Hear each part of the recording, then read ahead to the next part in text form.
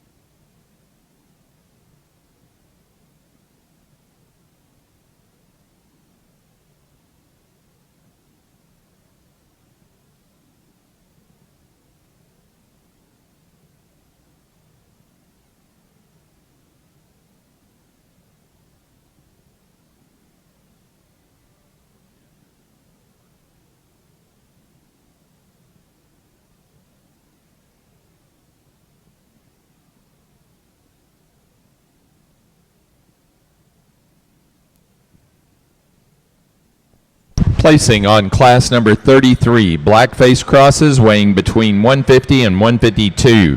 First place goes to entry 1109, Tori Fraze, Comanche, Texas, a lamb weighing 152.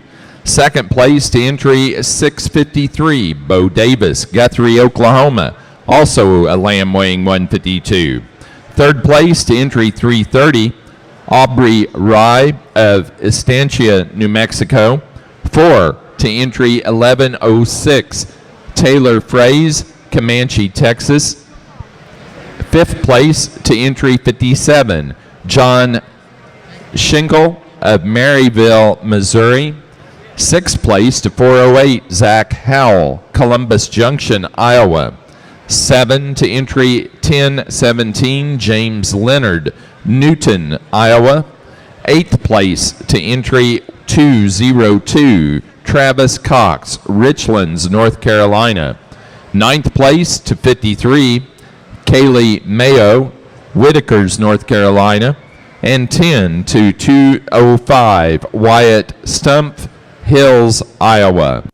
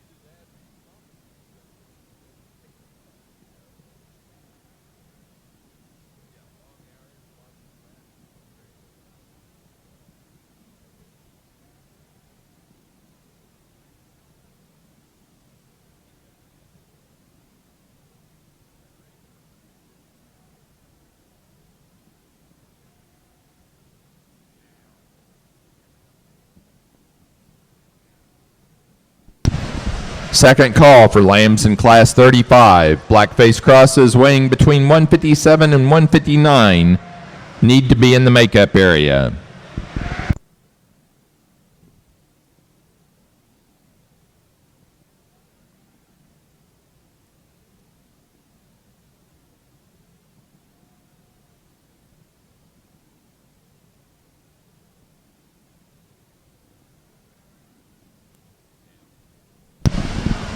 Again, exhibitors that had breed champions yesterday, as well as breed champions today. But breed champions from yesterday, we want to remind you that you will have to weigh back your champions and reserve champions before going into the ring to show for grand champion Market Wether today.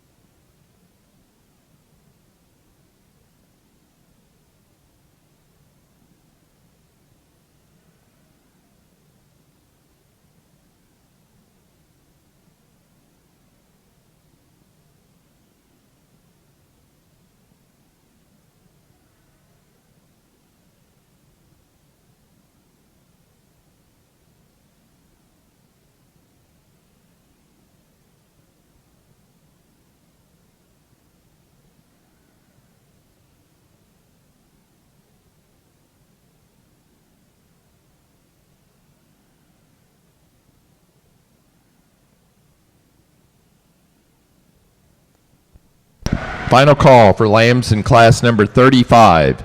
157 to 159 pound blackface crosses to the makeup area. Final call, class 35 to the makeup area. Also, we'd like to remind you in the barn that smoking is not allowed in the barn and only in designated areas here at the fairgrounds. We appreciate your cooperation with this.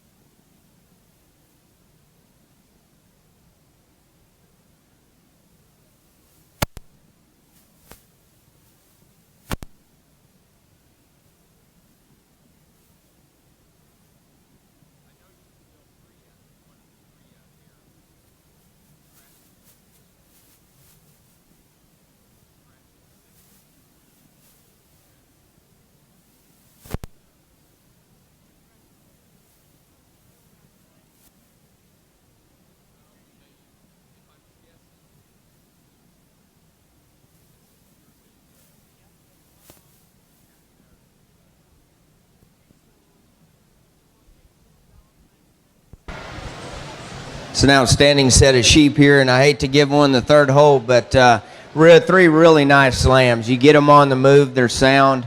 We got sheep with some power, some squareness of skeleton. The young lady's lamb that wins, you put your hands on him, he is really big topped. He's flat, he's square, he's expressive, carries that all the way back through his dog. Just a really outstanding sheep. He's round in his rib shape, he's out on his corners. One that's very, very complete in my mind, handles extremely well. Beautiful lamb to win the class. The lamb here in second I had in the first hole for the longest, and then I really started studying the other one. But this guy's impressive. He's very expressive in his rack shape. He's thick back behind. He's one that's, you know, a lot of times he wins the class running off. In most classes that I've judged so far, he would. But not quite as square made as the other one, especially you run your hand down his top. I'm not saying he's bad in his loin, but he's not as flat and as square in his loin. Not as big backed as the other one, but two really nice sheep, high quality sheep. The young man's lamb in third, one that fits right in there. You get him on the move and he gets a little shorter made, a little shorter coupled, kind of roaches his loin a little bit and brings everything down in the back end. I just like for him to relax and stretch out and smooth out. He's got a little longer dock than the others, but this sheep, he's a darn good one to be in the third hole. He's very, very expressive. He's big ribbed and big structured. One we just like to stretch out and level out just a notch. Some real high quality sheep in fourth and fifth. Just ran into some very, very good ones in this class. Let's give them a nice round of applause for an excellent set of sheep.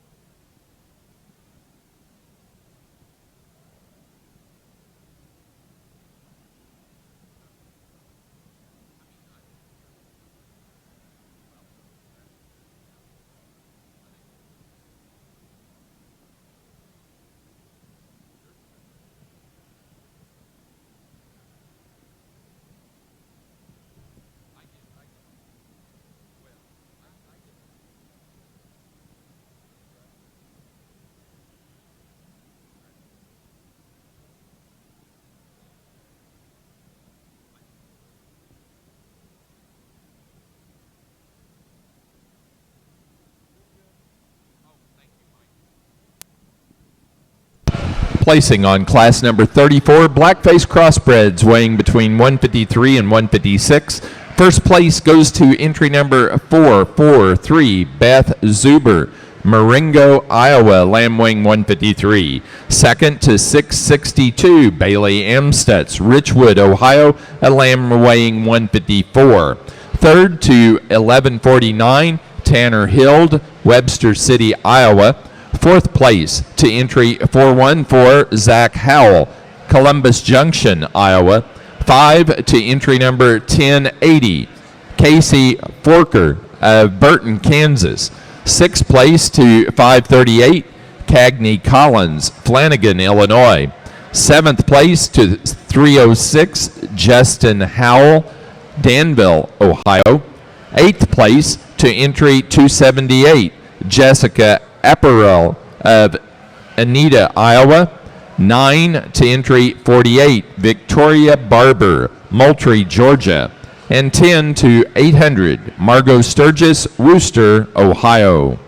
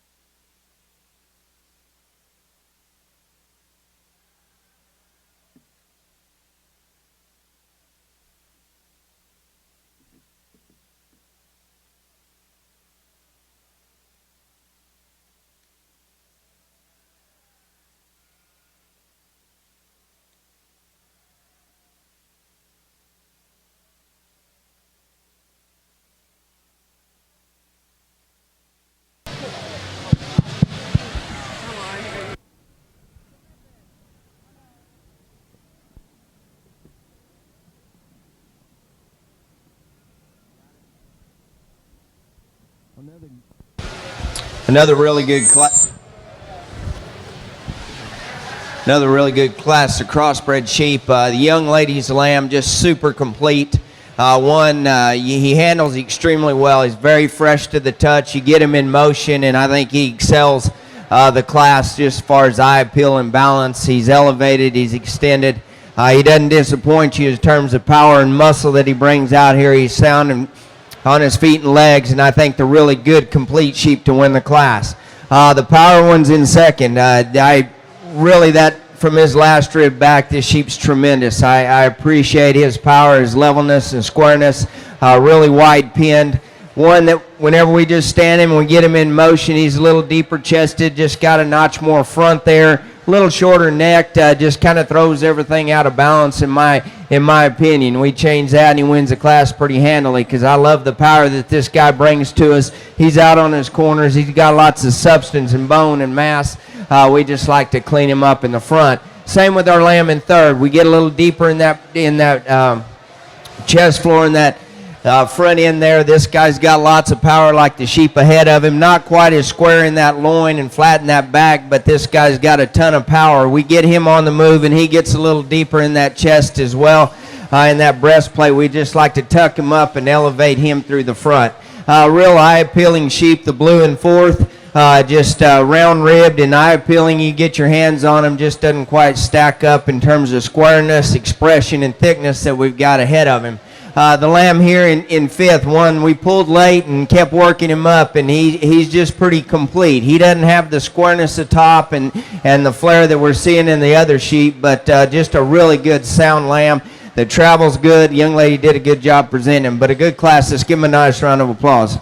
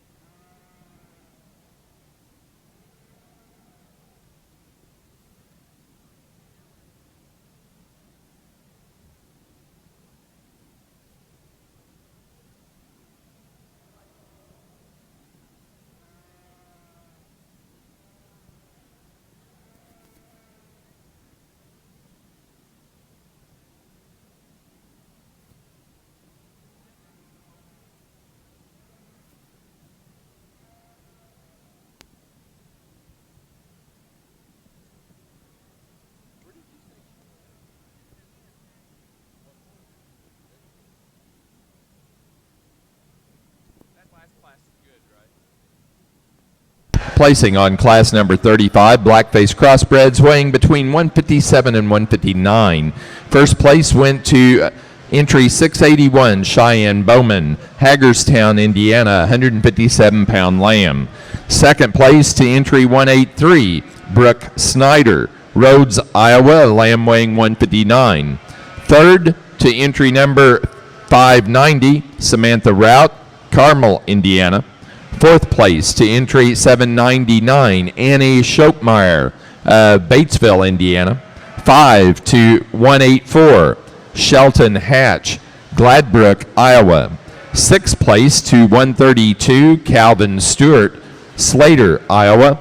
Seventh place to 1147, Tanner Hild, Webster City, Iowa. Eighth place to 1073, Ben Porter, Madison, Georgia.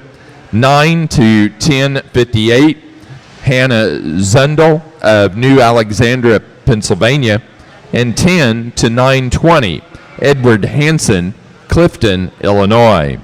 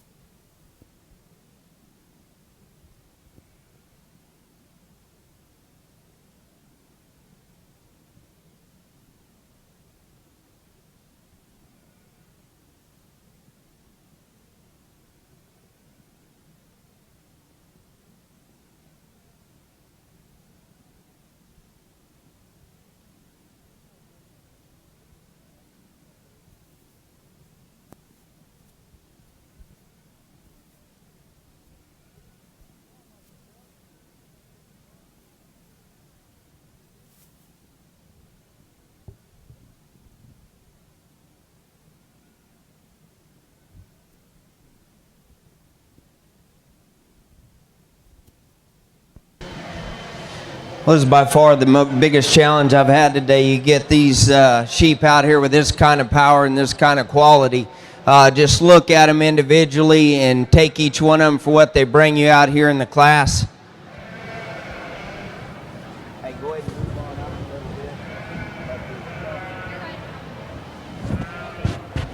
bit. And just 5 really high quality sheep. Great exhibitors out here. Did an excellent job of presenting them, and I appreciate them being patient with me. The one we used to win the class, one that I think is very unique in his design. I love this sheep as far as when he gets him presented and set up, he's out on his corners.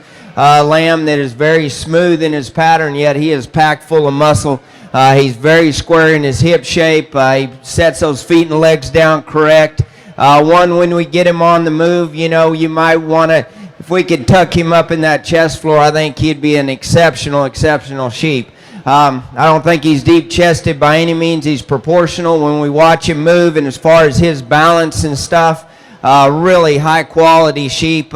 He's out on his corners. You get in front of him, and his base width in that chest floor and the smoothness of that shoulder point and stuff, I think he's one that is very unique in his design and pattern. I think we've got 5 or 4 totally different sheep out here next. You handle them, they've got power, they've got, each one of them is high quality when you look at them individually. Young man's lamb in second, just a really fresh handling sheep. I think that's where he excels our lamb in third. I really like him down his top, just his freshness of touch. He's very uniform in his condition. Really long hip, full thick hip. You like him, you step back off and get on the fence, and I really like just the freshness and the eye appeal of this guy. No, he's not just freaky shallow and jammed up, but I think he's balanced. He balances up nicely. A sheep that just has a tremendous handle and touch to him. Here's one that profiles extremely well in third. He's a little shallower chested lamb. One that when we get him on the move, he's just a notch choppier in his stride, and I just, you know, that I just like for him to loosen up in his structure back there in his hip. Lamb that whenever we handle him, he's firm to the touch, yes, but he's also maybe a notch staler out there in his loin. Super high quality sheep. The young man in fourth brings us tons of power out here. This guy from his last rib back is really impressive. He's round ribbed, one that's just packed full of muscle. When we get him in motion, he gets a little shorter necked and just a little deeper chested. But I really appreciate the power that he brings out. Very correct to the touch, and we just like to maybe clean him up just a notch and add a little more pretty to that front end. The young lady's lamb in fifth, here's your eye-appealing sheep. You get him on the move, and he's elevated. He's beautiful up in that front end. He's long-sided. This guy, whenever we put our hands on him, he just disappoints me in terms of freshness and expression. I really appreciate the eye appeal. She does a great job of presenting a good one. We just like to make him fresher to the touch. But a good, high-quality class. Let's give him a nice round of applause.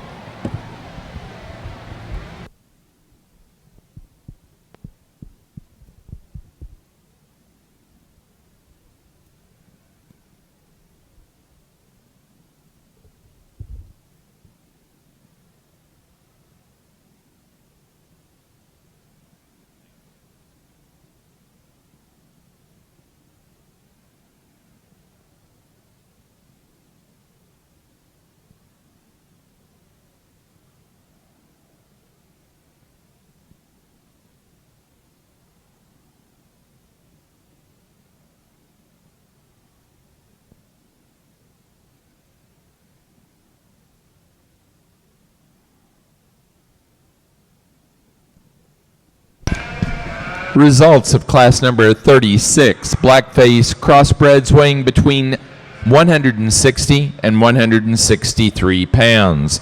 First place goes to entry 894, Kyle Cox, Mancos, Colorado, a lamb weighing 163 pounds. Second place to entry 1067, Louis Mailcheck, Bryan, Texas, a lamb weighing 162. 3 to entry 592, Samantha Rout, Carmel, Indiana. 4 to 655 Hudson Franklin, Shallowater, Texas. 5th to entry number 654 Carly Shea Whitty, Clint, Texas. 6 to 144 Parker Van Dyke, Louisville, Illinois. 7 to entry 242 Sky Shoemaker, Hayworth, Illinois. 8 to 1117 Jed Dallas, Shawana, Wisconsin. 9 to entry 1133 Ellie Sennett, Waynestown, Indiana. And 10 to 224 Haley Whitehurst, Hobgood, North Carolina.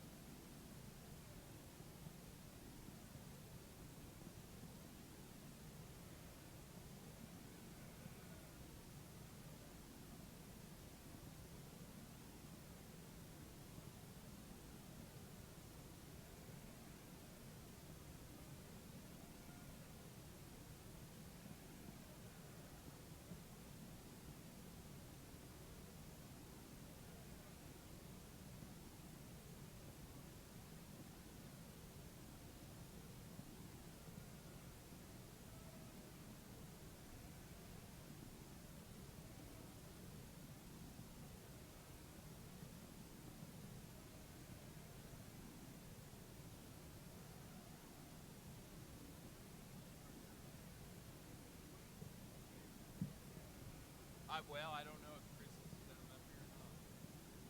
Some of them.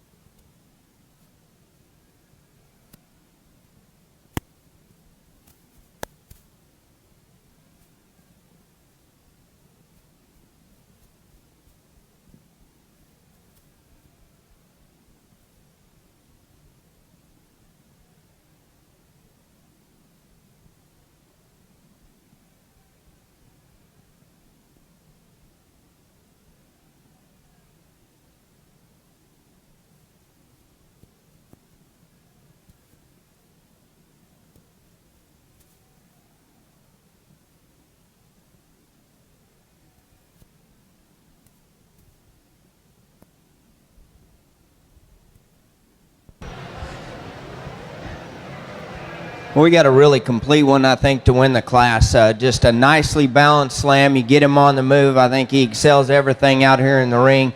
As far as the way this lamb moves around the ring, his structural soundness, really high balanced or high quality, nice balanced slam. When you handle him, he doesn't disappoint you in terms of freshness and expression.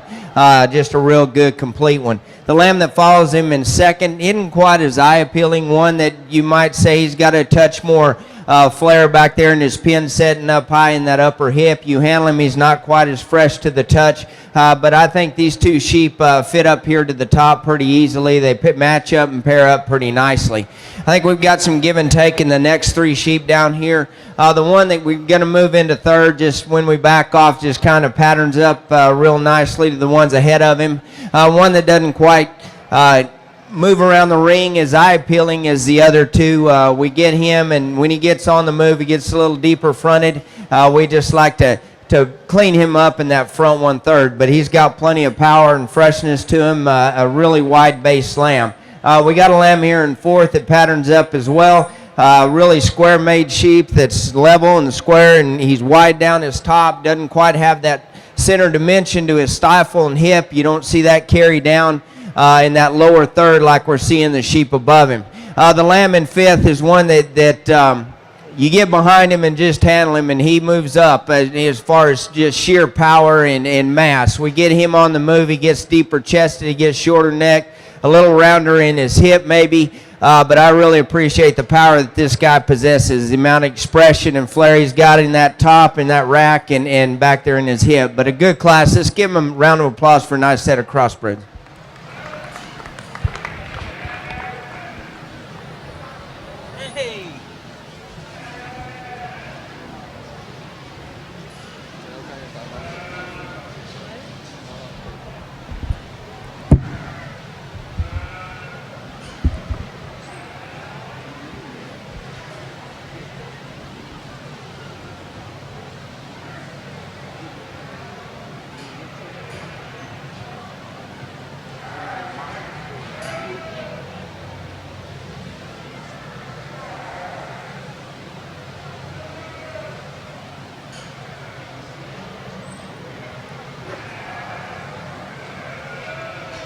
Placing on class number 37, blackface crossbreds weighing between 164 and 169 pounds.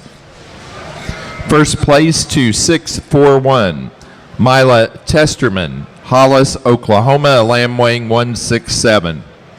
Second place to 1015, Claire Pinsenhauser, Roland, Iowa, a lamb weighing 165. Third to 929, Madeline Scott, Greenwood, Nebraska. Fourth place to 1082, Casey Forker, Burton, Kansas. 5 to 1071, Louis Mailcheck, Bryan, Texas. Sixth place to 839, Macy Ott, Norwalk, Ohio. 7 to 1078, Sydney Cherney, Woonawak, Wisconsin. Eighth place to 1152, T.J. Yazel, Paris, Kentucky. 969, Brock Miller, Hankska, Minnesota. And 10 to 250, Max Wagner, Manchester, Michigan.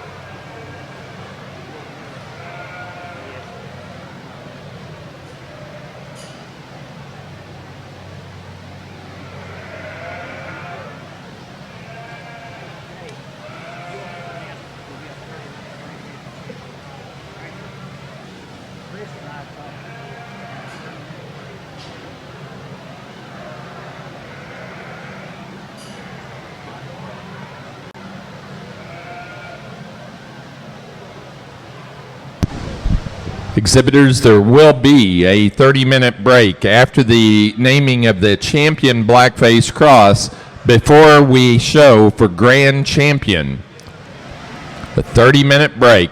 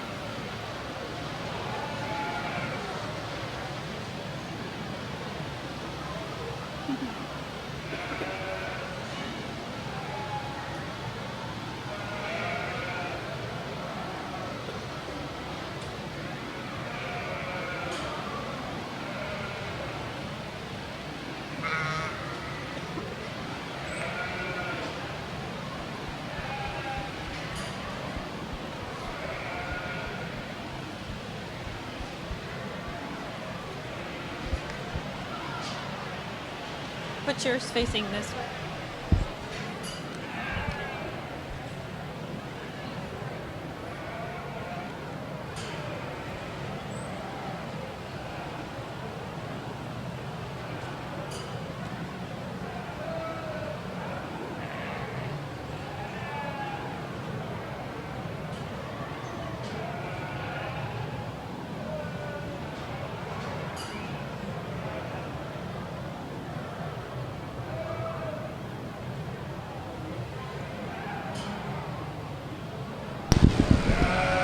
Again, we'd like to thank Farm Credit as our annual sponsor of the Market Lamb Show here at the North American. We appreciate their generous sponsorship this year and every year that they've been our sponsor. Farm Credit is your number one source for farm and country home loans.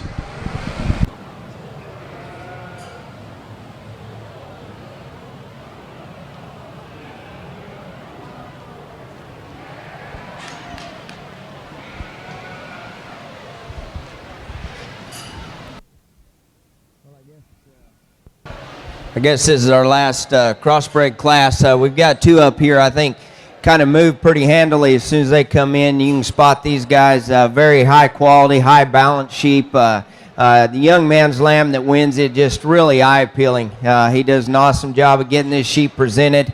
Just packed full of muscle. He's wide, he's square, he's level, he's balanced. One that's eye appealing and puts it all together. Same with the lamb in second. There's times that I like this sheep just a little bit better. When we get our hands on him, he's a little rounder in his loin edge. Isn't quite as flat and square down his top. I like how he levels out his hip. He's fresh to the touch, especially for a sheep in this weight division, this class. Just two high quality sheep. The one in third just kind of keeps moving up and falls in here in third. Isn't quite as eye appealing, isn't quite as balanced as the other two, but good to the touch as far as his expression, the amount of muscle that he's got, the width and thickness and the base width this sheep has. Just needs to be a notch prettier when we get him on the move, and that's kind of our lamb in fourth, kind of where he falls out as well. He's, you can call him the ugliest of the top five, but when he gets him stuck here and you handle him, he's all there. This guy's plenty powerful. He's big-topped and square-loined. He's got lots of power to him. I just like to make him prettier when he gets on the move. The young man's lamb in fifth that we pulled there at the end and moved him up, and this guy, he's not quite right in his loin. I'd like for him to tie in better, but I think he's got a lot of good pieces. He's got some balance to him. He's clean made. He's level. He's long. He didn't give up on me. He kept showing, and we got him moved up a little higher. But good class of crosses. Let's give them a nice round of applause for all their efforts out here.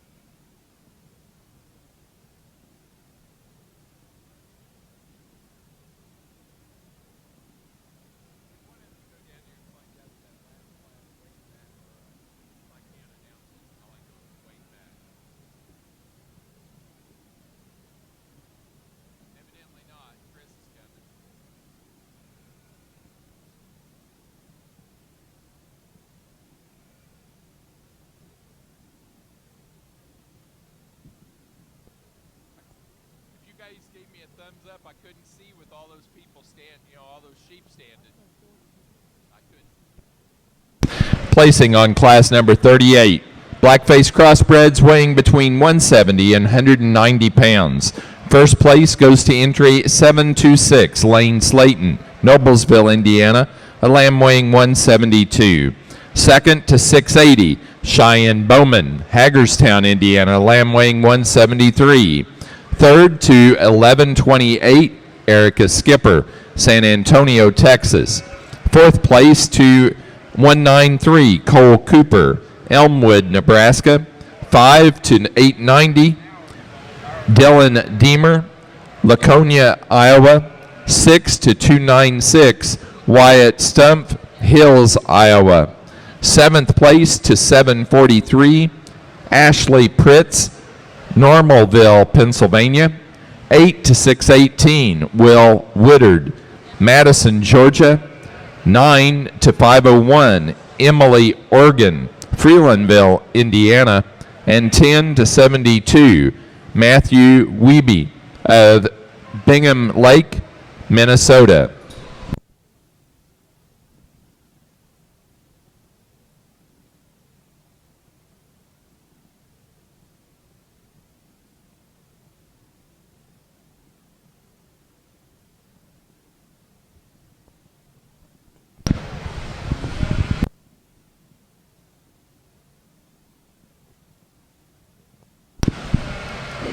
While we're selecting the champion blackface crossbred, we do want to take a moment of silence to recognize the loss of one of our own. Ben Beam from California passed away this past Wednesday, November 11. Ben judged the North American in 2004, and he was the judging team coach at Delta Junior College. If we'd like to remember him, his wife, and children in our prayers.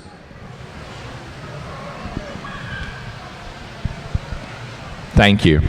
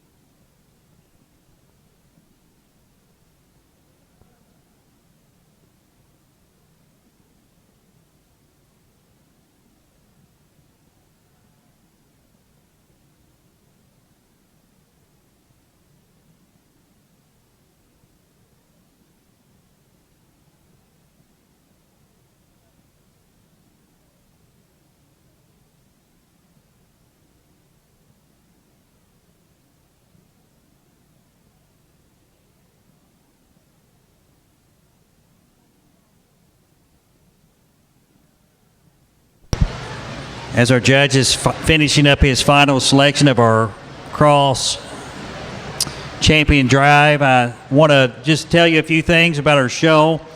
I think this was our second largest of history of this market weather show. We tagged 1,179 animals, and 31 states were represented. That's very remarkable, and I think we're very pleased with breaking this up into 2 days. I think it made it a lot easier on everyone here. So we're going to keep on trying with those new things like that.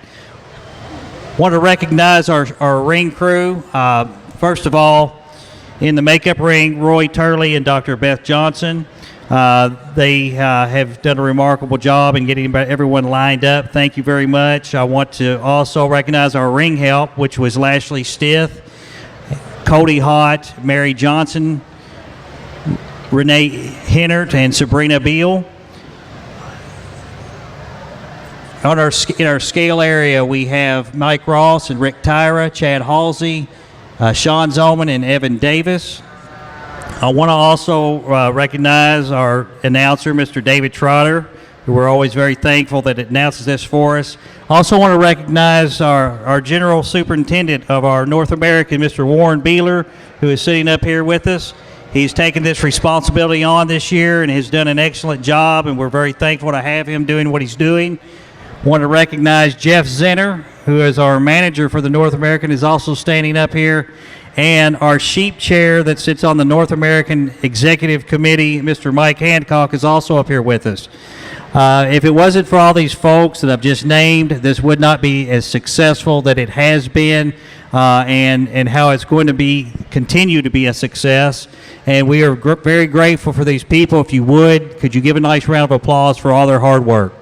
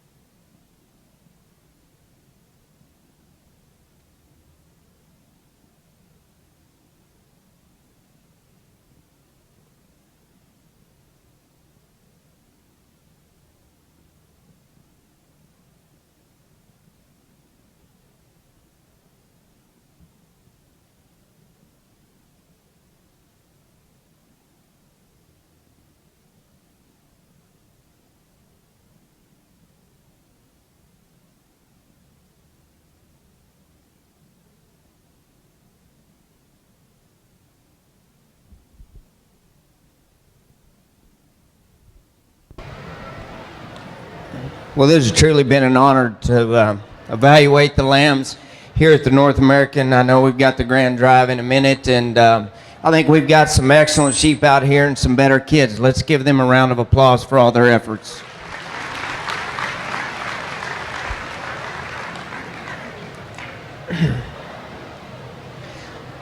I think we've got super set of crossbred lambs to win the classes, their respective classes out here. Hopefully you can see some of the things that I was looking for the past 2 days in terms of muscle and structure and skeletal makeup. You know, I've been a big fan of just things that are trends or just being a single trait analyzer. I like to look at the total package, try to come out with a complete animal that's structurally sound, structurally correct. And then we put the muscle on them. We got the smoothness of finish, lambs that handle to me with some integrity, and lambs that feel authentic when we touch them. I think we've got a really nice set of sheep out here. I think there's some differences amongst the couple that I like a lot, but I like how everything lines up. I think we've got some uniformity out here, some lambs with power that are sound on their feet and legs. They're out on the corners of their body. They're correct in their condition. But I think it comes down to me to two sheep that are, I think, pretty unique in their pattern and type and kind. We got the one that won the 6th class down there, the young lady has, one that I liked in his class extremely well. This is a high balanced, high quality sheep. He had he wanted to scotch on us there in class and didn't want to move, and she got him moving out here in the ring in this champion drive. I think this lamb balances up extremely well. He's fresh to the handle. He's not the thickest one out here in the drive, but he's pretty darn complete. To make him ideal, we could add a little more power just front to rear, but I love the way this lamb patterns up. I think we got the sheep here in the third to last class that I think is very unique in his design. You look at him through the front end, and he's wide-based. He's on his corners. He's a sheep that's got some substance of bone and just a really neat pattern. To make him ideal, I'd lift him up in his chest floor and just get that up a notch. But I think both these sheep kind of excel the crossbred breed. They're the two that I like out here, and I still hadn't decided exactly which one I'm going to use. It's being around the industry my whole life. You can sit on the sidelines and we can pick and choose a sheep we like. I'll guarantee you all these sheep out here today handle with some muscle and with some integrity to them, and I want to commend the exhibitors on an excellent job.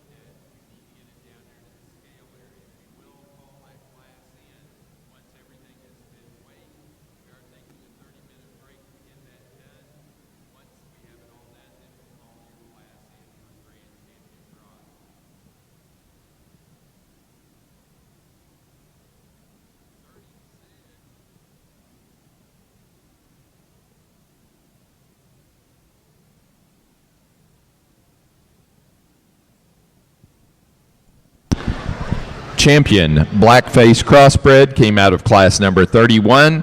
Entry 1103, Tory Fraze, Comanche, Texas, a lamb weighing 145 pounds. The reserve came from class 36. Entry 894, Kyle Cox, Mancos, Colorado, a lamb weighing 163 pounds.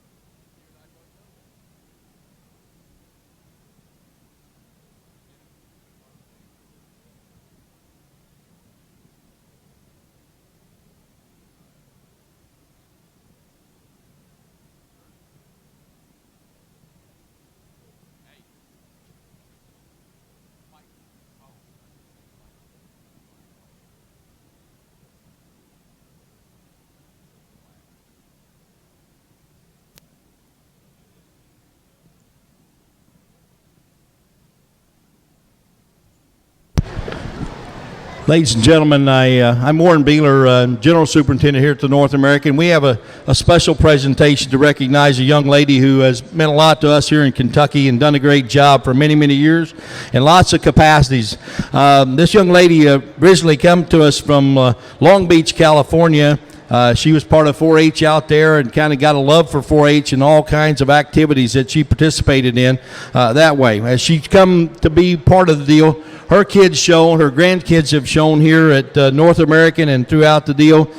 She's been so involved, one of those selfless people who basically spends all her time. So many of us recognize what it takes to put on events like this, events at the county fair, the state fair. She's that kind of person, involved in the 4-H Council, the fair board, been chief superintendent of county fair for 25 years.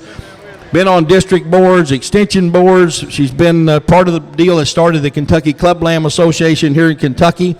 She's been involved in our local county fair sale forever and ever. She's also been the one that's kind of held the ladies lead, the wool program here together in our state, Kentucky Sheep Association. She is a special lady from a very special family. And today we're going to induct her as the first recipient in the Kentucky Youth Livestock Hall of Fame. Ladies and gentlemen, please congratulate Miss Dorothy Vale.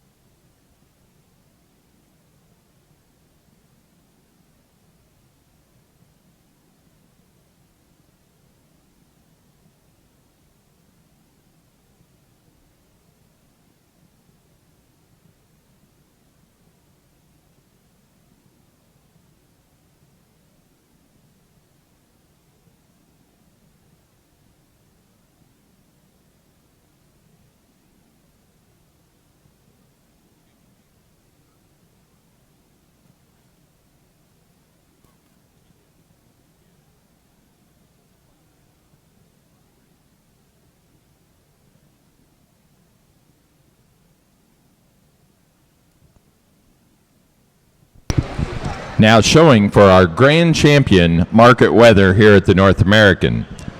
Our champion Dorset is 682, shown by Cheyenne Bowman of Hagerstown, Indiana, a lamb weighing 137. The reserve, 1142, Alicia Berzin of Zeeland, Michigan, a lamb weighing 139. The Hampshire champion, 288, Camden Urban, Roosevelt, Oklahoma, a lamb weighing 145. The reserve, 1104, Tori Fraze, Comanche, Texas, 147-pound lamb. Our natural colored champion was 665, Brooke Bowen, Lynn, Indiana, lamb weighing 158. The reserve, 660, Bailey Amstutz, Richwood, Ohio, a lamb weighing 139. You want me to? The Oxford champion, 936, Cassandra Palskill, Mineral Point, Wisconsin, a lamb weighing 149. The reserve was 189, Cody Williams, Mabel, Minnesota, a lamb weighing 165. The Shropshire champion was 152, Kerrigan Hatch, Gladbrook, Iowa, lamb weighing 148. Reserve 190, Colby Williams, Mabel, Minnesota, lamb weighing 155. The Southdown champion was entry 352, Travis Wallen, Trafalgar, Indiana. Lamb weighs 152. 620 was our reserve, Ainsley Balfonts, Waterford, Wisconsin, a lamb weighing 164. The Suffolk champion was 755, Ben Porter, Madison, Georgia. The lamb weighs 160. 997 was the reserve, Theron Henderson, Pierce, Colorado. That lamb weighs 160 as well. The all other breeds champion was 981, a Rambouillet shown by Sierra Martin, Mason, Texas, weighing 135. The reserve, also a Rambouillet, 1092, shown by Dalton, York, Fort Worth, Texas. The lamb weighed 147. The white-faced crossbred picked earlier today, champion was 197, shown by Cole Cooper, Elmwood, Nebraska, lamb weighing 140. The reserve, entry number 30, Kalen Urban, Roosevelt, Oklahoma. The lamb weighs 151. The black-faced cross, the champion is 1103, shown by Tori Fraze, Comanche, Texas, lamb weighing 145. The reserve, 894, Kyle Cox, Mancos, Colorado. The lamb weighs 163. Let's give all of our breed champions and reserves a nice round of applause.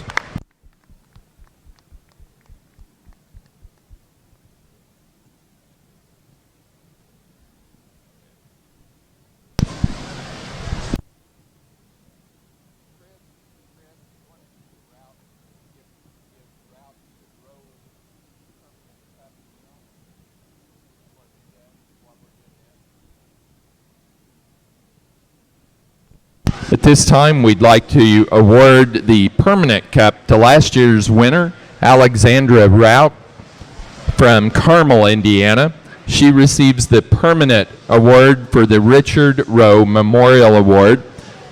She was our winner last year. She returned the revolving plaque, and she'll receive this award. So if she'll come out to the ring, we'll make that presentation at this time. The winner of our Grand Champion Award does receive the traveling trophy and then the permanent award the following year, the Richard Rowe Memorial Award. The family and friends of Richard L. Rowe present this award to the exhibitor of the Grand Champion Junior Wether. Mr. Rowe was the exhibitor of the Grand Champion Market Lamb at the first North American International Livestock Sheep Show.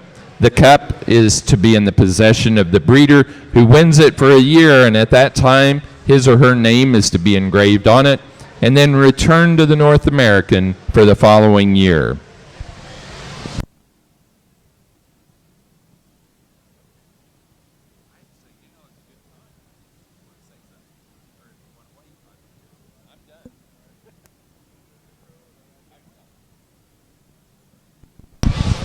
We'd like to recognize our State Fair Board President and CEO here at the Fairgrounds and Expo Center, and also the guy that's in charge of the North American, Rip Ripito, for a few comments here at this championship drive. Rip? Well, good afternoon, everyone, and welcome to Louisville and the North American. We are so glad that you're here, and we are looking forward to hearing your voice as we prepare for upcoming years. We're in the throes of making plans already for next year and the year after, and taking notes from many of you. We're grateful for that. Everyone does have a voice. Please look for any one of us on staff, or talk to Mr. Mike Hancock here, who's a member of our executive committee, or anyone else that is a superintendent or part of that corps. We want to be able to hear your opinions and thoughts, and when we turn those thoughts into action, then we all are much better off, and lots of good ideas. We appreciate that. Thank you so much for choosing to be here, and we look forward to seeing you for many years to come. Thanks very much.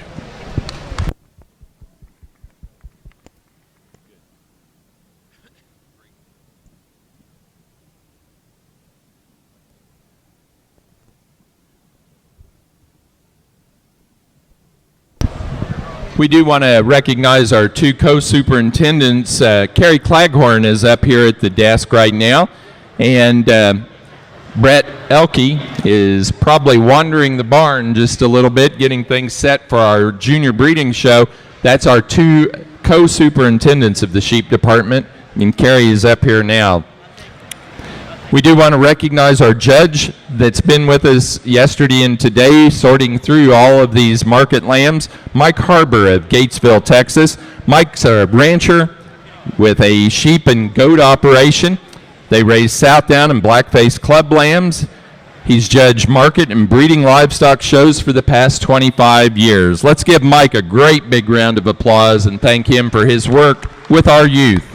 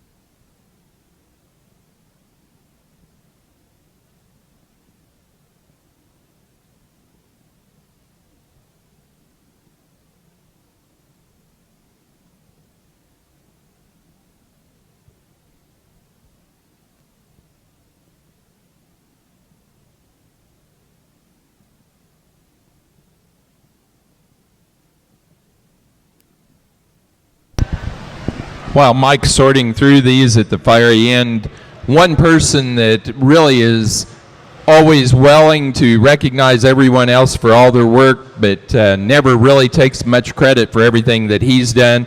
He's stepped in this year, filled out a job over in what we call the war room, but the area that all the awards are at, and sorted those out, got them all to all departments. He'll manage the market goat show later on, and he's managed the market lamb show, Chris Cottle. And we thank Chris for all of his hard work here with the North American.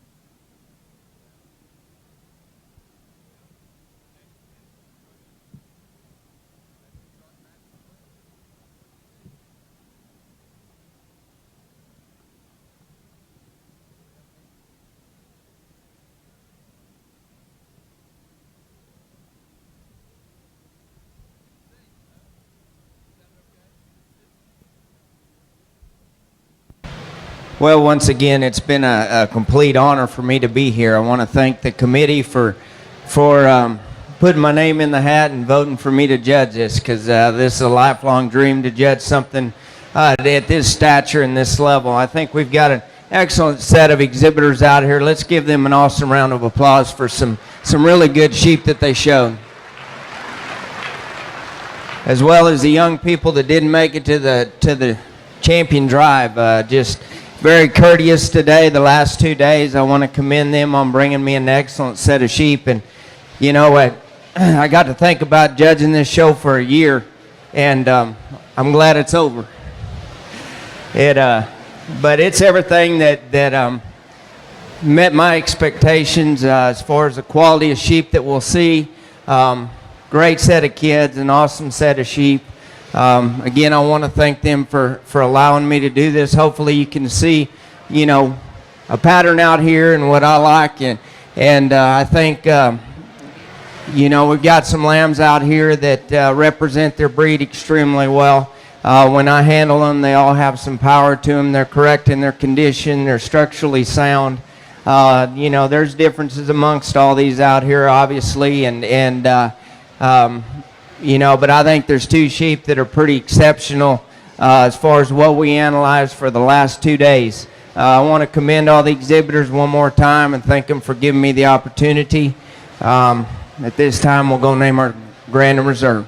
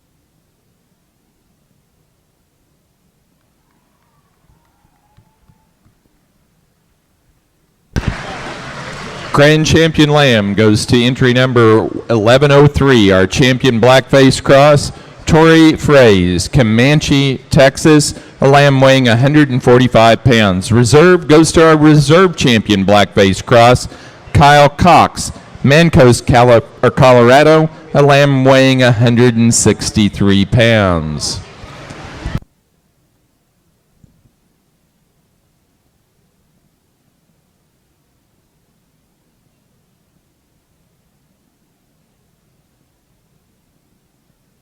I laid those down right there.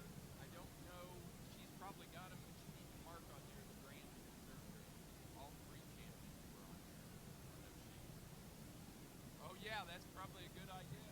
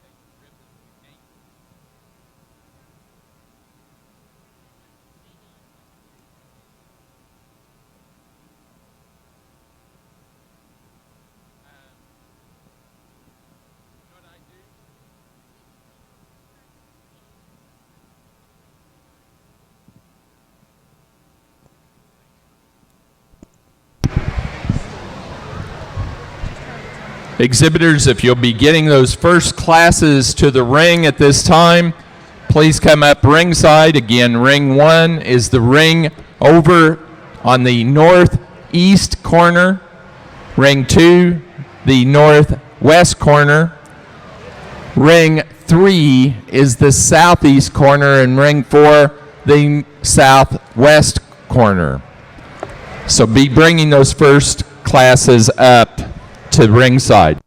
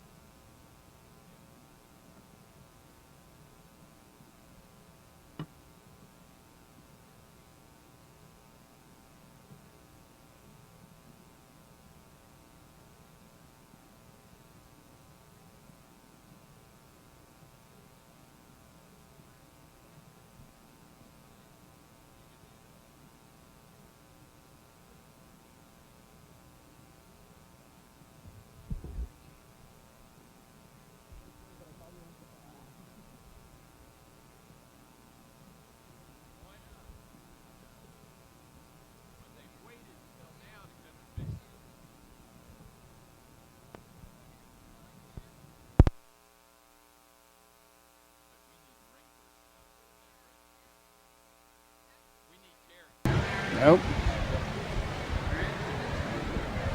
What's the system? What's the system?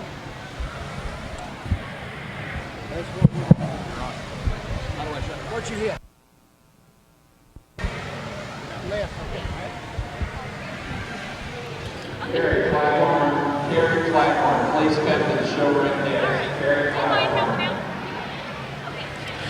Well, good afternoon. Certainly a pleasure to be out here in the green sawdust at the North American International Livestock Exposition. We're starting our show here this afternoon. We've got one Tunis senior ram lamb. Certainly a very attractive individual as you view him from the side. A very long-sided sheep, really good on those feet and legs, and worthy of his first place honors today. Congratulations to these young exhibitors. I left it on. In the Romney class, we have two individuals, again, two good, really good sort of rams. We've got good heavy bone on this first ram I've got up here, the white ram, good in his breed character, extension up throughout. He's relatively level in his overall makeup. He's got some thickness and even enough fleece, tremendous character to it, good luster to it, good handle all the way through. I really do appreciate this natural colored ram we've got here in second. Again, a ram doesn't handle with quite as much length through his hind saddle, but I really like his extension up through his front end. Not quite as heavy bone, maybe just a touch up just a little better on his pasterns. It's a close placing between the two. Two outstanding individuals going to line them up this way today.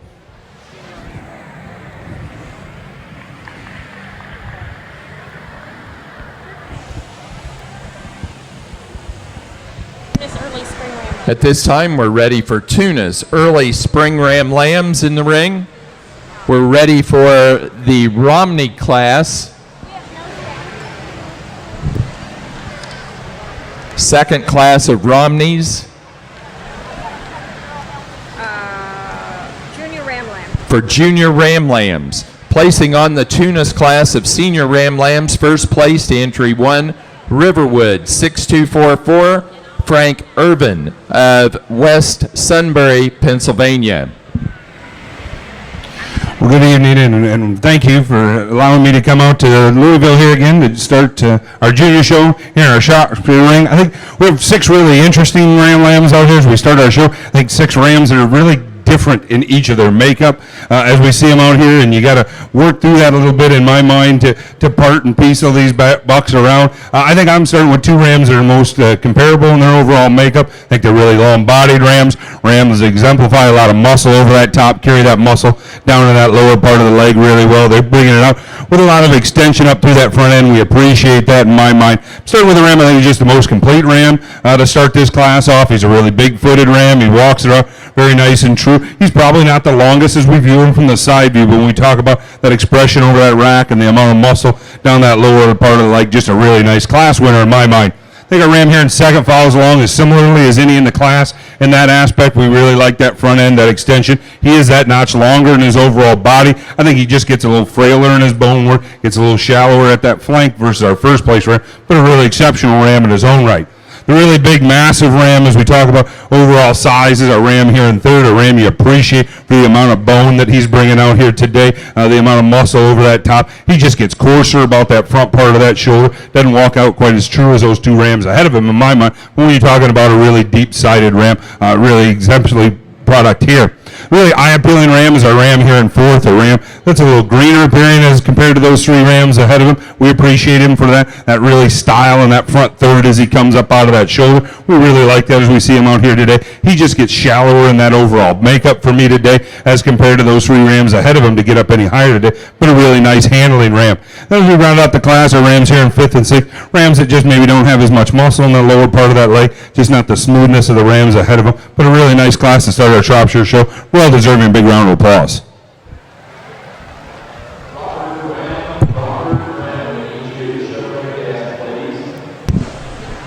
Results from the Romney class of senior ram lambs. First went to entry 2, E.C. Plank, 1503, Ethan Plank, Hillsdale, Michigan. Second place to entry 1, Thistle Down, 504, Ethan Kennedy, Canandaigua, New York.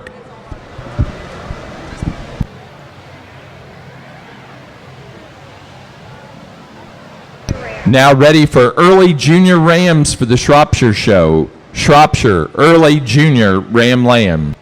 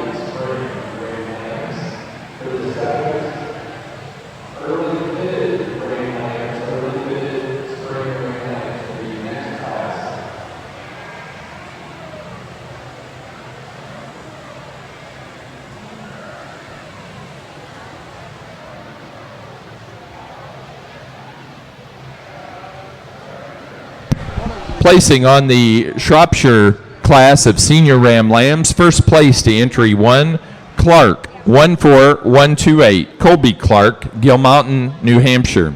Second to entry 2, Flanders VIP 4118, Rachel Flanders, Noblesville, Indiana.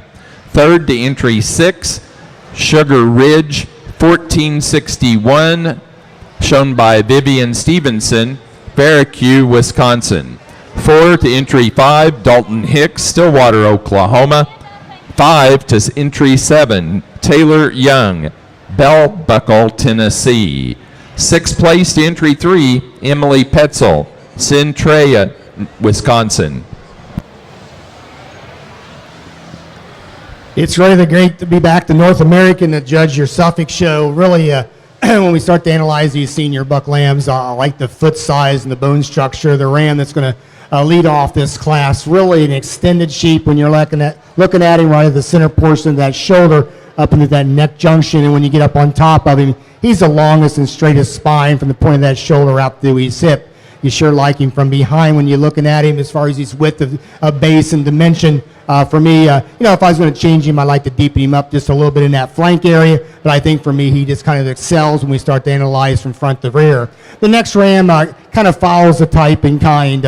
I do say I like the way this buck drops down into his flank a little bit more so than the ram that's going to win the class. But we sure like the width of his base out. We like to make him a little truer off of those rear legs once we get him out on the move. With that being said, a ram that once you get up on top of him, he's got the right shape of the shoulder. He comes back with enough flare in through his rib and his lower rib to be able to withstand the size that we got in him. Then you get back behind him, he does have wide enough in through his hip to move him up into that second position. The kind of the complete type of the sheep is here in third. I like the sheep the way he's off the side. He is the shortest from flank to flank. I like to get more length of hind saddle in this particular sheep. And when you get up on top of him for a fall buck, I like to see him a little bit more mass into the top of that shoulder, into that top of that rib, and just blow him out into that rib cage, and especially down into that lower rib, and in order to be able to move him any higher. But really a complete sheep from end to end. Nice set of bucks to start the class off. Thank you.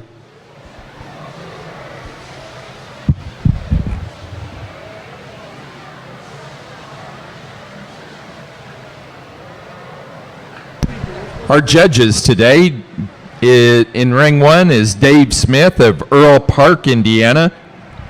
In ring 2, we have Matt Scramlin of Holly, Michigan. In ring 3, Mark Johnson of Sandwich, Illinois. And in ring 4, Tim Fleener of Robisonia, Pennsylvania. Let's thank all three of those gentlemen for judging here at the North American in our junior breeding show. In the Romney class here, we've got a couple of rams up here on top. Just got a tremendous amount of width to their base. They've got a lot of this ram on top, tremendously wide sprung through his rib. Just an awful lot of volume every which way you go with him. He's got some extension up through his front end, a good head. Just ties together extremely well, and just a logical place to start. The ram in second is the ram that most closely follows him in terms of that extension, the way he ties together. He's a very sound kind of a ram, very complete kind of a ram. Just doesn't have quite the overall volume working for him end to end. Two exceptional fleeces on these sheep.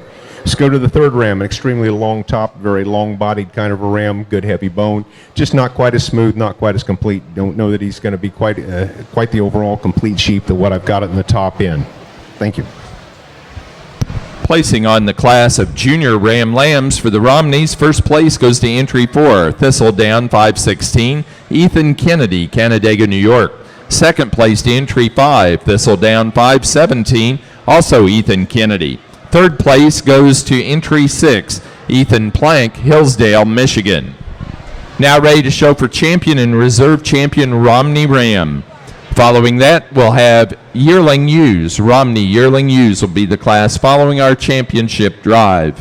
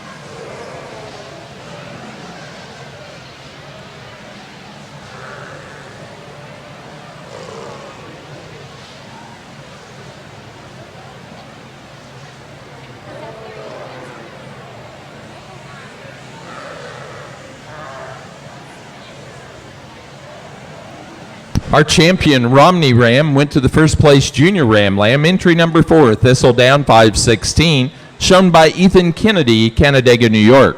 The reserve goes to the first place senior Ram Lamb, entry number 2, E.C. Plank 1503, Ethan Plank, Hillsdale, Michigan. Now ready for Romney Yearling Ewes.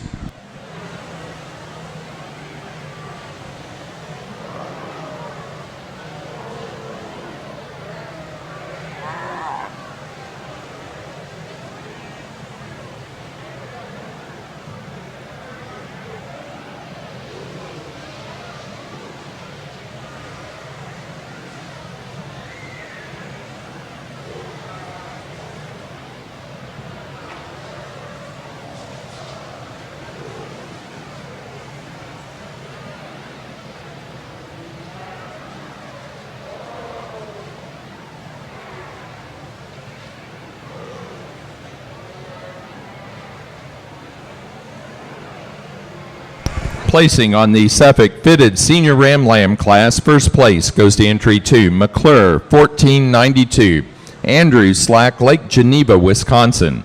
Second to entry number 4, TSF 55S14, Trevor Torrance, Good Hope, Illinois. And third to entry 1, Alan Hale, Gerald, Missouri.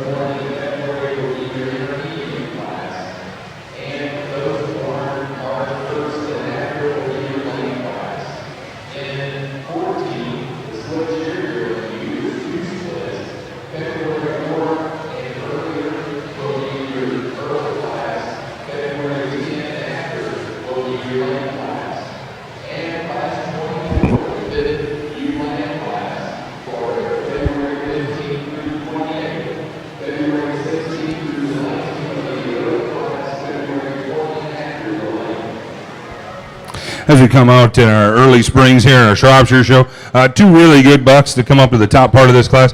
Two rams that you go back and forth with in my mind. We got the longer bodied ram here to start this class. I think a ram that's a little bigger over that rack. He's got a little more depth to that side stand, a little more bone. I like the head shape just a touch more as we talk about this first place ram. Just a really good example of a nice sound buck in my mind to start this class with. I think a ram here in second follows along is a really good handler. He's probably a notch harder in that muscle. As we get down that lower part of that leg, he just gets a little finer in that bone work. I'd like to change the shape of that head just a touch as we see him out here today. What an exceptional ram in his own right. Really well deserving to be in the top part of this class. Really flashy ram here in third, a ram we appreciate for that. He gets a little harsher over that top. Like to give him a little more rack shape as we get up over that muscle, but he's got some really good length to that body, some nice spring to that rib. He's a really green appearing ram, I think. Ram that's going to continue to go out and grow and have a really bright future as we see him moving out. A nice ram here to follow right along in fourth, in my mind, really clean about that front third.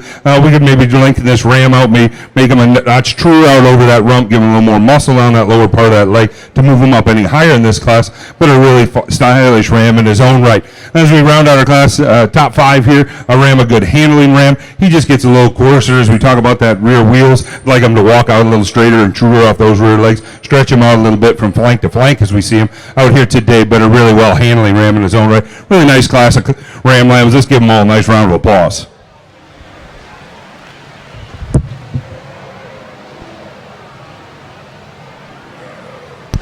Earlier today, the Tunis Queen and Princess were interviewed and selected.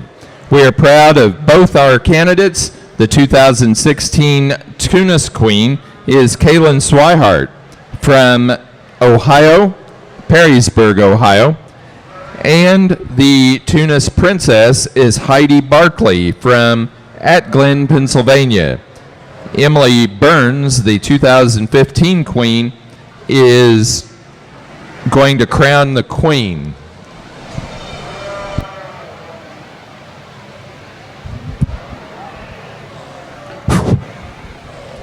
A deep class in this Tunis Junior Ram Lamb class. Some different types and kinds out here in terms of maturity, mass, and so forth. As we analyze these top 4 or 5, some of the commonality we have within this top group, particularly the top 3, as you study their hip structure, study their tube base width, they tend to set themselves apart from the rest of the class rather handily. I really admire this first place ram for the way he handles down that top line. Of the top 3 or 4, he's the most consistent down that spine. He's tremendously long from that last rib back. As you analyze him and lay your hands on him, he's going to be 60+% hind saddle, put an attractive hip on him, really sound on his feet and legs, in a logical place for me to start today. A more youthful appearing, a little bit younger kind of ram here in second, but similar style and package. In fact, a tad more angular through that front 1/3. I like the way his neck comes out of his shoulders. When the young man's showing him and gets him stuck, he really runs uphill, yet puts that into a package with some design through his hip structure and sound on his feet and legs. A ram that I really liked as he walked in the ring is our ram in third, a very massive ram. A ram that when he does stride around the ring is one of the most collected of the top 3. I like that about him. As I lay my hands on him, though, he doesn't handle as consistent down his top liner with the length that we have in the 2 above him. I like to change him through his front 1/3, kind of a deep-bodied, massive-fronted kind of sheep. The other extreme is the ram we have in 4th place. A very long-sided, very extended, extremely attractive profiling buck, but a ram that I need to blow apart, make him a little more wider, a little thicker, more like the 2 or 3 we have above him. The ram in 5th kind of rounds out this nice group of top 5. Long-sided, bigger bone, but a little more raw down his top. I'd like to make him handle a little more meat and dimension down that top line today. Nice way to continue on in our Tunis show.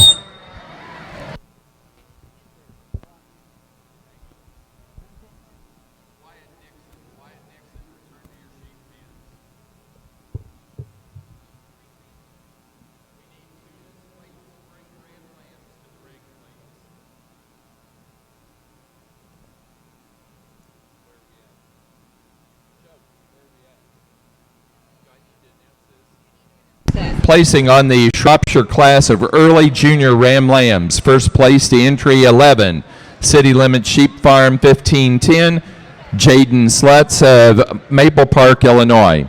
Second to entry 14, Flanders VIP 5050, Rachel Flanders, Noblesville, Indiana. Third place to entry 18, Dalton Hicks, Stillwater, Oklahoma. 4 to 17, Jansen Van Horn, Garfield, Kansas. And 5 to entry 10, Rachel Flanders, Noblesville, Indiana.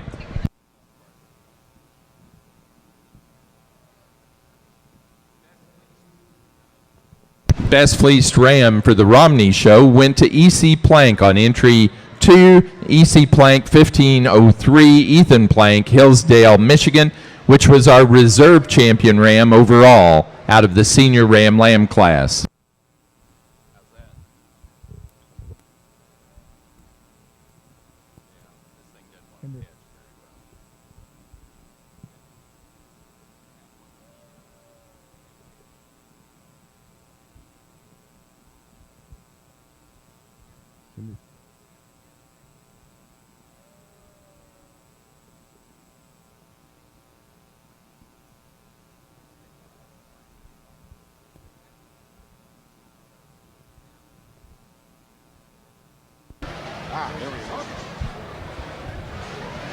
In this class of Romney yearling ewes, we have 2 outstanding individuals. I'm going to opt to use the natural colored ewe on top of ewe that just has a tremendous amount of style and balance working for her from end to end. She's a big rib kind of a ewe. She's straight enough down her top. She's got some thickness and mass. Absolutely beautiful fleece on her. Just a tremendous ewe, extremely well balanced. I think she ties together very well. She's as fluid in her movement as anything in this class. She's up on her toes. I think she just logically slides to the top. However, not taking a thing away from this white ewe. This ewe is a tremendously long-bodied, big rib kind of a ewe. Very, very good breed character about her. She's not quite as smooth in her movement today, but again, 2 outstanding individuals in this Romney yearling ewe class.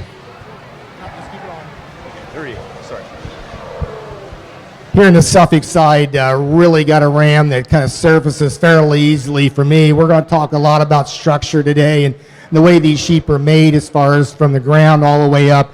I like the bone size, the foot shape that this particular ram has. He's got some width of chest. He brings that up with a lot of dimension in through the center portion of that shoulder, but still lays it in nice and neat as we analyze him through that shoulder area up the top of the shoulder and in through his neck junction. He comes back with the most power, width, and dimension off of his top and through his spine and out through his hip. He tracks as well as anyone else out here. I like his depth of rib and his depth of flank, but yes, he's got some elevation to him, and he's got stud ram, in my opinion, on him on where he needs to be today. The ram in second most closely follows a type and kind. He's not as deep into his rib or into his flank, but he's the other soundest ram that we have out here. He's wide enough into his chest floor. He's got some dimension and shape to that shoulder, and he comes up with some authority up and through his neck.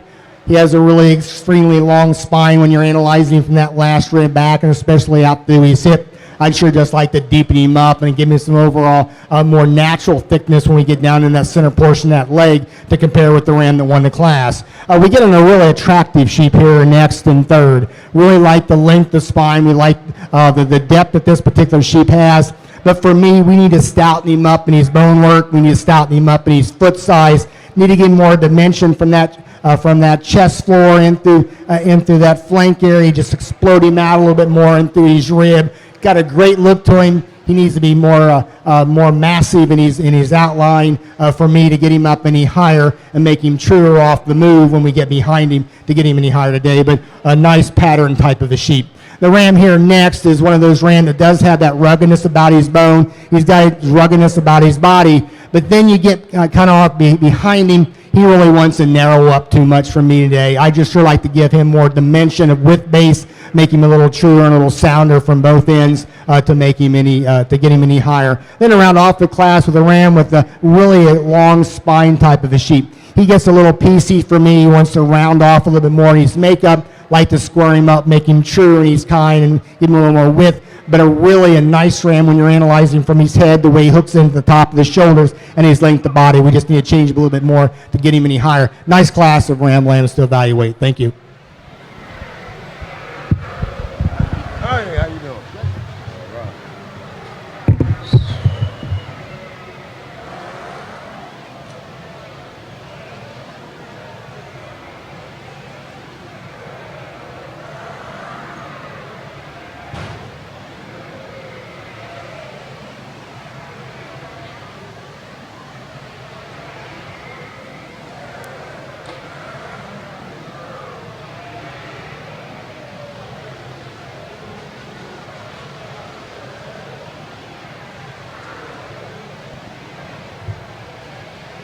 We need Suffolk fitted late ram lambs to the ring, placing on the Romney Yearling U class, first to entry 8, Thistledown 402, Ethan Kennedy, Canandaigua, New York. Second to entry 9, Thistledown 405, also Ethan Kennedy, Canandaigua, New York. Over on the Tunis ring, placings for the early spring ram lamb class. First place to entry 7, McCulley 1505, Kyle McCulley at Glen, Pennsylvania. Second to entry 2, IHR 10, Olivia Brown, Millersburg, Ohio. Third to entry 8, Speldy 2752, Avery Speldy, Stoughton, Wisconsin. Fourth place to entry 13, Caleb Shakel, Atlanta, Indiana. And 5 to entry 12, J.C. Coors of New Holland, Illinois. Placing on the class of Suffolk fitted early ram lambs, first place goes to entry 9, Herders Suffolk 5005, Raisa Zelensky, Brookings, South Dakota. Second to entry 10, Begg 171, Allie Begg, Findlay, Ohio. Third place to entry 12, Kelsey Rogers, Carmi, Illinois. 4 to entry 15, Lily, Ty, Landon, and Tessa Scartweet, Radcliffe, Iowa.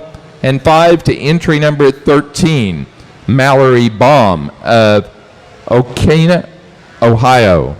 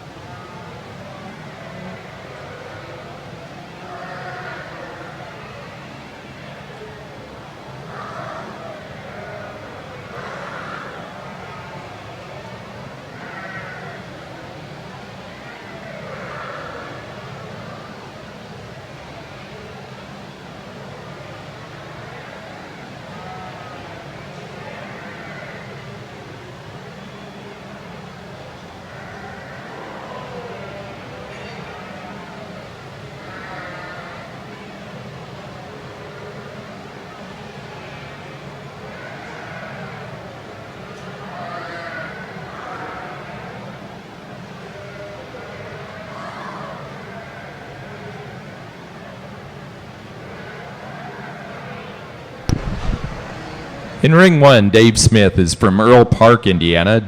Dave farms full-time, both livestock and grain. He has a 200 brood ewe flock, as well as a small feedlot operation, and does a lot of direct marketing.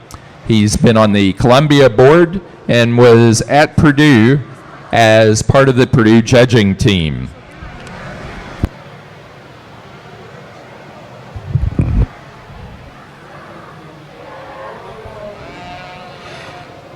In this class of Romney ewe lambs, we've got actually quite an interesting set of ewes to start going through. The ewe I've got up here on top, definitely not the biggest out here, but when you start analyzing her, she's as straight and level down her top.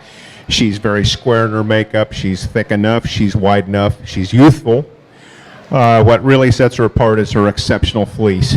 She moves out with a long free stride. When you start tying her together, I think this is the ewe that she just is the most complete individual that you have to definitely reward.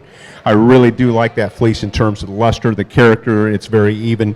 It's tremendous in its handle. Again, the very high luster. She's very good as far as her breed character. I think she slides the top end as the most complete ewe out here. Ewe in second, a natural colored ewe. I really like in terms of she's a flashy individual. However, she's just not quite as complete. She's not quite as strong down her top, not quite as even in the fleece as what I feel I had up in that first individual.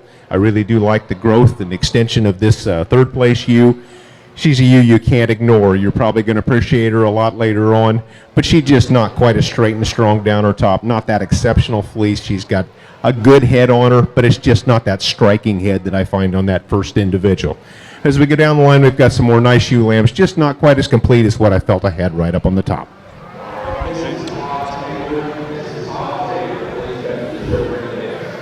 As we come to our late ram lambs here in our Shropshire show, certainly two powerfully made rams. A ram that's got two rams that got a lot of depth to that side as we see them out here. But they carry a lot of extension up through that front third. I'm starting with a ram I just think is the more complete ram as we see him out here. He's maybe not as long from that nose to tail as our second place ram, but I think as you get your hands on him, the amount of muscle he's carrying over that top, that length and width of loin, down through that center part of the leg, standing on a really big square foot out here today. Just a really nice ram to round out the start of this class in my mind.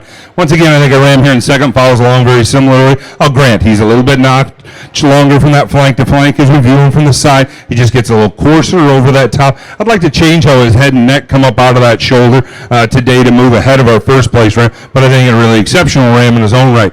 Really powerfully made ram here in third, a ram we appreciate for that overall depth of side, that spring to that rib as we see him out here today. He gets coarser up and through that front third down into that chest for me today to get ahead of these two rams ahead of him today, but I think as we talk about a ram that's got a lot of muscle and a lot of power, he's really good in that aspect. Then as we round out our top five here, our rams here in fourth and fifth, our rams that are a little more youthful in their overall appearances compared to those rams ahead of them. I'm starting with a really stylish ram here in fourth, a ram you like for that levelness in his overall body style as we see him out here today. He's a very green, very youthful appearing ram. I think a ram is just getting out pounded today by these rams ahead of him, but I think as we move forward, he's a really square made ram, and that's what's going to get him into fourth today over our ram in fifth. Ram in fifth is a really long bodied ram. He's the longest handling as we talk about in loin in our top five out here today, and that's what gets him up here very easily in my mind. He just gets a little coarser in his makeup, gets a little tighter up in that flank as compared to those rams ahead of him today to get up any higher, but an exceptional class all the way down through. Very deserving and big round of applause.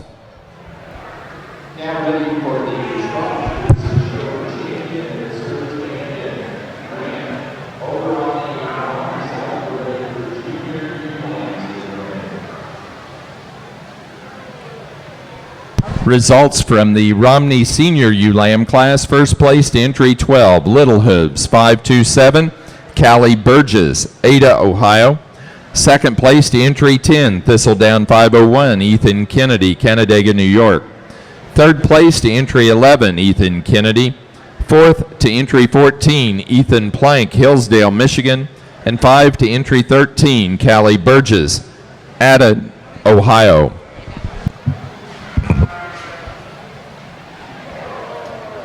Here on the Suffolk side, 5 rams here to evaluate. We've got some give and take in here for me when we start to look at some soundness and the way these sheep are designed in their muscle shape. The ram that surfaces for me here today is the young man's ram. We start to see a ram with a little wider chest floor in him, a little more dimension and trueness when we're analyzing him through their shoulder. We start to compare him with the rams right below him.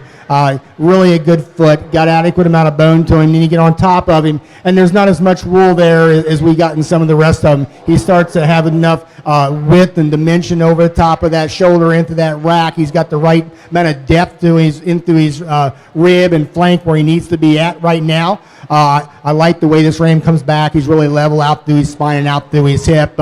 So for me, when we start to analyze the pieces that we have out here, he needs to surface here for me today in first. The ram in second is a real cool sheep off to the side. I love his extension when you're analyzing him off to the side. He's got the most extension up through his front end. With that being said, he doesn't have as much width of base, width of chest floor. He starts to narrow up over the top of that shoulder and out through his hip as we see the ram right above him. For this size of a sheep, I sure like to deepen him up and give him more shape and dimension and power into his rib and muscle shape to get him any higher. But you sure like his look off to the side. Really a neat package. The ram in third, I like this sheep when you're analyzing him on his top. He's got really a big rib in him. He's got a big loin edge into him. With that being said, he also wants to tuck up into his flank. I like to drop him in through his flank. With that much power up through his front end, then we get back behind him. We sure need to give him more width of hip. We need to give more dimension of muscle when we're analyzing him through that center portion of that leg to be able to move him any higher today. But a nice ram to be in third. The next buck we have here next with this young man doing a good job getting him shown. But I sure like to make him sounder off that one knee. He's got a little fluid there, and for me, that's an indicator that I don't like to see in these particular bucks. A long spine sheep. He is the greenest sheep that's out here. I think he's got a lot of good things ahead of him. We just change him that one area. We could do a little bit more with him. Then around off the class with another long spine, long hip type of a sheep, not near sounding up and through the front end and those front legs to be able to move any higher. Nice class of rams. Thank you.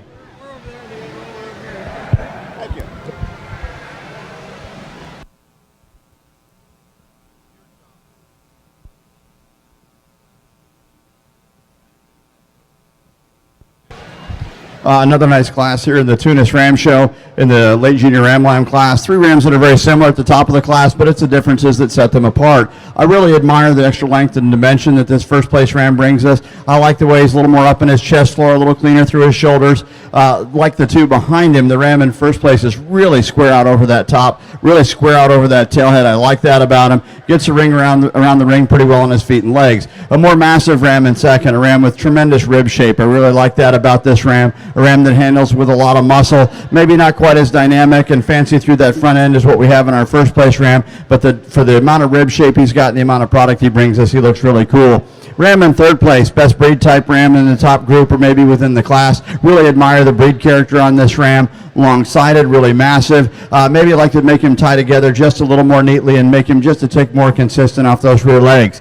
Ram in fourth place, one of the larger framed rams in the class. Going to be the largest framed yearling ram, I would guess, within this group. Certainly, we appreciate that dimension that he brings us. Maybe I'd like to blow him apart a little, give him a little bit more mass down his top relative to the rams we have right around him. Similar story in our next ram, a real long-bodied, rugged, featured kind of ram. I'd like to smooth him up down his top just a little bit today. Congratulations to all these exhibitors.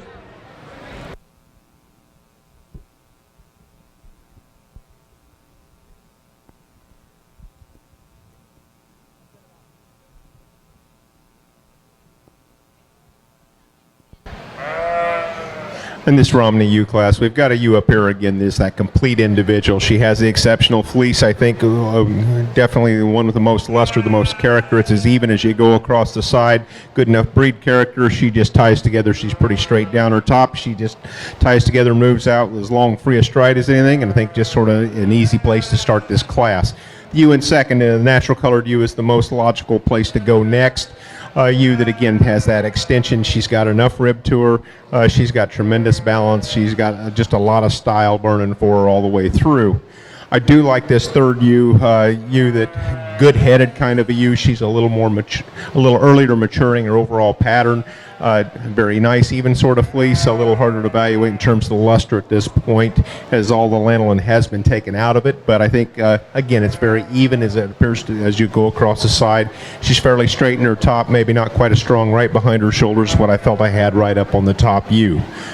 The fourth ewe, a very youthful, juvenile appearing kind of a ewe just doesn't have the impressive fleece that I felt I had right up on top, but I think after you shear this off, reevaluate it, it's go over the next year, ewe that you still have to appreciate for the brood ewe potential she does possess. 6 really nice Shropshire rams out here for our champion drive. I think some rams, maybe when you stand on the ring, don't match up all the time in your view, but when you get your hands up, I think you see the similarities in these rams. They're really long handling. They're really big muscle rams over the top, carrying that muscle down into that lower part of the leg. I think the rams, they're good enough in their overall structure as we get them out here today. I think when we're talking about males, that's a big and important factor we want to look at out here today. I'm really happy with these 6 rams. I'll go out and select your champion reserve. Let's give all them a really nice round of applause. Brought out a nice set of rams here in our Shropshire show.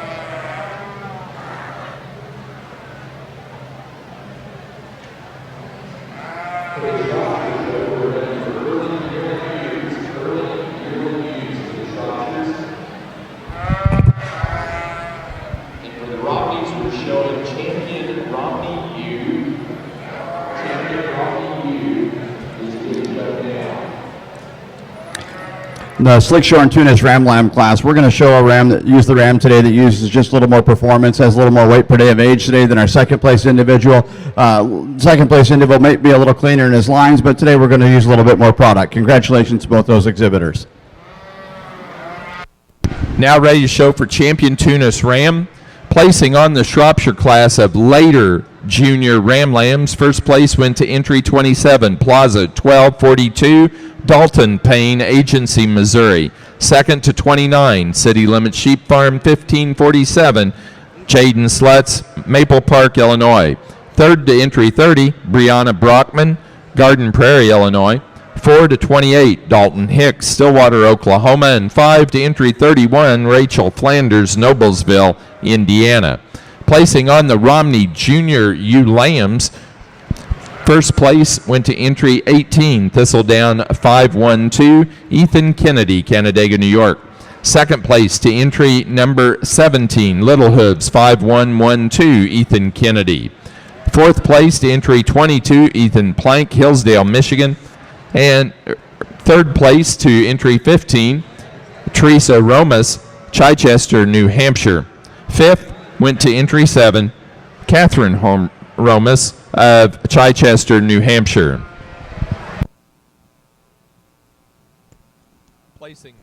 Placing on the Tunis class of Slickshore Spring Ram Lambs, first to entry 53, Kellums, 23, shown by Portia Kellums, Anderson, Indiana. Second place to entry number 29, Triple M Ranch 0080, Morgan Muncie, Lafayette, Indiana. Placing on the late spring Ram Lamb class for the Tunis, first to 19, Spildy 2869, Avery Spildy of Stoughton, Wisconsin. Second to entry 20, Spildy 2877, also Avery Spildy. Third place to entry 26, Avery Spildy. Fourth place to entry 22, Rachel Shambo, Janesville, Wisconsin. And 5 to 21, Cooper Parsons, Warrensburg, Missouri.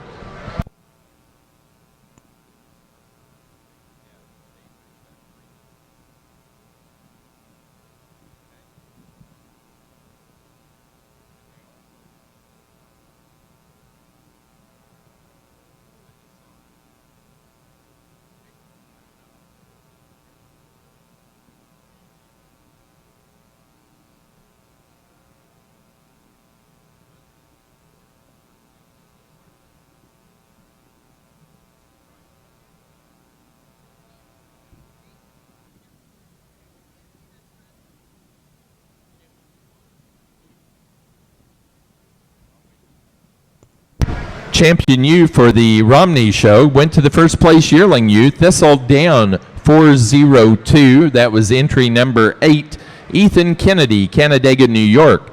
Ethan also had the reserve champion on the second place yearling ewe, Thistle Down 405. Now showing best fleeced ewe for the Romneys. After that, we go to Shetlands. So Shetland Senior Ram Lambs, please be getting those ringside and ready.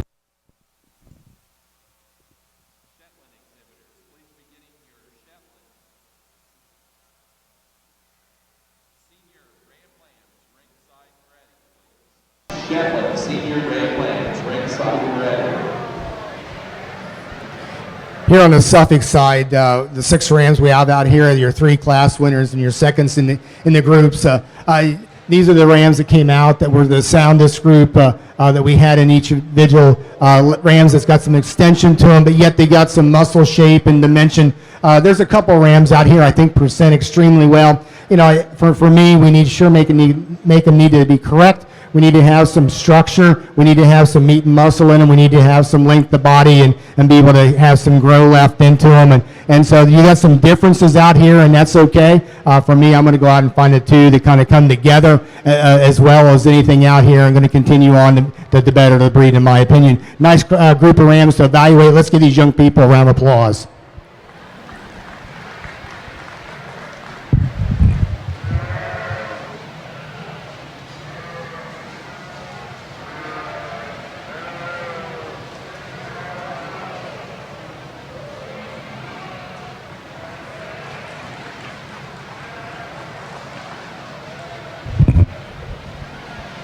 The quality in the Tunis Ram Show here this afternoon has been very pleasing. I think that quality is represented quite well out here in the individuals we have to select from in picking our champion Tunis Ram. I think it gets very competitive. I think there's several different ways we could go as we analyze structure down their top line, structure on their feet and legs, hip, meat, muscle, etc. I think several of these Rams are strongly in contention. Let's put our hands together and give them a nice round of applause as we go out and select our champion and reserve champion Tunis Rams.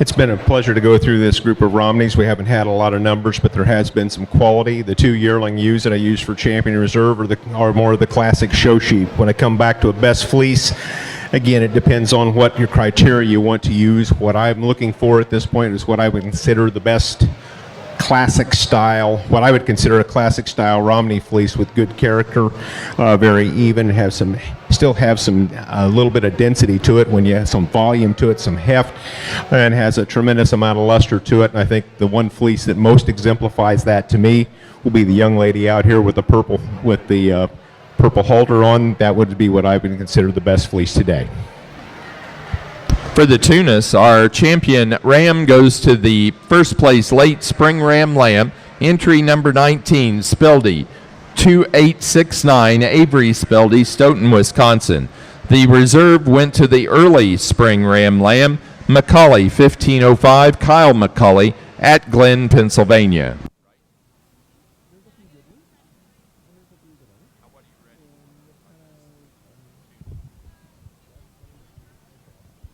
We need Tunis early yearling ewes into the ring. Tunis early yearling ewes. We're showing slick ram lambs for the Suffolk show.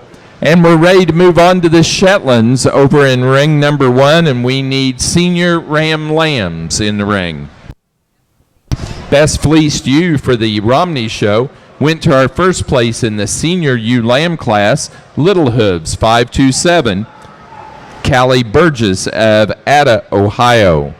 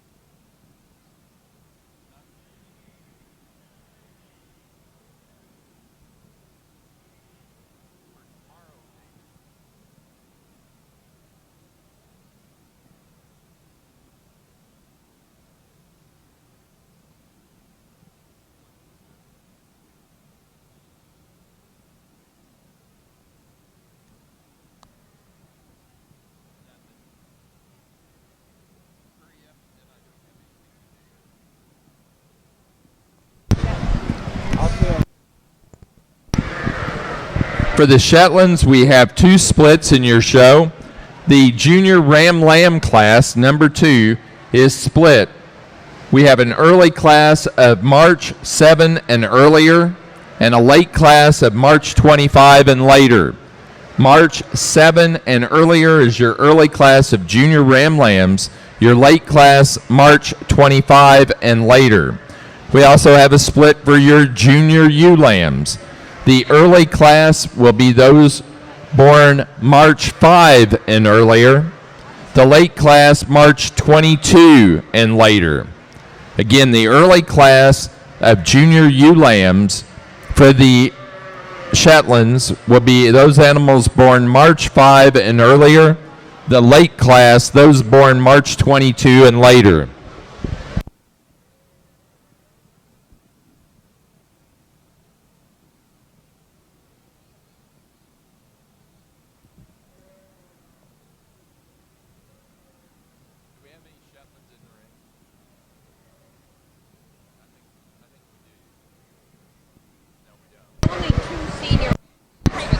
Shetland exhibitors, we're ready for senior ram lambs. There's only 2 entries in that class, so please have that early class of junior ram lambs ringside and ready.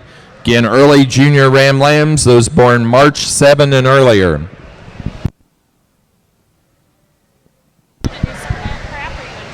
Morgan Muncie, your class in the Tunis show, early yearling ewes, is in the ring. Morgan Muncie, your early yearling ewe class is currently in the ring.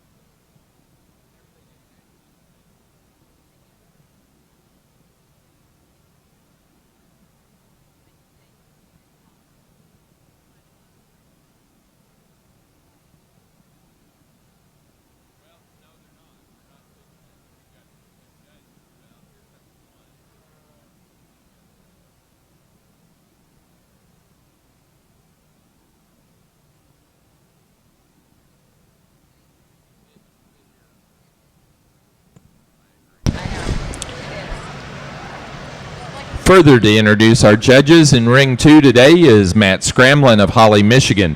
Matt's the co-owner of Scramlin South Downs, and he farms 600 acres of horse hay for Scramlin Farms. They have owned sheep for 35 years, showing and selling all over the country with several breeds. He's judged the All-American Junior Show, the Northeast Youth Show, the Big E, and the National Suffolk Junior Show, among other shows. Let's welcome Matt Scramlin to your show today as well. Mark Johnson is down in ring 3. Mark and his wife Amy and daughter Emily operate A&M Ranch, which was established in 1979 as a Southdown flock. Mark is from Sandwich, Illinois, but a graduate of Oklahoma State University and Joliet Junior College. Mark is a livestock and equine specialist for Purina Animal Nutrition. His clients are in Northern Illinois, Southern Wisconsin. Mark and Amy also work as consultants and custom fitters. Mark also is an national ambassador for Honor Show Chow Feeds.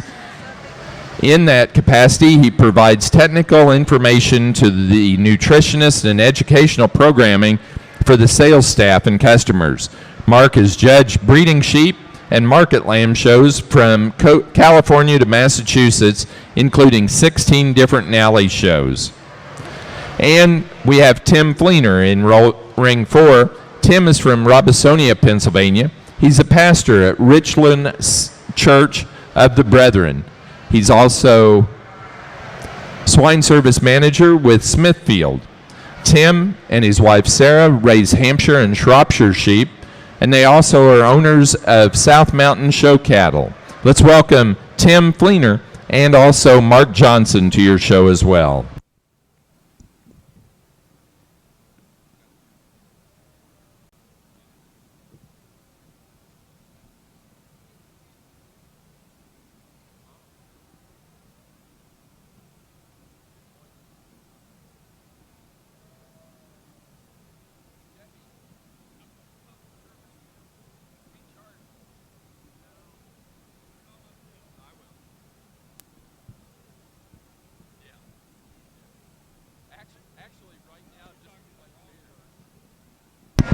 The stars of Louisville, Hampshire sale are needed in the sale arena. So if you have stars of Louisville, Hampshire sale sheep, they're needed in the sale arena at 5 o'clock for that show and sale, which is scheduled at 5:30. Junior Hampshire, fun activities and pizza party, and a short meeting will follow the stars sale today in room C101.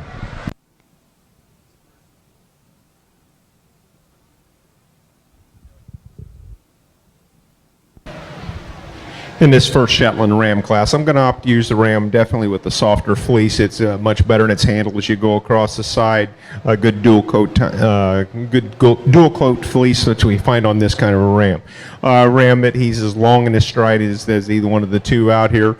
You'd like to level up his top a little. I think there's a little more width and dimension to the second Ram. It's a very close placing between the two. I'm just going to opt to use him this way, preferring the fleece today.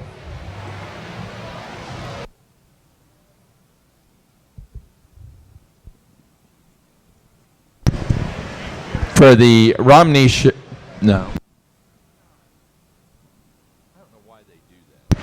the Shetland Show, our senior Ram Lamb class, first place to entry 2, Liberty Acres, Ernie.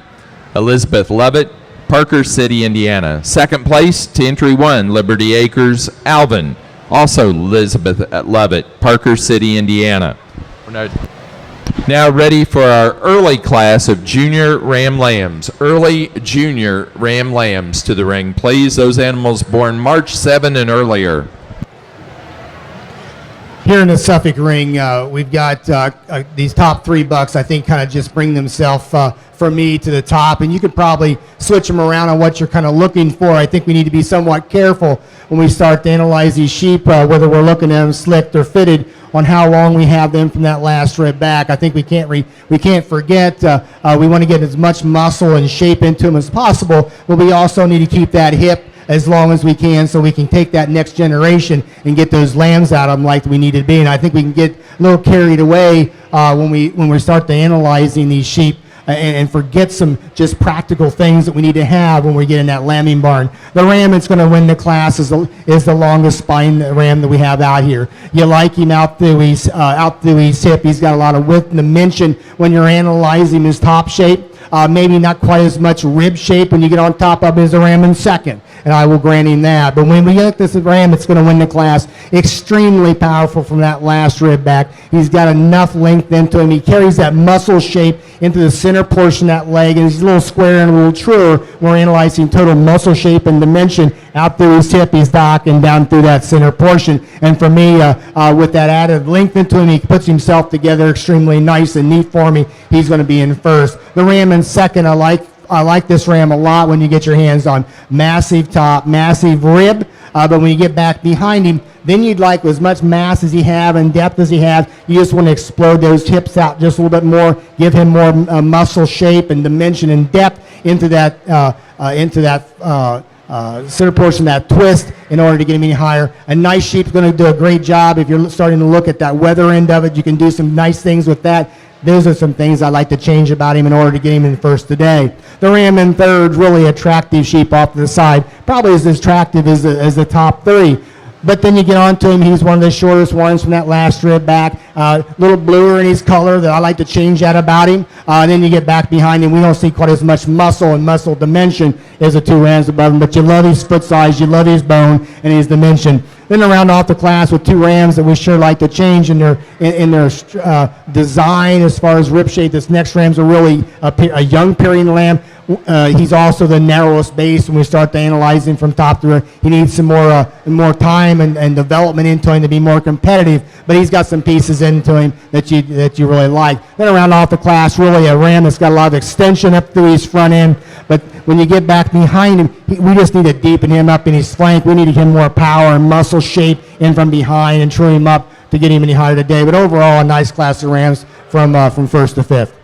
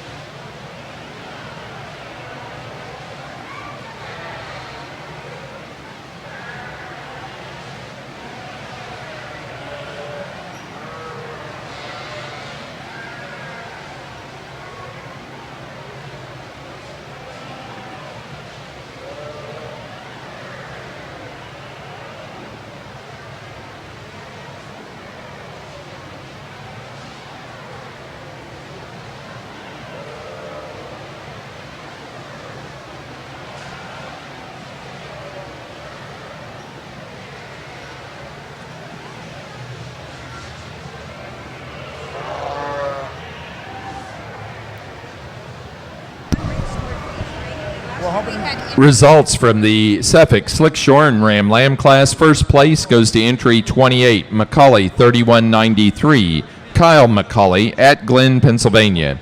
2 to entry 27, Krinsky Club Lambs 141501, Corey McLeese, Washington, Oklahoma. Third place to entry 30, Kyle McCauley at Glen, Pennsylvania. 4 to entry number 29, Kareen Fair, Millersburg, Ohio. And 5 to 26, Rhett Zelensky, Brookings, South Dakota. I need overall Suffolk champion ram. We're now ready to show for overall champion ram for the Suffolks, ready to show for overall champion ram for the Suffolks, and that's what's in the ring to show. So we've got our fitted champion and that first and second out of the slick. So we need a reserve on the Suffolk fitted.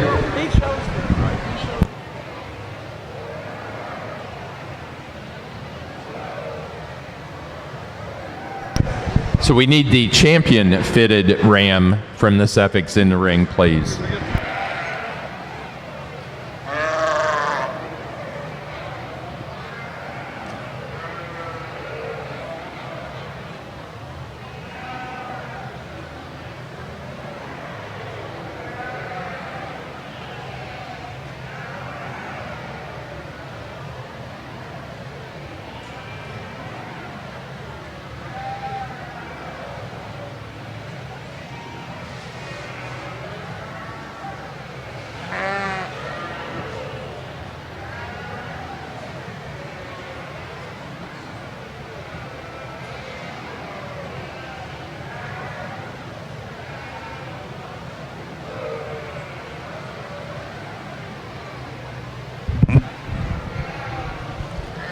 Very nice class of Tunis females out here, and the one that starts the class certainly isn't hard to find for most of us. That's a pretty unique kind of Tunis female. As you analyze her about her breed type, her footwork, really impressive. Throw it into a big package, it just explodes back into a monster hip and loin on her. Just a really, really unique individual. Would I like to take some of the cover off her? Yeah, I'd like to take some of the cover off her and make me believe that she's 100%. But I mean, that just study the structure, study the mass, and a real good place to start. Second and third get real close in my mind. I'm choosing to go with a ewe that shows me a little bit more natural center width of body cavity, a little bit more power, really runs uphill. Nice job on that one, young ladies. Get into the third place ewe. She's a ewe that's a really cool sheep. She just doesn't want to be a show sheep today. She's a long-sided, good-footed, angular female, just not as much power when we get around behind her as the two right ahead of her. Really nicely presented ewe in fourth, a ewe with a little bit more width and dimension, a little bit more squareness out over that tail set, but a little more conventional through that front end. Young man or ladies, a ewe that rounds out in fourth, good bone, good footwork, strong top, rounds out a nice strong group in the top five.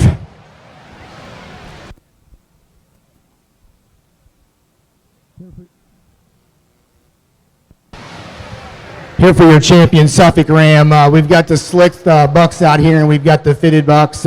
Really like what you bring out here, whether you got the clothes on them or you've got them over here with the clothes off. We sure like the dimension that these bucks have in. They've got some depth of rib, they got some depth of flank, but yet they got some elevation, and they got some grow left in them. We got some differences when we start to see when we start to look at the fitted bucks up against the slick bucks as far as some size. But how do they fit together with size, and how do they look from that base width and come up through, and how they look at themselves up on top of the shoulder and out through the rib, and what kind of muscle shape and design they have into them when you get on top of them. I think for me, structure is number one. We need to start from the ground up. I don't care what breed you're in or what species you have. That's where we need to start. We need to have a good foot. We need to have right size of bone shape and dimension and substance to them as we get up into that structure and in that size. And I think that's, for me, that's kind of breaks these sheep up just a little bit. When we start to analyze muscle shape and width and dimension of rib and top and hip, and when we get back behind them, we start to look at muscle shape into the center portion of that leg and down through that twist. Boy, you really have to be impressed with what we see out here. For me, as far as structure and the way these sheep are made and the way these sheep come together and tie themselves together and looking at a total package, for me, we're going to use the two fitted rams to be your champion reserve. Really a power when you get right up on top of this sheep. I love this sheep when you get right up on top of him. You look at that rib, you got some depth of rib into him, you got some depth of flank, but yet you got some youthfulness about him. And you could use a lot of things, good things about this sheep, and the following reserve on this sheep. And I think what really breaks this sheep up against your first place and champion slicked is the way these sheep are made in through the shoulder and into that rib. We got more rib shape and dimension off the top and into the center portion of that rib. We got more depth of flank, and you got more muscle and power when it's all said and done, more and better off the feet and legs, and I appreciate that. Really a nice set of bucks to evaluate for your champion and reserve overall. Let's give these young people a round of applause.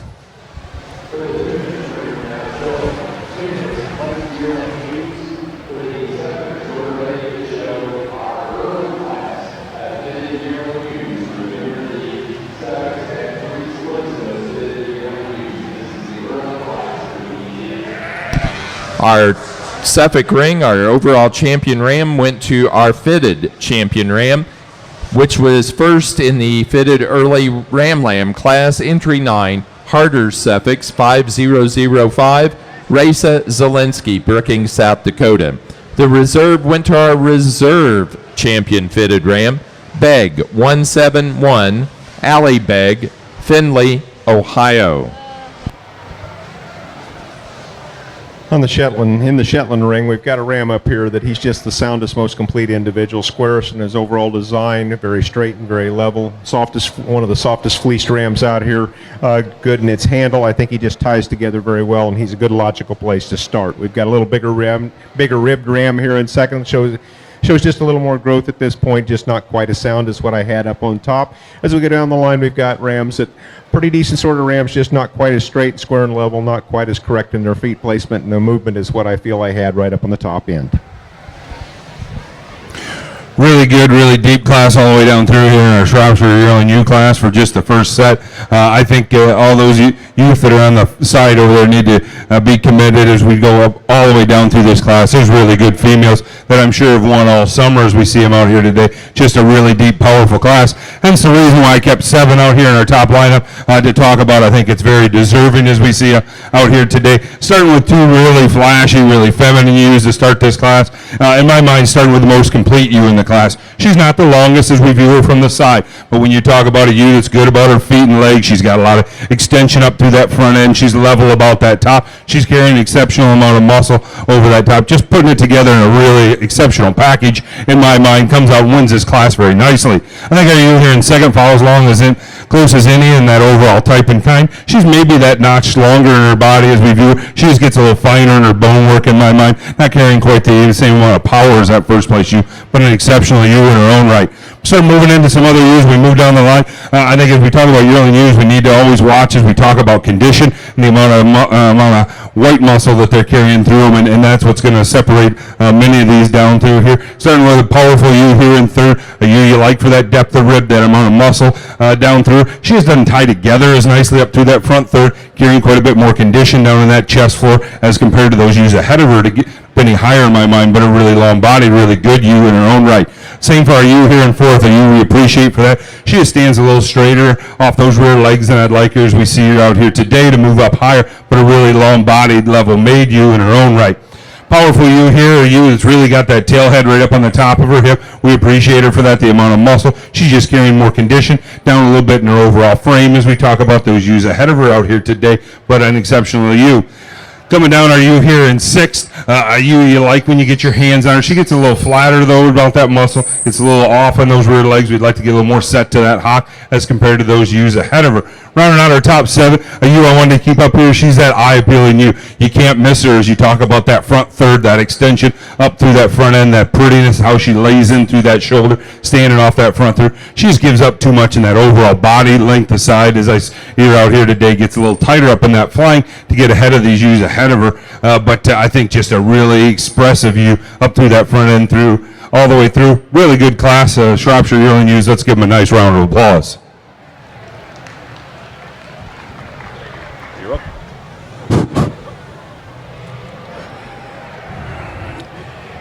In the Suffolk ring, my name is Chuck Ream. I'm representing the United Suffolk Sheep Association Scholarship Committee, and we are going to award 3 scholarships today.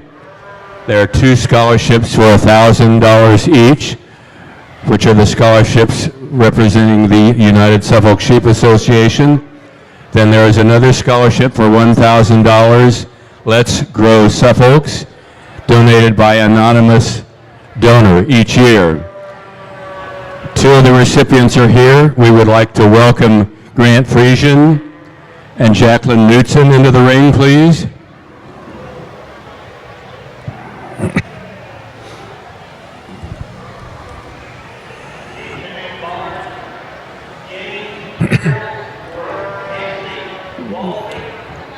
Grant, who is from Indiana, is the recipient of the Let's Grow Suffolk Scholarship, and Jacqueline Knutson and Katie Frost. Jacqueline is from South Dakota. Katie Frost from Ohio is the other recipient of the $1,000 scholarship. Let's please welcome me and join me in congratulating these young people. Thank you.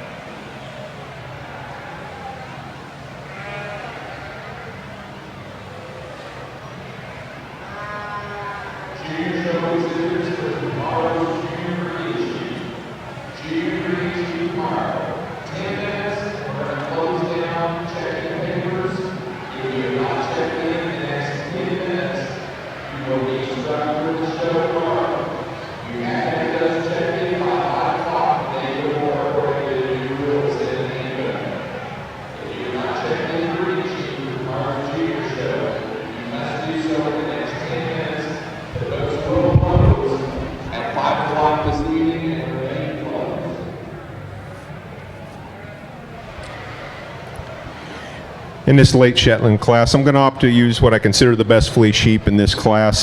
Tremendous handle to it, very soft in its handle. Again, nice character to it. It's just a good handling Shetland type fleece. Excuse me. Excuse me. Ram that he's got some length to his top. He's pretty sound. He's fairly long in his stride. Good head on him. He ties together very well. The ram in second, a bit harsher in his fleece, but a ram that's definitely square in his makeup. There's just not a lot to him when you get your hands on him. There's not a lot of spring to his rib, but he's very sound, very long in his stride and up on his toes compared to the other rams out here. So we go down the line. We've got some rams that are just not quite as complete, are not quite as sound as what I felt I had up in the top end. Placing on the class of early yearling ewes for the Shropshires, first place goes to entry number 41, D. Hicks 1404, Dalton Hicks, Stillwater, Oklahoma. Second place to entry number 37, S.S. Shrops 141, Colby Clark, Gill Mountain, New Hampshire. Third place to entry number 43, Jaden Slutz, Maple Park, Illinois. Fourth place to entry 33, Rachel Flanders, Noblesville, Indiana. And 5 to entry number 47, Kenyon Buckland of Huntington, Indiana.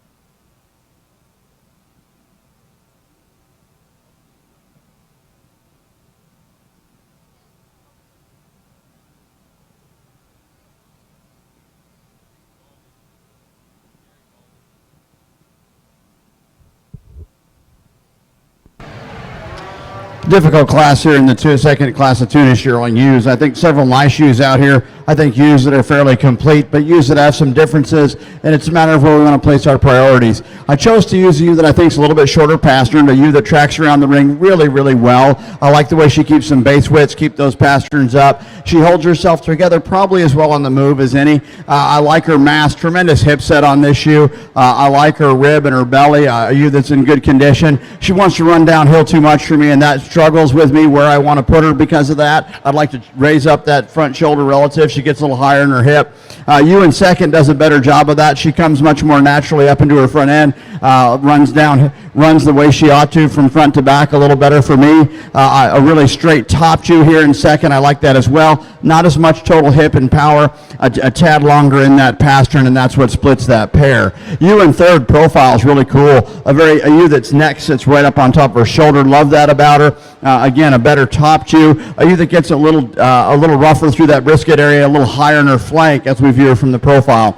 Ewe next in line. Again, a ewe with a lot of width and dimension. I like that about her. A ewe that cuts up a little when you get around behind her. Not quite as unique through that front end as maybe a couple we have above her, but for mass and soundness, she works her way into the top group rather nicely. Again, a long-sided, very broody ewe here in fifth. A ewe that gets a little flatter in her muscle shape, not quite as dynamic in her hip, but really cool through that front end. Nice class of Tunis. For our Shetland show, our junior Ram Lamb class was split. The early class results: first to entry 7, Windskept Knuckles, shown by Joe and Alex Ludlam, Hopkins, Michigan. Second to entry 8, Windswept Link, Joe and Alex Ludlam. Third place to entry 3, Anna Hopkins, Zionsville, Indiana. 4 to entry 6, Olivia Glenn, Whitestown, Indiana. And 5 to entry 5, Olivia Glenn. In the late class, first place goes to entry 10, Liberty Acres Pint, Elizabeth Levitt, Parker City, Indiana. Second to 13, Liberty Acres Eagle, Elizabeth Levitt. Third place to entry 11, Anna Hopkins, Zionsville, Indiana. And 4 to entry 9, Emma Hopkins, Zionsville, Indiana. Our champion Shetland Ram goes to entry number 7. First place in the early junior Ram Lamb class, Windswept Knuckles, shown by Joe and Alex Ludlam, Hopkins, Michigan. The reserve was second in that class, entry number 8, Windswept Link, also shown by Joe and Alex Ludlam, Hopkins, Michigan. Now ready for the Shetland class of Yearling ewes, please.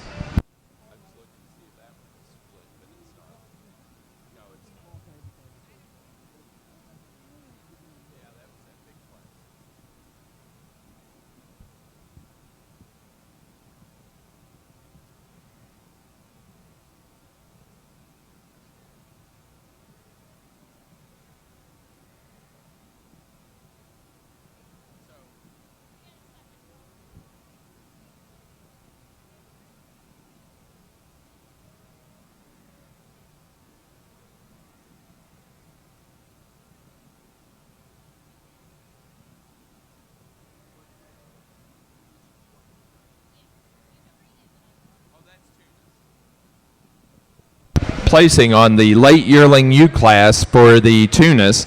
First place goes to entry 52, Spildy, 2517, Avery Spildy, Stoughton, Wisconsin. Second place to entry 45, Brown, 127, Olivia Brown, Millersburg, Ohio. Third to entry 50, Avery Spildy, Stoughton, Wisconsin. 4 to 51, Frank Irvin of West Sunbury, Pennsylvania. And 5 to entry 46, Rachel Shambo, Janesville, Wisconsin. For the Suffolks, we are doing our early class of fitted yearling ewes. Those are animals born in January or earlier. Early fitted yearling ewes born in January or earlier should be in the ring.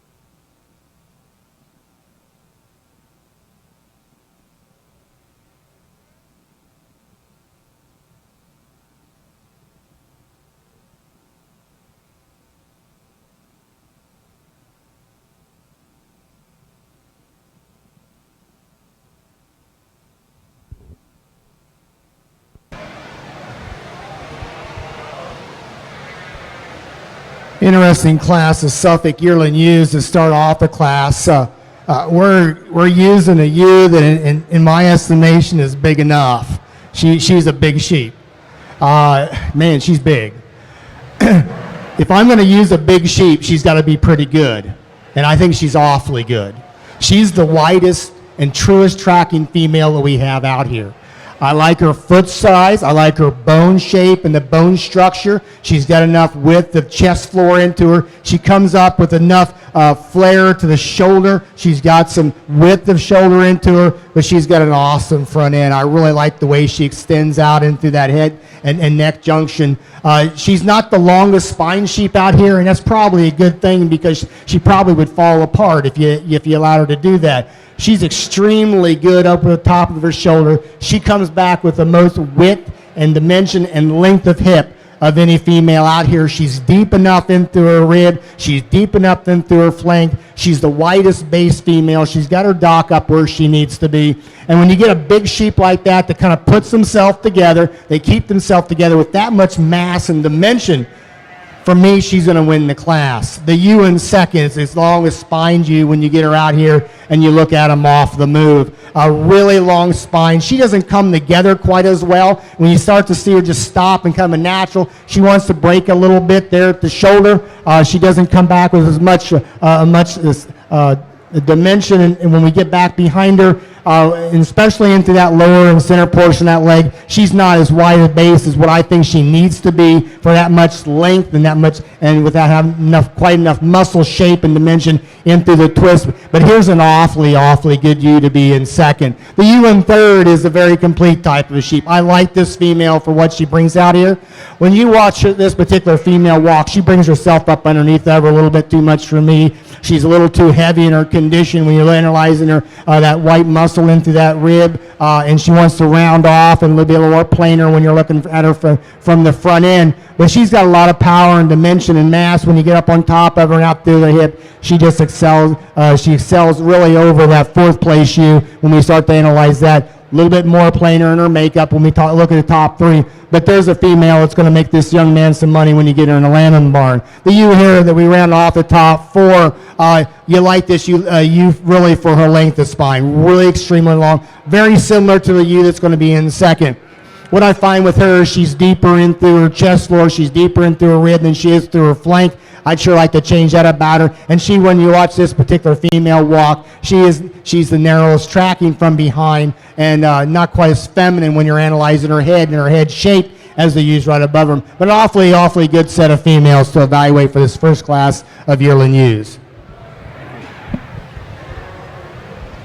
In the Slick Shore and Tunis yearling ewe class, a lot of different types and varieties out here. We need to look at some of the differences in structure and fat deposition and how they're just put together. I think as we analyze the ewe that wins the class, she's a ewe that's more ideal in her condition. She's more uniform in her cover, much better out over that hip, more blown apart at that tail set. It's got a little bit more natural dimension down that top. I like the long-sidedness of our second ewe. I like the fact that she's more up in her chest floor, a little more balance in her lines, a good tracking ewe. Wants to get awful patchy in that fat over her tailhead, not quite as natural, as much width and dimension out over her hip as we have in our ewe in first. Ewe in third, a big old stout rugged bone kind of ewe. I like that about her. Got some rib and broodiness about her. Like to clean her up over that dock set a little bit today. We get into our fourth place ewe, a ewe that's, again, probably more ideal in her cover, more uniform in her cover, just not quite as well balanced, not quite as put together in terms of a structure and femininity perspective as the three we have right above her. I left this ewe up here in fifth place because I like her design as well as any. She's better down that top, good on those feet and legs, not near as sloppy as a lot of the ewes we have in this class.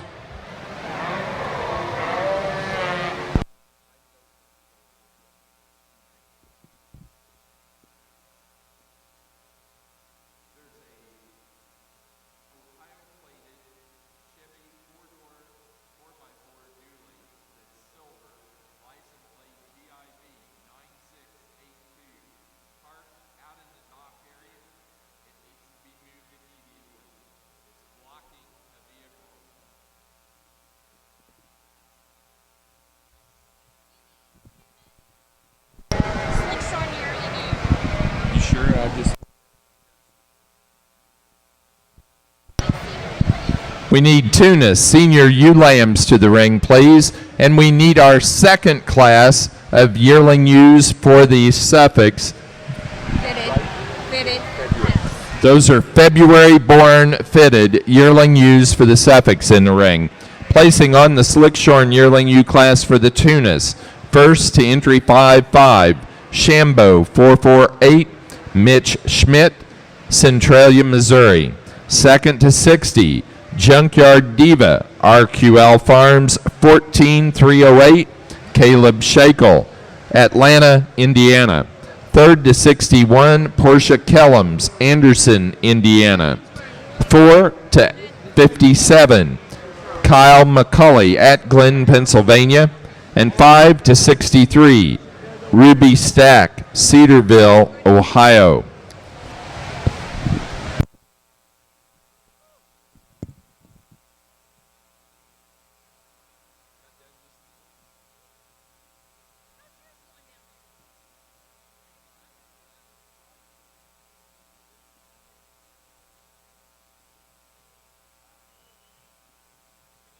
Have an exceptionally nice class of Shetland yearling ewes out here. I'm opting to use a couple of ewes up here on the top end. They are towards the larger size, larger ewes, and I still think they fall within the category. Or when you start going through the scorecard, they do make it.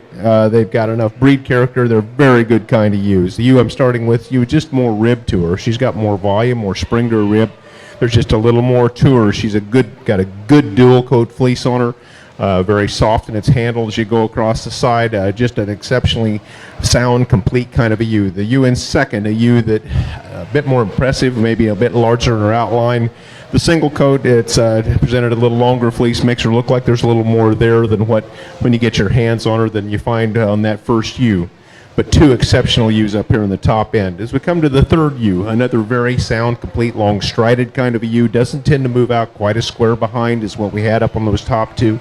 Not quite the overall width and volume working for from end to end, but another complete kind of a ewe that, again, I think has some utility taking a hold in this breed. More good ewes in fourth and fifth. They're sound enough, they're complete enough, they move out very well.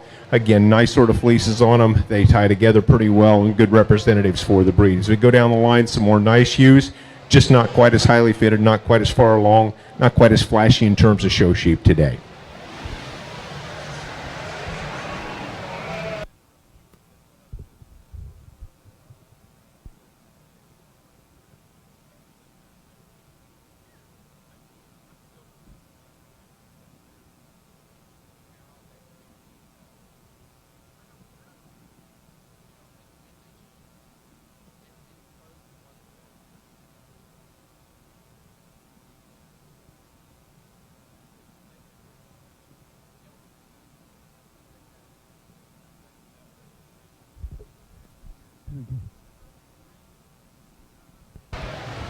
As we come into our second class of Shropshire yearling ewes, had two ewes that, in my mind, won this class pretty easy right very early on when they walked out in the ring. I knew it was going to come down to these two, and then we were just going to sort the class up to them, and then I was going to have to work these two.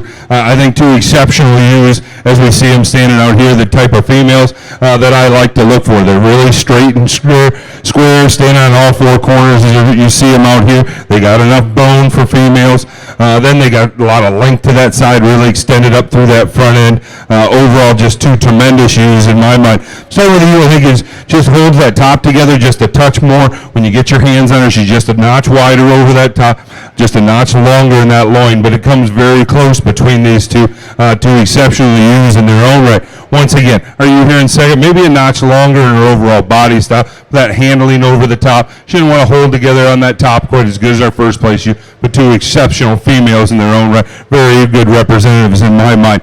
Coming out of you here in third, I think follows along very similarly as we talk about that front third of this ewe, that extension she's carrying, how she's carrying up through that shoulder as we ties into that. She's got a nice level type of her body. She just gets a little shorter in that overall length of side. Not carrying quite the muscle over the top of these two ewes ahead of her, but exceptional ewe in her own right.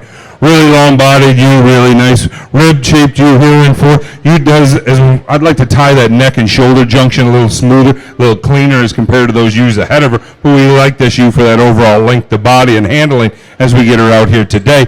We round out our ewes here in 5th and 6th in this top group. Certainly ewe here in 5th, I think, a really deep-sided, really heavy muscled ewe. She's just carrying a little more condition over those ribs, down a little bit in that overall frame size as those ewes in their comparison ahead of her, but a good ewe with a lot of muscle over that top and down into that leg. Then I round her out with our ewe here in 6, just gets a little finer in her bone work, not carrying it together quite as nicely as she gets out on the walk as compared to those ewes ahead of her. But all the way down through a really exceptional group of females. Let's give all these exhibitors a really nice round of applause.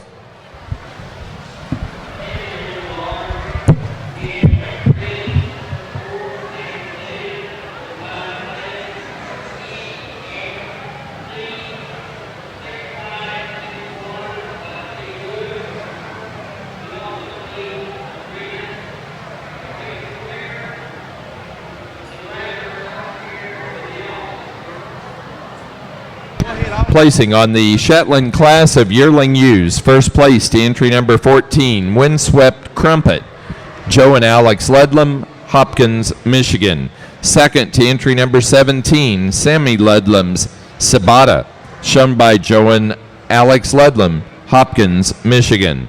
Third place to 25, Elizabeth Lovett, Parker City, Indiana. 4 to entry 23, Anna Hopkins, Zionsville, Indiana.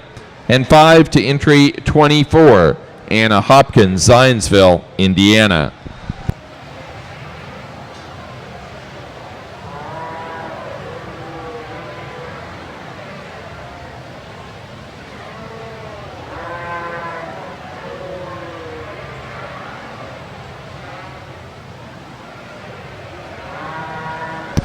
For the Tunis, we're now showing senior ewe lambs. Tunis senior ewe lambs are this a class that's in the ring. Following it, we will judge for senior champion and reserve senior champion ewe. So we'll need the first and second place animals from the early yearling ewe and late yearling ewe and slick shorn yearling ewe, as well as this senior ewe lamb first and second at that time.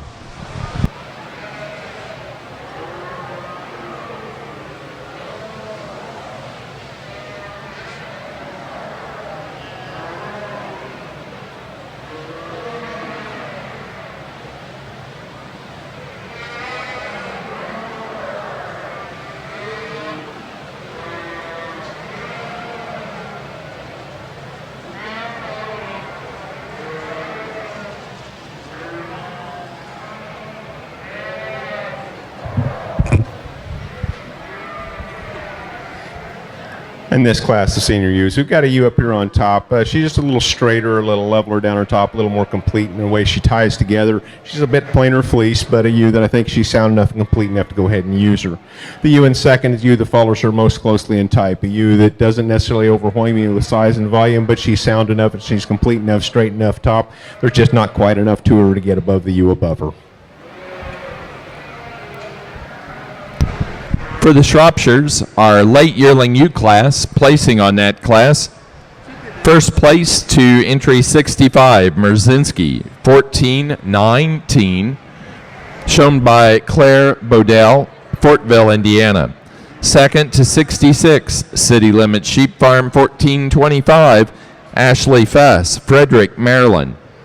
Third place to entry 75, Emily Petzel, Centura, Wisconsin. 4 to entry number 64, Jaden Slutz, Maple Park, Illinois. And 5 to entry 77, Rachel Flanders, Noblesville, Indiana.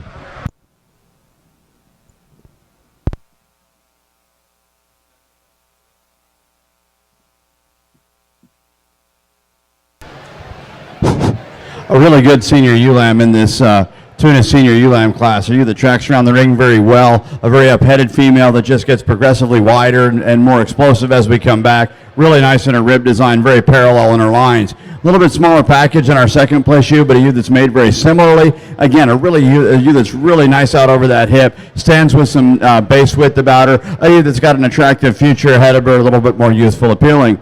I moved this ewe up here into third place. She's not being the most cooperative today, but I really like her bone. I really like the breed type on this female. A ewe that handles with some freshness. I like that about her as well. We get into our ewe in fourth place, a long-sided, very angular fronted ewe. A ewe that when I get around behind her, not quite as heavy and muscled as the ewe we have right above her, but from the profile looks really good. The ewe next here in line, a little bit smaller package, but in terms of quality and design, she fits in and rounds out this group very, very nicely. Congratulations to those exhibitors.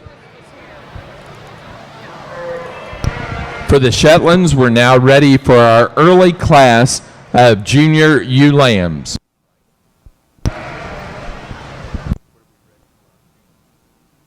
Ready on Tunis side to show for senior champion and reserve senior champion ewe. Placing on the Shetland senior ewe class, first place went to entry 29, Windswept Impa, shown by Joe and Alex Ludlam, Hopkins, Michigan. Second to 28, Liberty Acres Ava, shown by Elizabeth Levitt, Parker City, Indiana.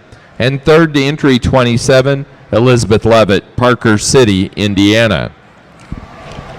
Placing on the senior ewe lamb class for the Tunis, first to entry 71, Speldy 2678, Avery Speldy, Stoughton, Wisconsin. Second to 67, Macaulay 1502, Kyle Macaulay at Glen, Pennsylvania. Third to entry 70, Avery Speldy, Stoughton, Wisconsin. 4 to 69, Amanda Sumi, Arcadia, Indiana. And 5 to 68, Peyton Fair, Burleson, Tennessee.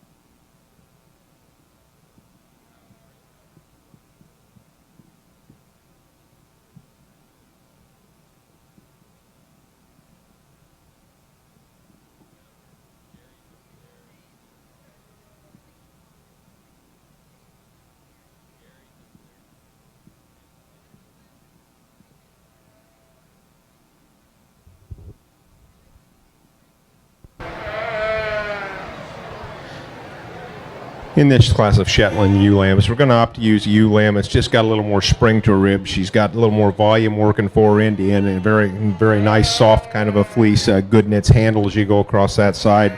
Ewe that she's as long in her stride as anything out here. Probably as sound and complete is what I can find.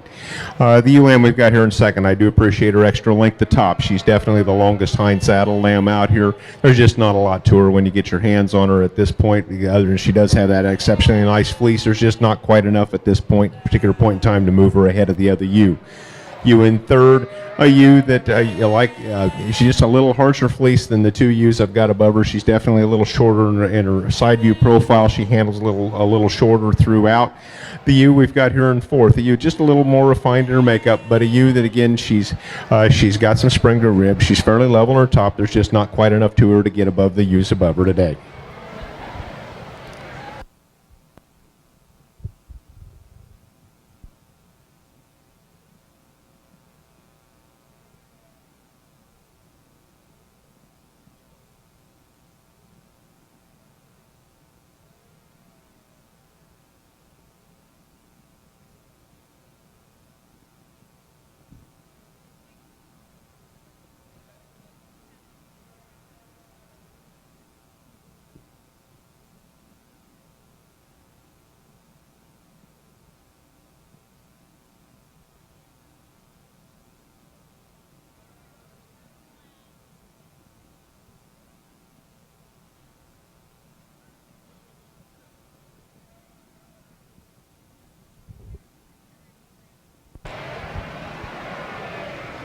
Now ready for Class 2 Junior Ewe Lambs, our late class of Junior Ewe Lambs for the Shetlands. These are ewe lambs born March 22 and later, Shetland. Late ewe lambs born March 22 and after.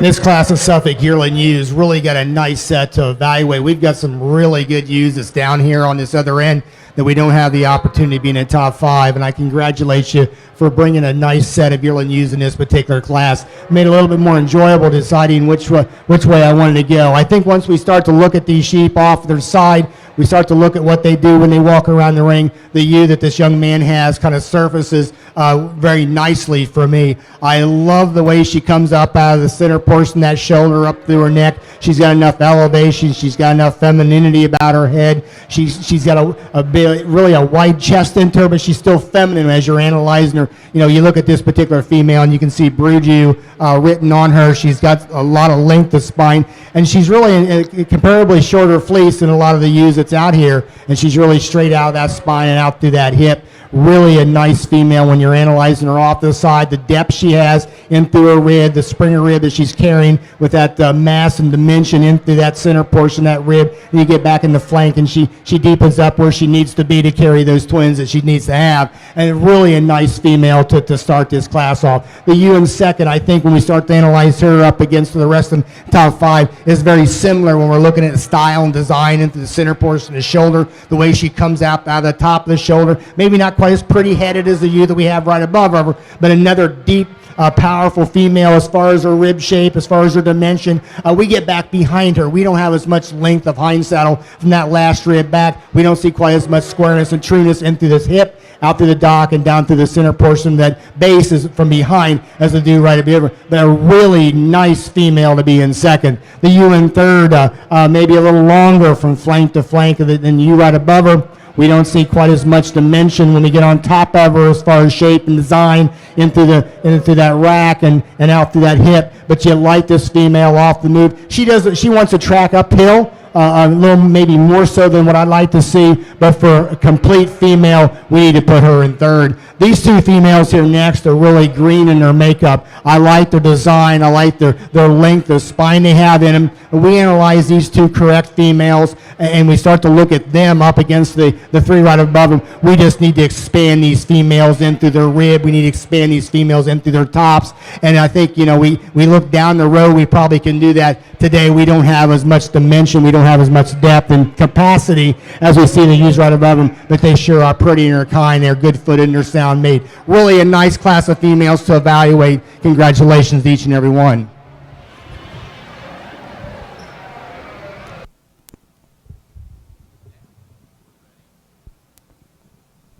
For the Tunis, our senior champion, you went to the first place early yearling ewe, Shambo, 454, Mitch Schmidt, Centralia, Missouri. The reserve senior champion went to entry number 52, first in the late yearling ewe class, Spildy, 2571, Avery Spildy, Stoughton, Wisconsin. Now showing our January ewe lambs for the Tunis. Tunis January ewe lambs. Here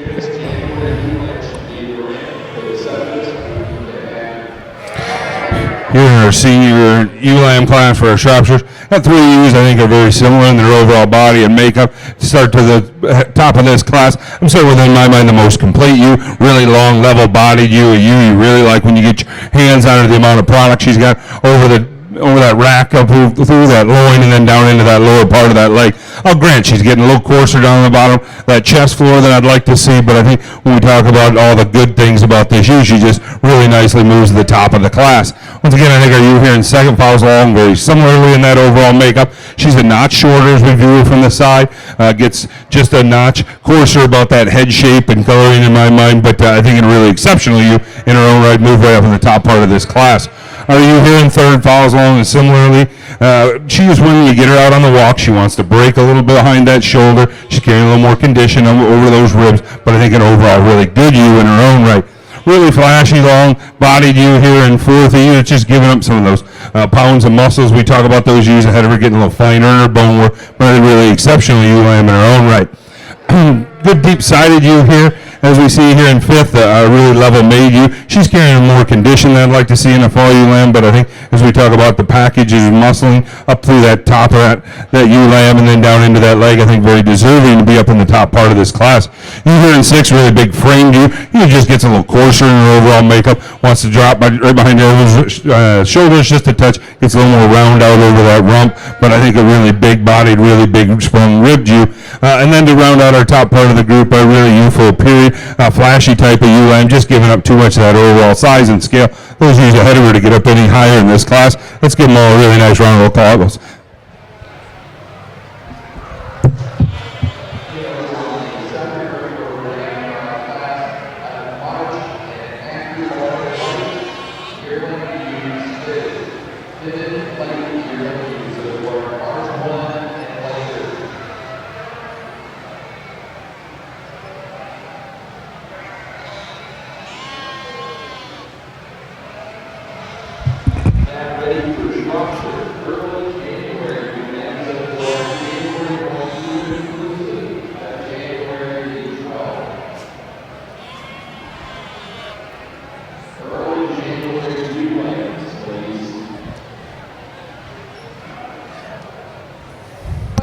Placing on the class of senior ewe lambs for the Shropshires.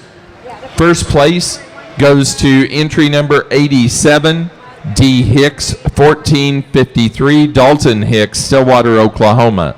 Second to entry 89, Clark, 14131, Colby Clark, Gill Mountain, New Hampshire. Third to 90, Rachel Flanders, Noblesville, Indiana. 4 to 97, Kennedy Algar, Fredericktown, Ohio. And 5 to 88, Colby Clark, Gill Mountain, New Hampshire. In this class of Shetland ewe lambs, we've got several things to sort through out here. I've got a ewe lamb up here on top that she's just as wide in her base. She's got a little more to her when you handle in terms of spring to her rib. She's a little farther along in her development. She's also one of the most youthful ewe lambs out here. She's given up a little bit in terms of overall size, but I think the soundness and squareness, combine that with a pretty decent fleece, is going to move her to the top end of this class. When we come into second, we've got a ewe that's definitely larger in her outline. She's a little growthier. She's definitely longer topped. However, she's not near as straight. She's not as complete. She doesn't move near as well off of either end and not near as long and free in her stride. However, I would also say she's probably the exceptional fleece ewe in this class. She's exceptionally soft in her handle at this point. I feel she's just a little too unsound to move her up but it's two very good ewe lambs representing different characteristics. As we come into the third ewe lamb, we've got a nice combination kind of a ewe. She ties together pretty well. She's not exceptional in her fleece. She's not exceptional in her soundness like I got in either one of the others, but just a pretty good solid kind of a ewe that I think as you go ahead and carry her on through, she's got definitely some potential to go out there and work in a brood ewe situation. Two more nice ewes as we go down the line, just not quite as far along in their development, not quite as sound and complete as what I had right up on top.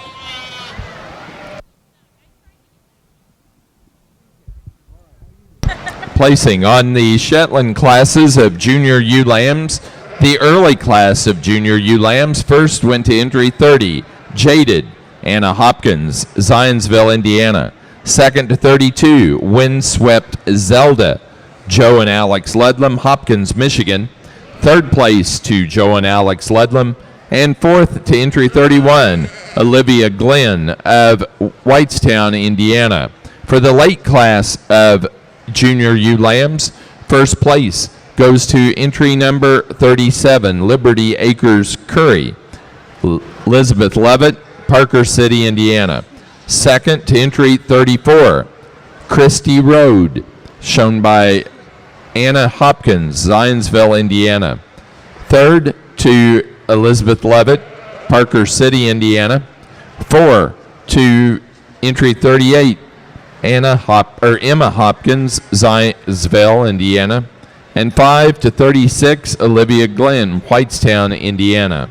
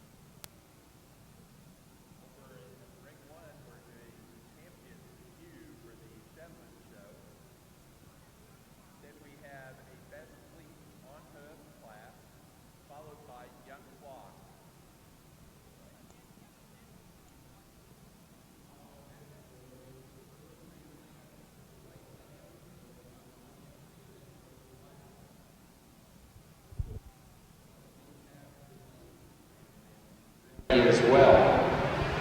Again, we're nearing the end of the Shetland show. Here in the Suffolk ring, like the yearling ewe that we're going to start off with, she's a truest when we start to analyze her off the move. She's really extremely nice off that move. She comes into where she needs to be. She's the widest base when we watch her walk away from us. Then you get up on top of her. You look at how that the shape of that top of that shoulder, the way she lays the shoulder in through her neck junction. She comes out with a really nice head off off to the tip of her nose. I sure like that about her. Then when you really get up on her and you start to analyze her up against the ewes right behind her, she's the widest top. She's the widest tip. She's got the most barrel to her ribs. She's got the most flare to her ribs, especially when you get down in the center portion, the lower portion of the rib. She carries that same width and dimension in through her flanks. She's got some belly in her that she can go on and be in that lambing barn another 2 months and be where she needs to have. And then you get back behind her. Really like her out through her width of her hip. Like the way her dock sets up in her. She, as far as pure muscle, she has the most muscle and dimension and flair once you get your hands on her down to that lower third. The ewe in second, really an eye-appealing ewe off the side. She's extremely long, spine, long, hip type of a female. She doesn't want to level out through her dock as well as we see the ewe right above her. She doesn't want to drop in her flank quite as well as the ewe right above her. But you really have to like her for the rib shape and the depth of body that she's got in her. She just doesn't have quite as much into her when we analyze the ewe right above her. The ewe in third, I really like this ewe also. A little lower set to her neck, into their shoulders. She doesn't want to come out quite as true as she needs to be when you get up on top of her and you analyze that neck-head junction. But a ewe is another really extremely long from that last rib back. She wants to start to narrow up, and she wants to try, when we start, watch this ewe track, just be a little more choppy in her stride than we see the two ewes right above her. But again, another female that's going to go out and do a really nice job for this young man. The ewe in fourth here, a ewe that's got some boldness of a chest floor. She's got some femininity about her when we're analyzing her. She wants to roll a little bit too much for me in her top shape. She wants to be a little more rounder in her pattern when we're analyzing shoulder dimension. Getting back behind her, like to level her out just a little bit more. You like her foot, you like her bone, you just need to change her and bring her together from end to end to be able to be more competitive. Then around off the class with a real youthful appearing ewe, really long spined ewe. We just need to get us more ewe, more width, the base and all the way up through and give her more power to be more competitive. A nice class of yearling ewes. Thank you.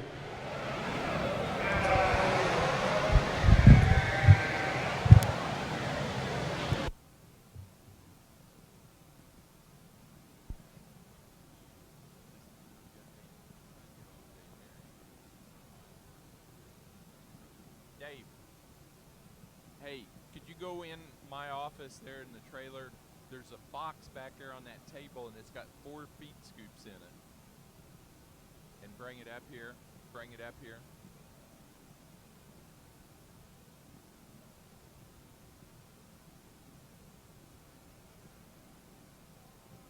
Okay, thank you. Of slick-shorn yearling ewes. Suffolk's need Class 1 slick-shorn yearling ewes, February 4 and earlier born. Champion ewe overall for the Shetland show goes to our first place yearling ewe, entry number 14, Windswept Crumpet, shown by Joe and Alex Ludlam, Hopkins, Michigan.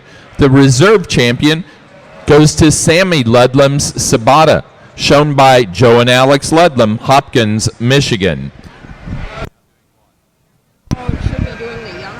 Now doing best fleece for the Shetlands, best fleece on foot, and then young flock. Shetland best fleece on foot is the class that's in the ring, and then we'll do young flock. That is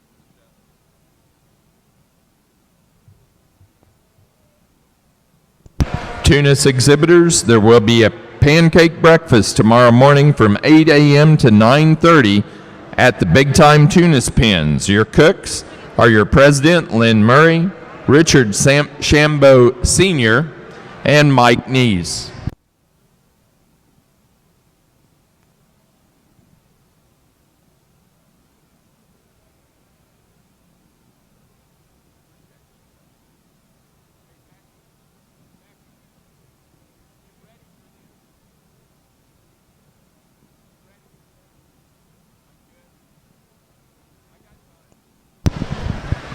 The 2015 Shropshire Yearling Ewe Futurity winner this year is Kennedy Algire of Fredericktown, Ohio, with Eisler 1447, bred by Jim Eisler of Prospect, Ohio.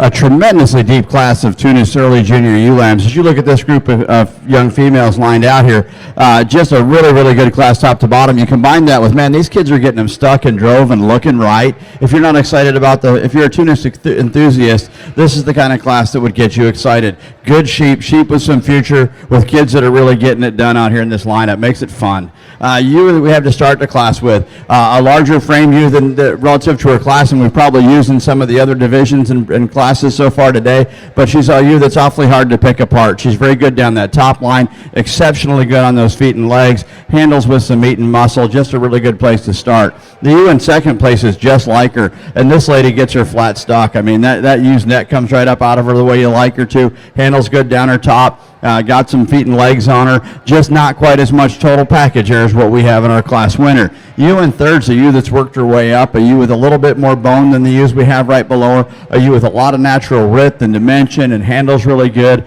a ewe that you have to appreciate and lay your hands on for the total package. It's right there.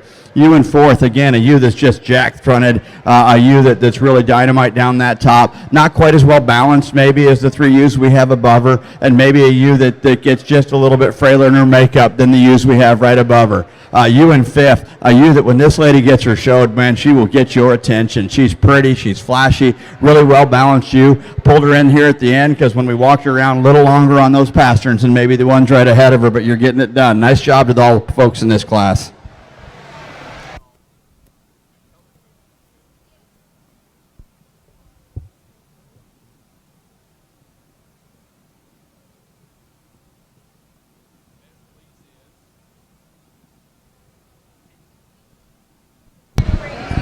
For the Shetlands, our best fleece goes to entry number 34. And that entry is Christie Road, shown by Anna Hopkins, Zionsville, Indiana. And that is from the junior ewe lamb class. We need Tunis, February, ewe lambs to the ring. Tunis, February, ewe lambs to the ring, please. Ready for Shetland, young flock. In the Suffolk Slick Yearling ewe class, I really like the female that we're going to win this class with. I like the shape that we see of this particular female when we get her right up on top of her, really angular over the top of the shoulder, really feminine when we're analyzing her up through her head. She has the best head that we see out here as far as breed character for me for Suffolk. I sure like that about her. She has the most length of hind saddle as the four ewes, and then you get right on the side of her. You sure like that width of base. You like the width of chest, the way she comes up into her, that rib shape. Then you get back behind her. She doesn't disappoint you as far as width and dimension of hip, but yet very feminine package. And for me, she services really easily. The ewe in third has a lot of power to her when you put your hands on her, and I appreciate her for that. But what I like to change about this particular female is as much power and dimension over top of her shoulder and in through her rack. You get back behind her, she doesn't have as much squareness and trueness and muscle shape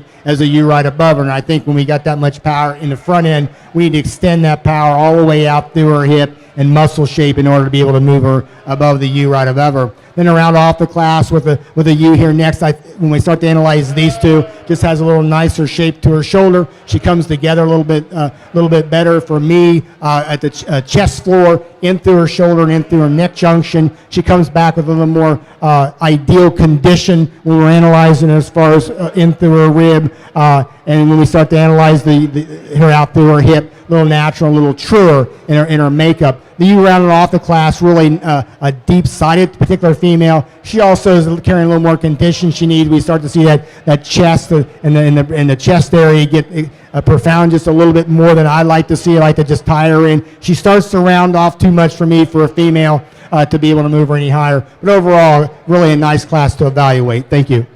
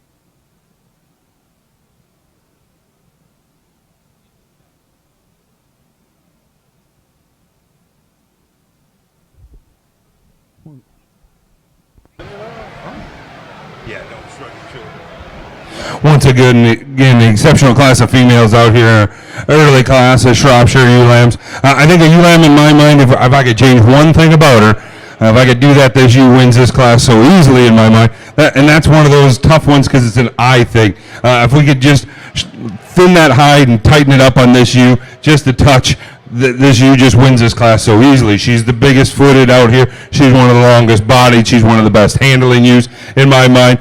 She still needs to win this class, minus that one minor change we'd make. But when we talk about head shape, that extension up through the front end, just an extremely good ewe lamb to start this class in my mind. I think our ewe here in second follows along very similarly. So we talk about a good bodied ewe lamb, a ewe lamb that's carrying a lot of muscle that really extended up to that front end. She gets a little finer in her bone work as compared to that ewe ahead of her. Gets a little shallower in that muscle down that lower part of that leg as compared to our first place ewe, but a really feminine, really attractive ewe to sit here in second. I think our ewe here in third follows right along in that type and kind. She might be a touch deeper as we view her from the side. She's just not holding it together over that top, wants to raise up over that dock a little more as compared to those ewes ahead of her, but a really good ewe in her own right.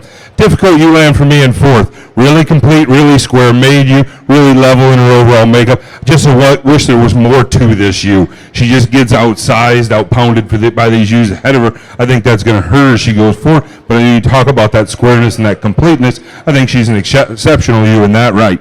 As we round out our top five, a really good handling ewe here. Ewe just getting a little more condition as compared to those ewes ahead of her. Getting a little coarser about that front end as we view her versus these ewes ahead of her. But I think an exceptionally good ewe in her own right. Really good class all the way down through. Let's give them a nice round of applause. Over on the Suffolk ring, we need in the late class of slick-shorn yearling ewes, entry 69 from Corey McLeese. Last call, your class is in the ring. Placing on the Shetlands young flock class, first goes to Joe and Alex Ludlam, Hopkins, Michigan. Second to Elizabeth Levitt, Parker City, Indiana. Third to Anna Hopkins, Zionsville, Indiana. And fourth to Olivia Glenn, Whitestown, Indiana. Now ready to move into our Lincoln show with White Lincoln, right? Yep. White Lincoln Senior Ram Lambs. One entry in that class. Over on the Suffolk show, fitted yearling ewes. We have three classes to read. For the early fitted yearling ewes, first to entry 54. Knutson, Suffolk, 145. Lily, Ty, Landon, and Tessa Scartweet, Radcliffe, Iowa. Second to 51, McClure, 141. Andrew Slack, Lake Geneva, Wisconsin. And third to entry 31, Jake Brome, Brillion, Wisconsin. Fourth place to entry number 53, Andrew Slack, Lake Geneva, Wisconsin. And 5 to 49, Alan Hale, Gerald, Missouri.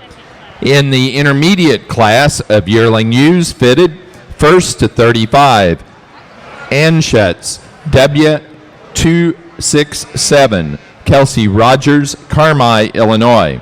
Second to 41, 5-star J, 4130, Jacinda Raylin and Rhett Thompson, Patoka, Indiana. Third place to 38, Kelsey Rogers, Carmi, Illinois. 4 to 58, Kylie Shakel, Atlanta, Indiana. 5 to 60, Morgan Ellers of Wayawap, Wisconsin. In the late class of fitted yearling ewes, first to entry 47, Hagemeyer, 14-4, Kelsey Rogers, Carmi, Illinois. Second to 43, 5-star J, 4131, Jacinda Raylin and Rhett Thompson, Patoka, Indiana. Third place to entry 63, Evan Arthur, Greenfield, Indiana. Fourth place to entry 46, Jacinda Raylin and Rhett Thompson, Patoka, Indiana. And 5 to entry 64, Dylan Young, Cicero, Indiana.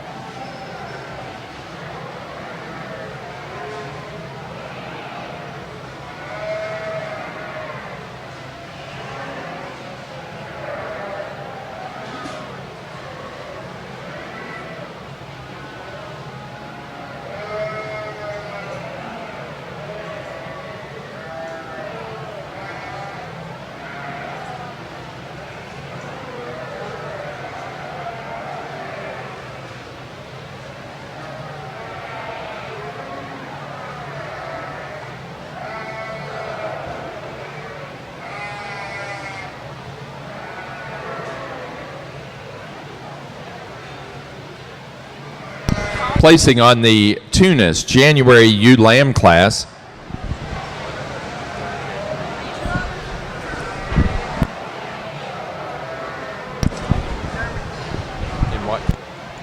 Samuel McDermott, Shropshire, January ewe lambs, entry number 130. Last call, your class is in the ring. Placing on the Tunis class of January ewe lambs, first place to entry 84, Shambo 482, Rachel Shambo, Janesville, Wisconsin. Second to 82, Kay Barkley 15067, Heidi Barkley, Man's Choice, Pennsylvania. Third to 77, Kaylin Swihart, Perrysburg, Ohio. 4 to 79, Gregory Lopper of Nunda, New York. And 5 to 72, Olivia Brown, Millersburg, Ohio.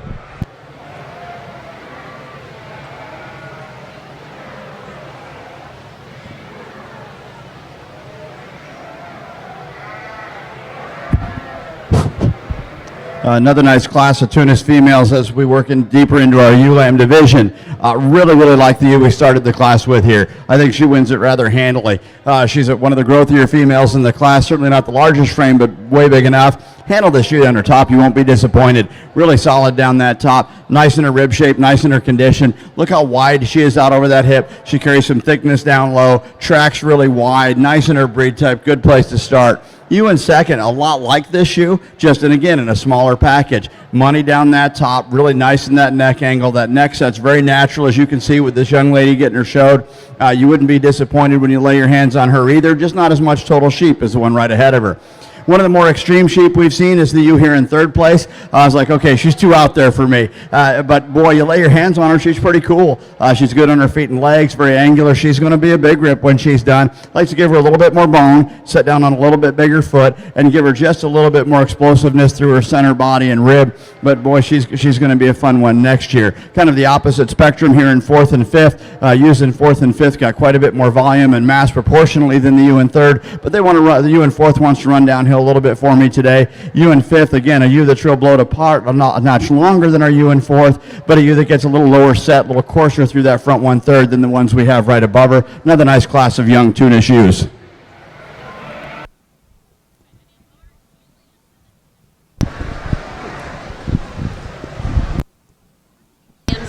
We need Tunis March fitted ewe lambs in the ring, please. March fitted ewe lambs to the ring. Placing on the February ewe lambs fitted for the Tunis. First place in that class goes to entry number 94, BWL 1514, Sarah Furman, Rochdale, Indiana.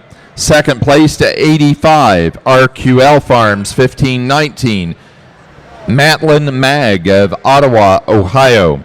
Third place to entry 88, Amanda Sumi, Arcadia, Indiana. 4 to 89, Avery Spildy, Stoughton, Wisconsin.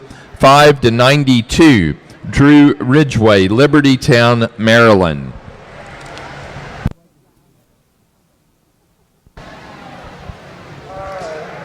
Here in the Suffolk slicked class of ewes, really like the four we have out here in different ways. This would be a great judging class and a great talking class. For me, we need to use the ewe that's in my opinion, the right condition, and we start to analyze her as far as shape and design and kind as we analyze her off to the side. She's the when we start to look at width of base and width of chest floor, she comes up extremely nice and tight up into the center portion of that shoulder. I really appreciate that about her. She's longer spine than the ewe that we're going to run in second. She's wider out through her base floor out from behind than we have the ewe in second. The ewe in second, I like her off this side. She's really attractive. She's really pretty when you're analyzing her from that shoulder and feminine up through that front end. Once we get back behind her, she doesn't square up. She's not as true as her muscle shape and design into center portion of that leg, especially after the twist, especially when you watch her off the walk. She wants to bring herself up underneath of her a little bit more, and that just shows that she doesn't have quite as much power or muscle into that area versus the ewe right above her. But another nice, extremely nice class, a yearling ewe to be in second. Yearling ewe in third is really the powerhouse type of a female. She's also carrying the most condition of the group that's out here. I like to trim her up in her makeup. I like to trim her up in the shape of that shoulder. She wants to get more and more rounder, the more plainer in her design, as we see the two ewes right above her. But she has a lot of power and dimension as far as muscling. She's also the shortest from end to end when we compare her to right above her. Then around off the class, a little bigger frame type of a female, and that's okay. But with that being said, we sure need to have more width of top. We need to have more width of hip in this particular female, especially once we get back behind her. She's got some width, she's got some dimension, but she doesn't square up and not quite as true in that shape as the ewes right above her. But really a nice female to be in fourth. Nice class of yearling ewes. Thank you.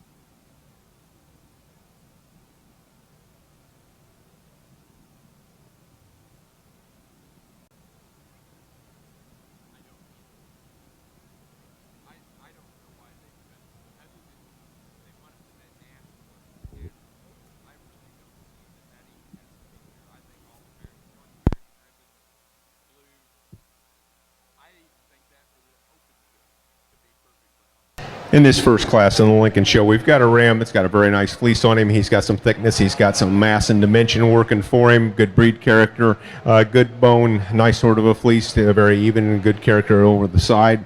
Ram that just ties together pretty well, could stand some competition later on.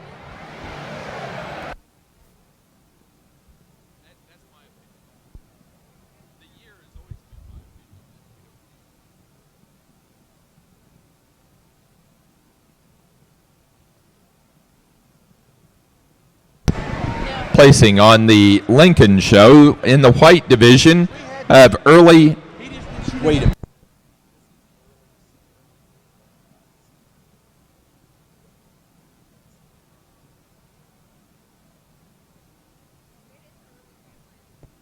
Of early Ram Lambs, entry 1 is first place, Lincoln Highway 100 Vlad, shown by Elena Rickert, New Haven, Indiana.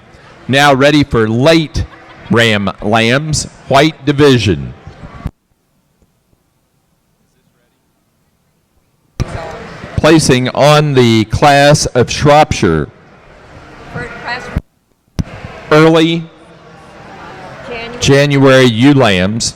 First place goes to entry 108, Platinum, RNA 2086, Chloe Stonefeiser of Lewisberry, Pennsylvania. Second place to 109, City Limit Sheep Farm, 1502, Jaden Slutz, Maple Park, Illinois. Third to 102, Cale Robertson, Reynolds, Indiana.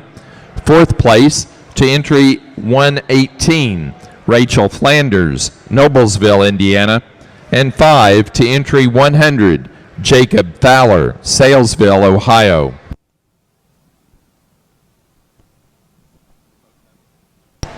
Placing on the early class of Slickshorn Yearling ewes for the Suffolk Show, first place went to entry number 65, McCulley 2974, Kyle McCulley at Glen, Pennsylvania. Second to 67, Yazel Suffolk 430, TJ Yazel, Paris, Kentucky. Third to 68, Celia Dodd of Bonacqua, Tennessee. 4 to 66, Celia Dodd, Bonacqua, Tennessee. In the late class, first place to entry 71, Yazel Suffolk 433, TJ Yazel, Paris, Kentucky. Second to 69, Krinsky, Club Lambs 1407, Corey McLeese, Washington, Oklahoma.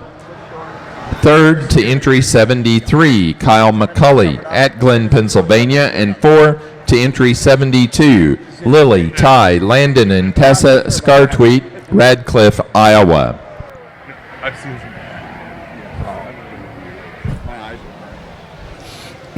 In our late January ewe lamb class here for our Shropshire Show. Start with what I think in this top group is the most complete ewe. She's really good handling, really feminine ewe lamb. A ewe lamb I think is going to continue to go out and grow as she moves forward. I think just an exceptional ewe lamb in her own right. I could drop her down in that flank just a touch, maybe put those hocks out just an inch or so, or excuse me, half inch maybe. But I think when we talk about overall good, I think just a really nice ewe lamb to start this class with. I think our ewe lamb here in second follows along as similarly as any in this class.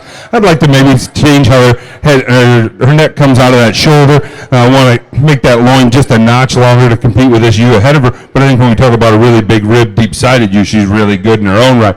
Ewe lamb here in third follows along very similarly to those two as we talk about that extension up through the front end. She gets a little coarser about that front end, carrying a little more condition over the front part of that rib as compared to those two ewes ahead of her, and that's what's going to slide her into third for me today, but I think an overall good ewe. A really nice handling ewe here in fourth, a ewe you like when you get your hands on her. I thought about moving her higher in this class. I first went through the ring. The problem for me is when you get her out on the move, she wants to drop behind those shoulders. She wants to round out over that rump a little more as compared to those ewes ahead of her, but I think a really long-bodied, good shaped ewe, and as we see her out here today. And then we move into two little bigger framed ewes here, starting with a ewe here in fifth, a really good big ribbed ewe. She just gives up too much in that length of the loin as we get our hands on her. It gets a little softer in the touches compared to those ewes ahead of her. Same with the ewe behind her here in sixth, two really good ewes. Just getting a little softer in their overall makeup. Good class all the way down through. Very deserving. Nice round of applause. You're welcome. in this next class of Tunis ewe lambs. Got a real bell ring in her head out this class. A ewe that's very flashy, but comes back with a lot of muscle, dimension, and power. Really up-fronted ewe, really clean through that chest floor. Again, but comes back progressively with more width and dimension. Ewe in second place might tip the scales a little heavier. A tremendous amount of bone on this ewe, probably as rugged of bone work and as footwork as we've seen in a young Tunis female today. Not quite as smooth in her pattern, but really admire, again, that circumference of bone, overall mass, and growth that she has. I don't think she's put together quite as well as our ewes in third and fourth. The ewe in third there, a very long-sided ewe, a very feminine-fronted ewe. Not the pounds that we have in our second place ewe, but a ewe that I really like for her style and balance. Similar story in our fourth place ewe, very, very angular fronted ewe, really jacked up there, really strong down her top, just a little shorter coupled than the ewe we have right above her, and not as much total sheep as we have in the three above her. Ewe next in line, a longer bodied ewe with a little bit more muscle, a little bit more rib shape, but a ewe that gets a little lower in that front end, a little plainer through that front 1/3. Again, another nice class of young Tunis ewes.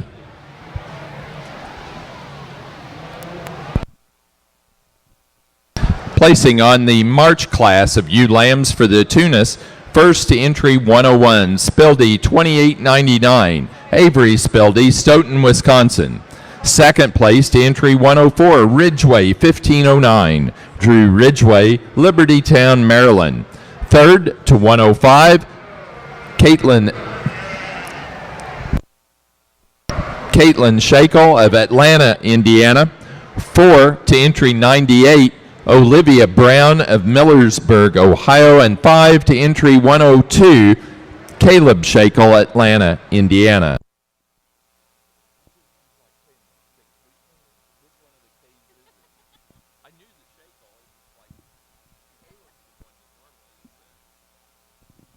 Placing on the Shropshire January ewe lamb class, first to entry 125, D. Hicks, 1511, Dalton Hicks, Stillwater, Oklahoma.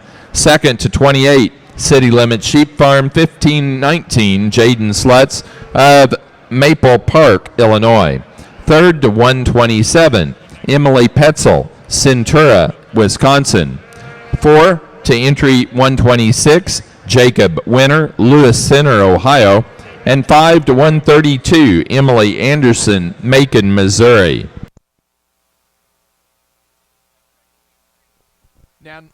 Now ready for Tunis Slickshorn ewe lambs. Tunis Slickshorn ewe lambs into the ring, please.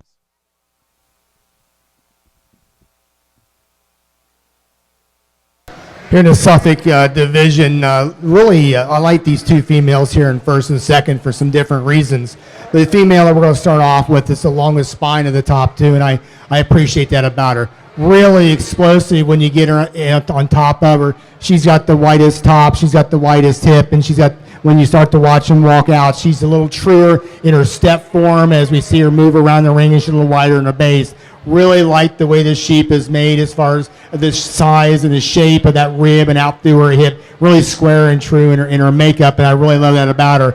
I think the ewe in second's really cool. She's got a great look to her. She's a little shorter from flank to flank. She's a little more youthful maybe about her than we see in the ewe right above her. But she just doesn't have quite as much development to her as of right now in this particular day. But I think this is going to be a female that we can look at down the road because she's really got a great foot to her. She's got a great bone shape to her. We just need to just extend this ewe out from dimension of through her chest floor, give her a little bit more of an easy stride, and we can maybe move her up one more spot. But here's a ewe that we can take a look at for another year that's going to really be a powerful yearling ewe, but we need to keep her in second. The ewe here next and third, another little bigger outline type of a female, maybe than the ewe right above her. She also wants to shorten up when we analyze her, a little more rounder in her pattern as far as her shoulder shape, especially out through her hip. Then we see the two ewes right above her. She's got some body mass. She's got some depth to her that you like to see about her. We just bring that head up out of the top of her shoulders a little bit better. She's fighting this young man a little bit as far as getting her shown, but I'd sure like to make her change her just a little bit more and square her up to be able to move her up. The next ewe off the side, you really have to like her. I sure like the way this shape into the top of the shoulder. She's very feminine, very angular. As we're analyzing her from that top, that shoulder out through her hip, she's also the narrowest base of the top four. I love her foot. I love her bone. Like to make her track just a little bit wider, a little truer as we see her walk back behind of her. But here's going to be a ewe that's going to go on and be a really nice yearling ewe and brood ewe later on. The young man's ewe here next, a little shorter in her makeup, a little bit shorter from flank to flank as the top one's right above her, but extremely good as far as her bone shape and her foot size. Really nice shape to the top of her shoulder, out there her hip, gets a little more rounder, but she's next truest made ewes when we start to analyze base shape. And I think even though she's a little shorter in her structure than maybe the ewes right below her, she's also a lot more truer and a lot more sounder off the move. And I think we need to take a look at her and put her right here to be able to today. But really a nice class all the way through. Thank you.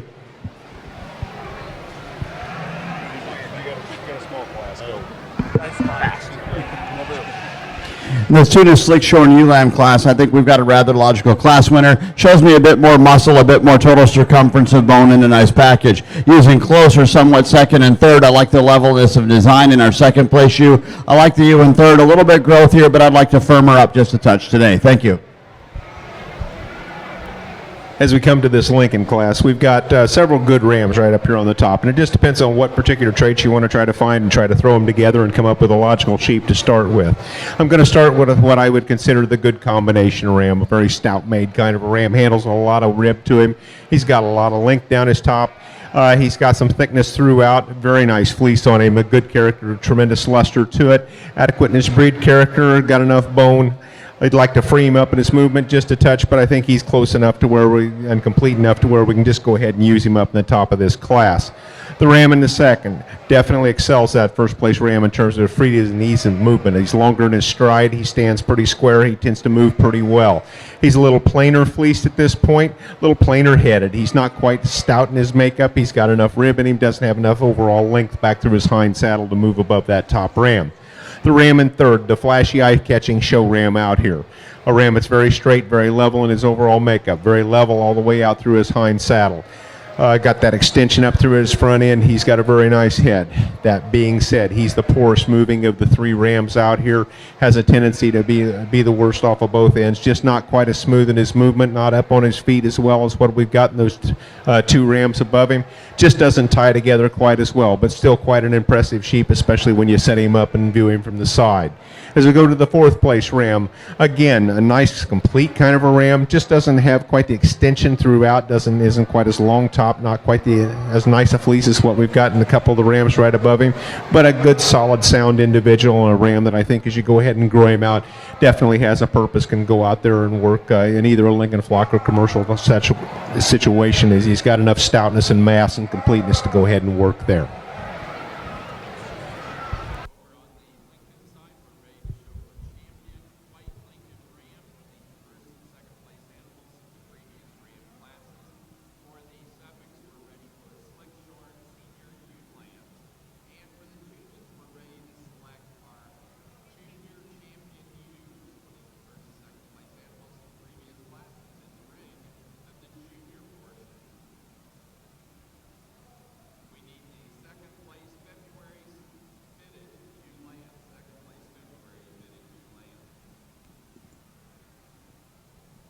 Placing on the Slickshorn Spring Ewe-Lamb class for the Tunis. First to entry 109, J. Coors B.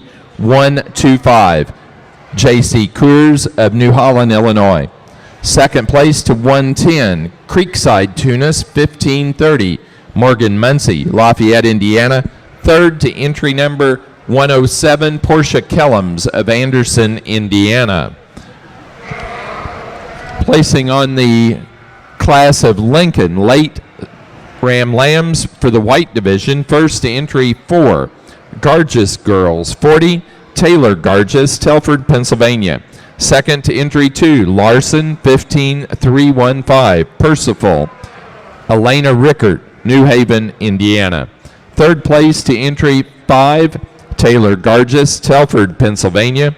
4 to entry 3, Thomas and Christian Day, Greenfield, Indiana. And 5 to entry 7, Sabrina Rickert, New Haven, Indiana.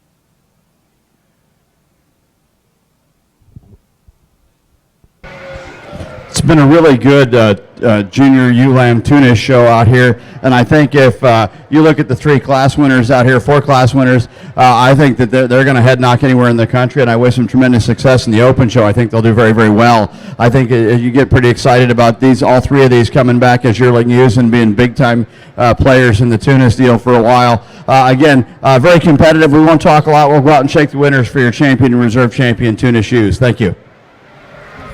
Junior champion.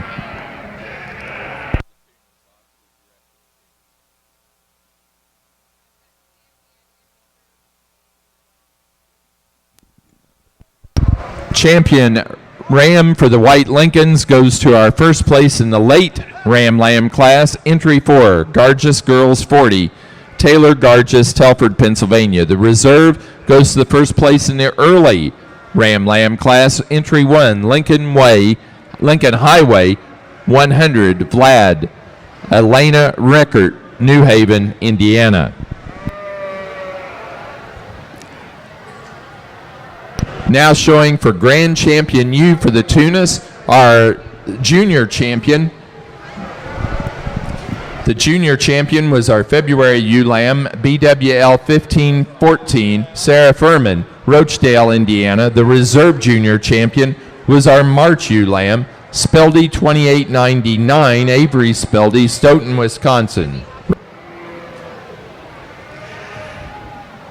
Here in the Suffolk side with the Slick Falls, the ULAM I'm going to start off this class with is the most extended ULAM, and I appreciate that about her. I think we need to be really careful when we start to look at these females and the size we need. We need to have them sized accordingly. For me, she's the right size and where she needs to be. She's got the right shape to that shoulder. I'd maybe like to give her a little bit more width and dimension when we get her right into that center portion, that rib. But she's awfully level. She's awfully good out through her hip. She's a really wide enough base where she needs to be for where she is today. Really appreciate her for her femininity. We get into two ULAMs here next that are more the Wether style, and that's okay. The ULAM I'm going to use next, a little more extended from that hip junction into that loin, into that hip. She's definitely longer, a good bit longer than the ULAM that's going to be in third. She's a lot cleaner up through her front end. She's more feminine about her front end and her head. She's got more capacity and more dimension in through her center portion, her body cavity, in order to be able to have more room for those lambs to be in there and grow. The ewe-lamb in third has got a lot of power to her, which I appreciate for that. You like her for muscle shape. For me, I need to, for a fall class, I want her a little bit bigger. I want her a little bit more feminine. In the Wether deal, it's a little bit different. I understand that, but I also been around a little bit, a few years underneath of me, and I can understand how some of these ewes can lamb out, and you get a little concerned in that category. And so, really got a lot of muscle and muscle shape, but for me, we need to put her in third. Nice class of ewes. Thank you.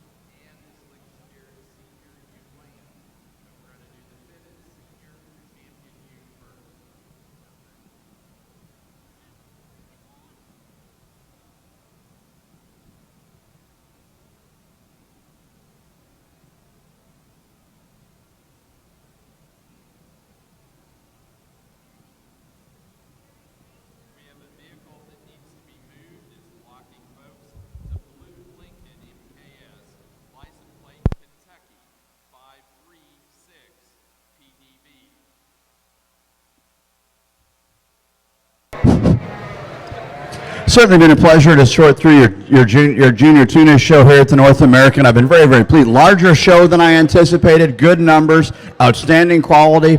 As you get down to these four ewes, a lot of similarities. And look at their style, look at their balance, look at their structural integrity. Lay your hands on them, a lot of meat and muscle and in good condition for breeding females. Should be very proud of these sheep. You should be very proud of the young people that brought them out there.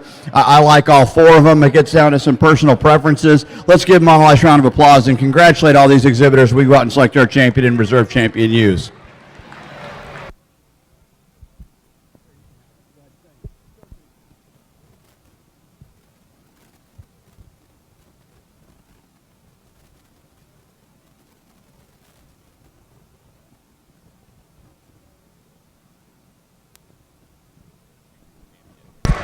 For our Tunis show, our champion ewe goes to our senior champion ewe.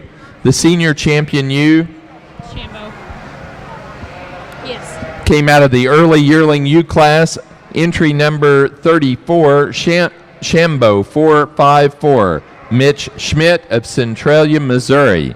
The reserve champion is our junior champion out of the February ewe lamb class, BWL 1514, Sarah Furman, Roachdale, Indiana. Now ready for young flock, Tunis, young flock. And that is 1 ram and 2 ewes of any age.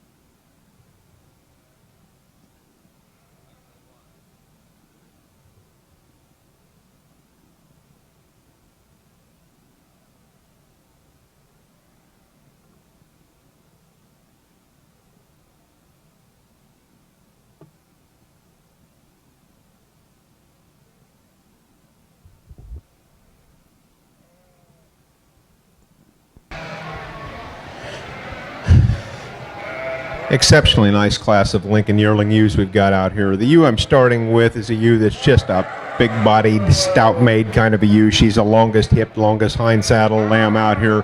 She's as sound and free and easy to movement as anything we've got out here. Combine that with a nice high character kind of a fleece that's got, again, good luster to it, good breed, decent enough breed character about her. I think she's just a logical place to start. The ewe that pushes her along is that ewe we've got here in second. A ewe that may be just a touch taller at the point of her shoulder. Doesn't have quite the spring to her rib, but again, she's pretty straight and level down her top. She handles out with still some thickness and mass all the way through that hind saddle. Again, she's a striking kind of a ewe, well presented, well fitted. She's just a ewe that doesn't have quite enough to her to get around the ewe right above her. The ewe in third, another very sharp, attractive kind of a ewe. Maybe not quite as strong down her top, not quite the width and dimension we've got in that second place ewe, but another ewe that she ties together very well. She's, again, fairly long in her stride, has enough bone, good enough breed character, good enough fleece at this point to go ahead and move her up towards that top end. I do appreciate the ewe in fourth, a ewe that's very straight. She's a very much a three-dimensional kind of a sheep. Her fleece is not as striking as what I would prefer to find. It's what we have up on these top three. It tends to shade towards the finer side within this breed. Again, doesn't have quite the luster to it that I felt I had in these ewes we've got up here above her. As we go down the line, we've got some more nice kind of ewes. Ewe there, as we go to fifth, a very thick, massive kind of a ewe, just doesn't have the overall length of body. As we go down farther, we've got ewes just don't have quite as much thickness and overall mass and growth as what I felt I've got right up on the top end in a breed that I really feel, when you look at them historically, have been utilized to make big, stout sheep. I think what we've got up here on the top is that kind of a sheep. For the Lincolns, we're now ready to bring into the ring our class of early ewe lambs for the white division of the Lincolns. We're ready to go to our Oxford show.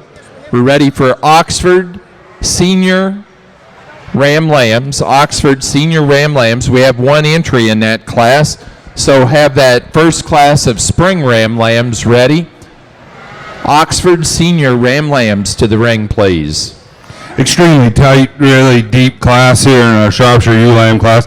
I think when we get up in this top five, it's very nitpicky, very close in each of these as we go through here. If my judging kids are watching this on their computer back home, this is that type of class you don't want to get into, because there's things out here, especially as we talk about these top three and very similar in their overall makeup. We're just going to pick and choose as we go back through them. Talk about these top two ewes. I think they're long enough in their overall body. They got some depth to that side. They got some muscle. We talk about really good about their breed character. I'm starting with you here in first. I think when you get your hands on her, she's that notch longer in her loin, that a little harder in that bottom part of that leg. Just a really level-made ewe, standing really straight and true. Really nice ewe to start this class with. Once again, I think our ewe in second follows along very similar in that aspect. We really like the angle and how she ties together in that front end. She's really level about that top. She's just that little bit shorter when we get our hands on her from that loin, from that last rib back, as compared to our first place ewe. But an exceptionally good ewe in her own right. Really flashy, really eye-appealing ewe here in third. A ewe that I thought about maybe starting the class with. She's really that fault-free ewe as we talk about feet and legs and that length of body. When you get her out here as compared to these two ahead of her, though, I think she gets a little shallower in her body makeup, gets a little, gives up a little bit of that spring of rib of those two ewes ahead of her. But that's very particular in what I think is an exceptionally good ewe lamb in her own right. Ewe lamb in fourth is your problem ewe lamb. She's the big power ewe. You see her out here because of that. She's carrying a lot of mass over that top and down into that leg. For me, she gets coarser about that front end. I want to clean up as we talk about breed type on those head and legs as compared to these really pretty ewes ahead of her. But we want to get her up in that top part of the class when we talk about that sheer mass and muscle, and we appreciate her for that. A little more eye-appealing ewe to round out the top five up here. She just doesn't want to get as level in that overall top, not carrying quite the amount of muscle as those ewes ahead of her. But when we talk about you standing on all four corners really well, really expressive about that front end, really pretty ewe to sit up here in the top five. Good class all the way down through. Let's give them a nice round of applause.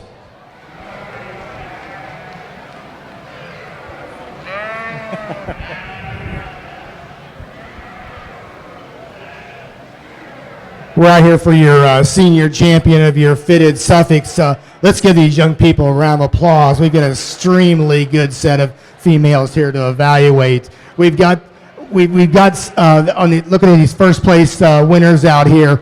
Really like these females for their angularity, their femininity about them. They've got some shape and dimension of rib. You know, these are big yearling ewes, and this one right in front of me is extremely big yearling ewe. When you get in this size, you got to have that much more mass into the rib in order to give enough body in there to be able to keep their condition on them. To be able to raise a set of twins. And we really have to evaluate that. And then we have to really look and we have to really study feet placement and foot size and bone structure and how that blends into the body cavity and how that's going to carry him. Because if we don't start right there, then we're going to lose everything that we put into him up above, and we're going to lose the whole ewe or the ram or whatever we're looking at. So we need to start right there at that foundation. We need to have these sheep sound. Need to have them moving around with some width to base, but yet still making them feminine, still have a right shape to them, and the right amount of muscle shape into them, and enough length of body. I'm really happy with what we see out here. For our champion ewe, it gets a little bit close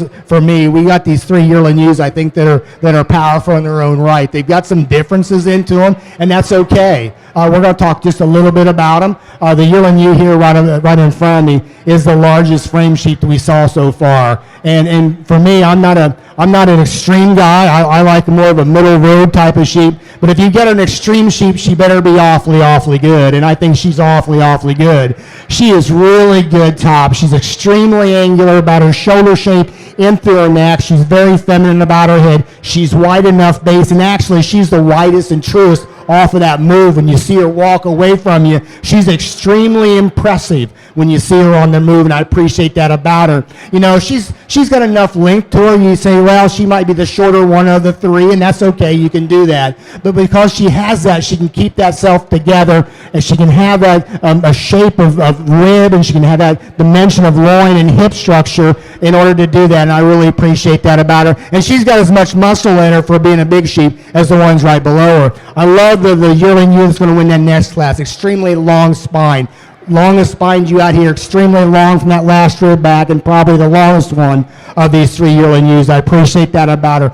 Really a great foot. She's one of the wider base ones as you get around and walk her.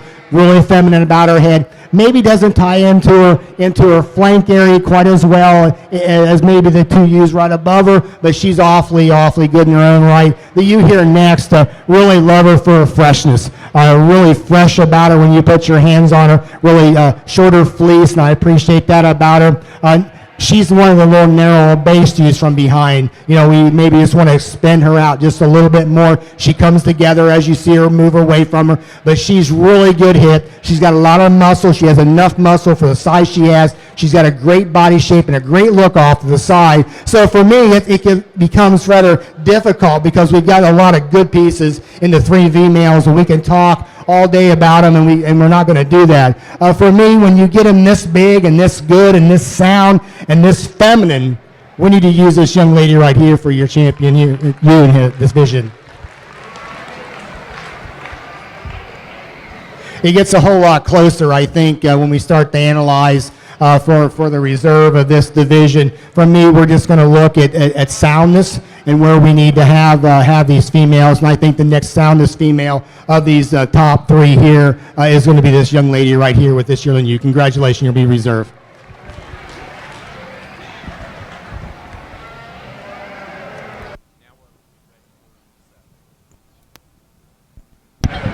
Now ready to show on the Suffolk ring for champion Slickshorn Senior Ewe.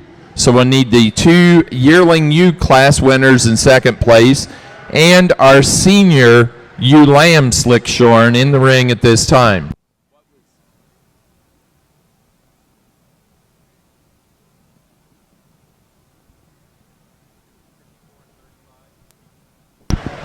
For the Suffolks, our fitted senior champion ewe went to the early yearling ewe winner. Entry 54, Knudsen 145, Lily, Ty, Landon, and Tessa Scartweed of Radcliffe, Iowa. The reserve went to the intermediate fitted yearling ewe. Entry 35, Anshet W267, Kelsey Rogers, Carmi, Illinois.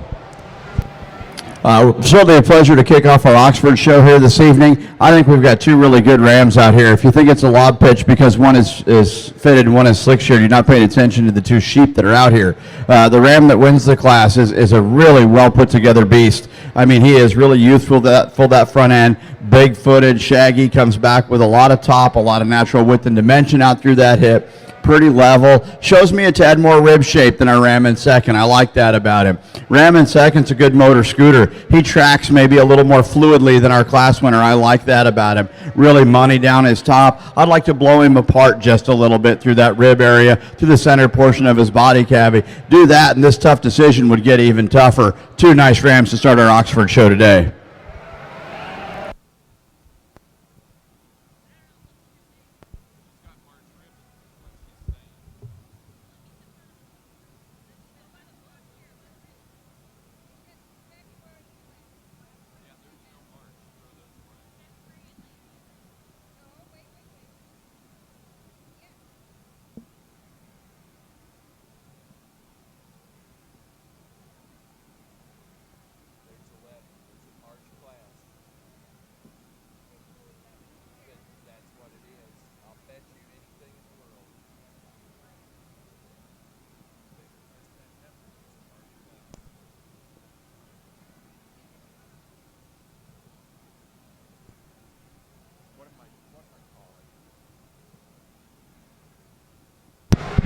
For the Oxfords, we're now ready for our Class 3 late junior Ram Lambs in the ring. Placing on the early junior Ram Lambs for the Oxfords.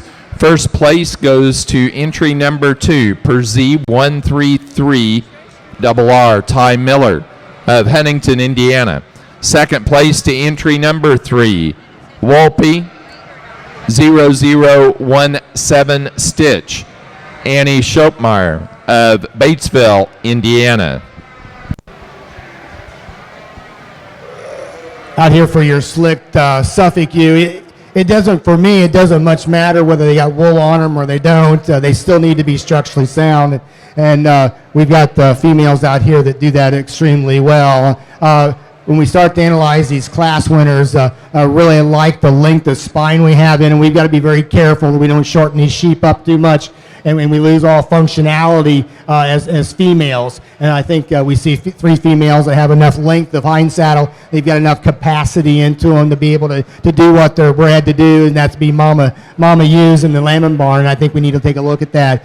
For me today, we're going to use the yearling ewe for your champion ewe. Extremely good, whether you put wool on her or not. She comes together very easily for me. It gets to be a little bit closer when we start to look for reserve, but I think this yearling, this ewe right here, really like her as far as her style and her balance, and she really comes together a lot neater in that rib than we see in the class winner right above, below her. Nice set of group of sheep. Let's give them a round of applause.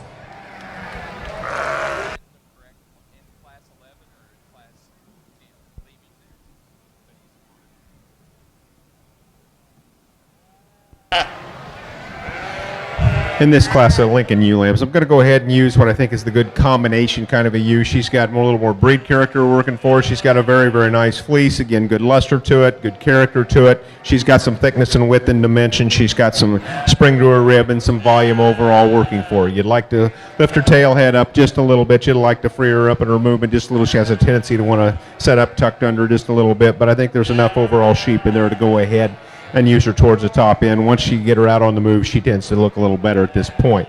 Ewe in seconds. Ewe I like for extension. I like the way she ties together. She's a little plainer fleece than what I felt I had right up here on the top end. A ewe that's good and wide in her base. A ewe that's got some length. Just not quite as dark about her points, and not quite as good a breed character as what I prefer to find what I felt I had in that first individual.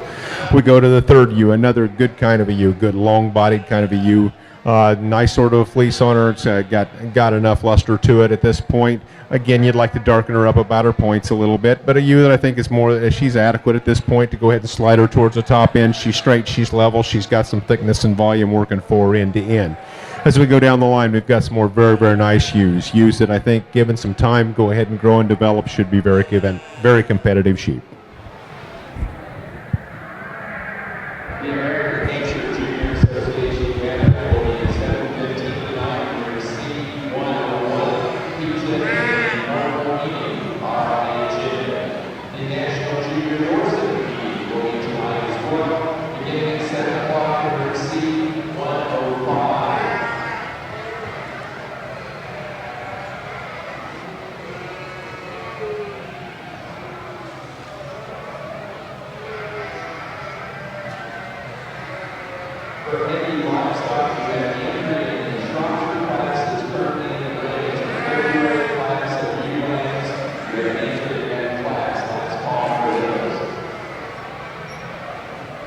For the Suffolk Slickshorn Senior Champion, the Slickshorn Senior Ewe Lamb, or Senior Ewe, went to our first place in the Slickshorn Early Yearling Ewe class, Macaulay 2974, Kyle Macaulay at Glen, Pennsylvania. The reserve goes to the Yearling Ewe Late class Slickshorn, Yazel 433, TJ Yazel, Paris, Kentucky. We now have fitted January ewe lambs in the ring.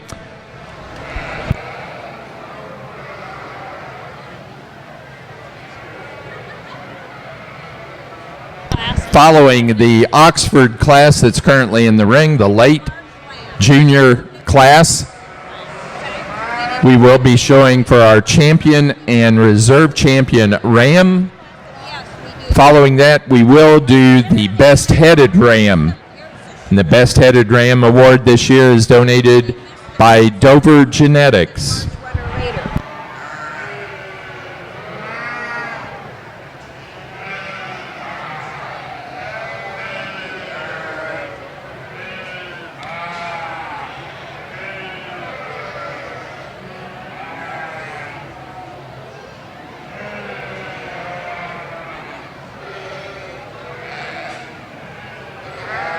Placing on the Lincoln class of early ewe lambs. First place goes to entry 23, Creek 1531, Samuel Wirtz, Noblesville, Indiana.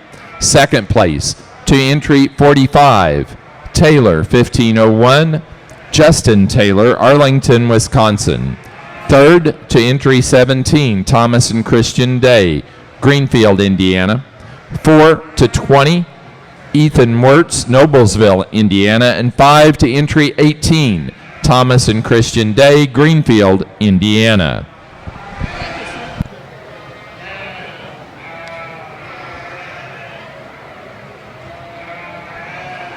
Placing on the Lincoln Yearling U class, first place, and these are in the white division yet, first place went to entry number 38, Taylor, 14-4-37, Justin Taylor, Arlington, Wisconsin. Second to entry 12, Gargis Girls, 21, Taylor Gargis, Telford, Pennsylvania. Third to 15, Taylor Gargis, Telford, Pennsylvania. 4 to 10, Thomas and Christian Day, Greenfield, Indiana. And 5 to 14, Sabrina Rickert, New Haven, Indiana.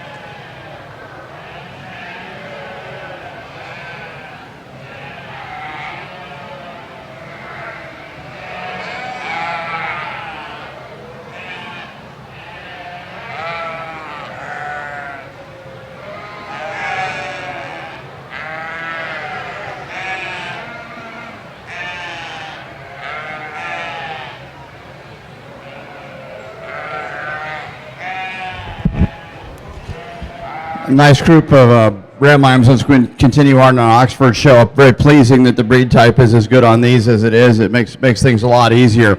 The first two bucks obviously sort themselves to the top rather handily. It's just a matter of differences. I think they're both adequate from a soundness perspective. I don't think either one of them track as well front or rear as the exhibitors would like them, nor as well as I would like them, but they're both acceptable relative to what we've got in this class. I like the first place individual. He's extended. I think he maybe tracks a tick more consistently front and rear. He's a long-sided sheep. He's a very angular sheep. Again, a sheep that's good in his breed character. Ram in second, a very trendy ram, a ram that sits down a tremendous amount of bone. First one's good, so is the second one in that area. I like the explosiveness at the squareness at the top of the head of our second place buck. Like that about him a bunch. Maybe just not as money when he travels as our first place one. A little bit shorter sided relative to our first place one, but two very high quality rams. Ram in third may be the soundest of the three. A ram that handles really straight and strong down that top. I like that about that sheep. Giving up a fair bit in terms of growth to the two rams above him, but as you handle him and study his structure, he fits in the third hole rather nicely. Larger frame, more extended ram in fourth. We appreciate that extra growth, just not near as sound through that front 1/3 and through his front feet as we need to today. Ram in fourth place, a little bit better bone sheep maybe than the one right above him. A ram that would next to balance out a little bit better front to rear, but an interesting class of ram lambs.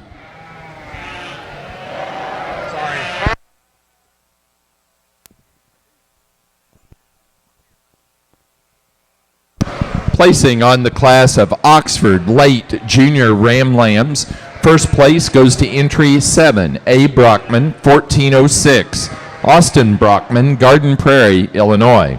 Second place to entry 9, Plaza, 1257, Jerry Daniels Agency, Missouri. Third place to entry 8, Lauren Moore, Carlock, Illinois. 4 to entry 6, Austin Brockman, Garden Prairie, Illinois. And 5 to entry 10, J.C. Brown, Pinckney, Michigan. We're now showing for champion ram in the Oxfords. We need both the first and second from the early junior and the late junior classes in the ring, please. In this Lincoln class, we've got several ewe lambs up here at the top end that just stick out. They really are complete good individuals. The ewe I'm starting with is definitely the most complete. She's the thickest topped. She's got some width and dimension throughout. She's long in her stride. She's wide in her base. Ewe that's adequate in her breed character, good headed. I think throw that on with a good fleece, and she just walks the top of the class. We've got a ewe in the second, just a bit more extended. I really appreciate this ewe. She's an eye-catching sheep. She just doesn't have as much to her yet at this point. She's definitely greener in her overall design. However, I think give her some time. She's going to be an extremely competitive kind of a ewe. As we go to the ewe in third, the ewe that just most closely pushes these two along. She's a ewe maybe just has a touch more bone than that second place ewe right now. A ewe that's got a lot of thickness throughout. She's got good head to her. She's got a nice sort of a fleece. It's not quite as high luster a fleece as what I've got in either one of the two above her, but I think she's a good enough, complete enough ewe to go ahead and push up into this top end. As we go down into farther down into this class, we've got some more pretty good, solid, sound kind of ewes. Sheep that should be able to go out and work for these young people in terms of a brood ewe as they go through later in life. Here you are, sir. Oh, I've seen that already. She's skinned it. Really extremely good class of Shropshire ewe lambs out here, especially up in this top group. And then as we move down the other side, there's some really good ewes as we move down the line. I'm starting with the ewe. I think he's just the most fault-free ewes we see out here. She's extremely long-bodied. She's really heavy muscle, especially up over that rack, and the amount of shape she's showing us over that top, carrying that through a wide rump and then right down into that leg, standing on a big foot as she comes out here today. I grant sometimes she wants to run a little downhill as we get her on the move some, but I think that's very nitpicky on what is an exceptionally good ewe lamb, a nice winner to this class. Really eye-appealing, really stylish ewe lamb here in second. Ewe lamb, I thought about maybe moving up to the top part of the class. I think she just gives up too much in that overall length of body as compared to our first place ewe. I'd like to maybe change the shape of her head just a touch, but when we talk about a really good structured, really good bone ewe, a ewe that's got a lot of muscle, I think she sits very nicely here in second. a really upfronted, really extended ewe lamb here in third. You appreciate for that. She's long and level. She's just given up too much of that overall size and scale of those two ewes ahead of her, in my mind, to move up any higher today. But I think as a ewe that's going to continue and go out forward and grow, is just going to have a really bright future. Made a switch here at the end of these two ewes. You go back and forth. I think as we talk about frame size, they're very similar in their overall makeup and their levelness. I think I made the switch as we talk about. I think our ewe lamb here in four, a little cleaner about that front end, a little more extension up through there, ties together a little better in my mind. In there, Grant, the ewe in fifth, maybe he's got a little bit more muscles. We get up the top part of that rump, but it gets nitpicky back and forth. But this is the way I'm going to see him today. As we round out our top group here, a really big ribbed ewe, with a lot of depth to the side. She just wants to get her, as we get her out on the move, she wants to walk up underneath herself more than anybody else in the top group, get quite a bit rounder out over that rump as we see her out here today. But a really powerful ewe in her own right. Really good, really deep class. Let's give all these exhibitors a nice round of applause. There's six. I got big classes. Okay, I'll give you that. I've been pleased with several attributes that we've seen here in the Oxford Ram Show. I think the things that we can highlight that we really like, breed type pretty solid on this group. I think they represent the breed quite well. Tremendous amount of bone in this four. I like that as well. As we start to separate these, we start to look at soundness. I think soundness is something that we continue to put enough emphasis on, particularly within this breed. As I've had the opportunity to evaluate him over the last couple of years, we got to get those feet and legs right. Hips are pretty decent. Top lines are pretty good. Continue to need to work on those feet and legs. I think that's what separates a couple of these out here, and we'll go ahead and tab them your champion in reserve. Let's give these exhibitors a real nice round of applause. Oxford exhibitors, the class following this will be your best headed class, and then we'll go into your yearling ewes.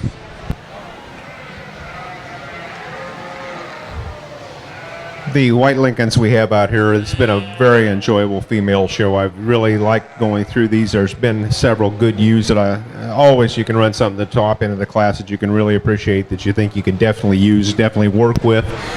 Have enough pieces to go ahead and go out in a breeding program, and you have some potential for some success. And I think so when you start coming down to what you're going to prefer at any one particular time, I'm still looking for a sheep that I think is pretty sound, that's pretty stout made. You could start picking any one of these apart. There's some things that you'd like to see cleaned up just a little bit on any one of these sheep as an individual, but I think the solid, sound, complete individual that will be the champion will be the yearling ewe. She will be the champion tonight. Coming back for reserve, it is a very tight placing between that late ewe lamb and that second yearling ewe, but I do appreciate that overall size, scale, and mass that yearling ewe's got, and she'll be reserved this evening. For the Oxfords, our champion ram was out of the early junior ram lamb class, entry 2, Perzee, 133, Ty Miller, Huntington, Indiana. The reserve was also out of that class, entry number 3, Wolpe, 17, Stitch, Annie Schottmer of Batesville, Indiana. For our Suffolks, our Slick Shorn champion senior ewe was our early Slick Shorn yearling ewe, Macaulay 2974, entry 65, Kyle Macaulay at Glen, Pennsylvania. The reserve was our Slick Shorn yearling ewe late, Yazel 433, TJ Yazel, Paris, Kentucky. For our Lincoln show, our late ewe lamb class in the white division, first place went to 34, Gargis Girls 34, Taylor Gargis, Telford, Pennsylvania. Second to 32, Gargis Girls 32, Taylor Gargis, Telford, Pennsylvania. Third place to 26, Thomas and Christian Day, Greenfield, Indiana. 4 to 30, Sabrina Rickert, New Haven, Indiana. And 5 to 29, Elena Rickert, New Haven, Indiana. Champion Lincoln White Division ewe was our yearling ewe winner, entry 38, Taylor 14437, Justin Taylor, Arlington, Wisconsin. And the reserve was second in that yearling ewe class, Gargis Girls 21, Taylor Gargis, Telford, Pennsylvania. The White Lincoln Futurity winner is Lori Bauman with Raider 448.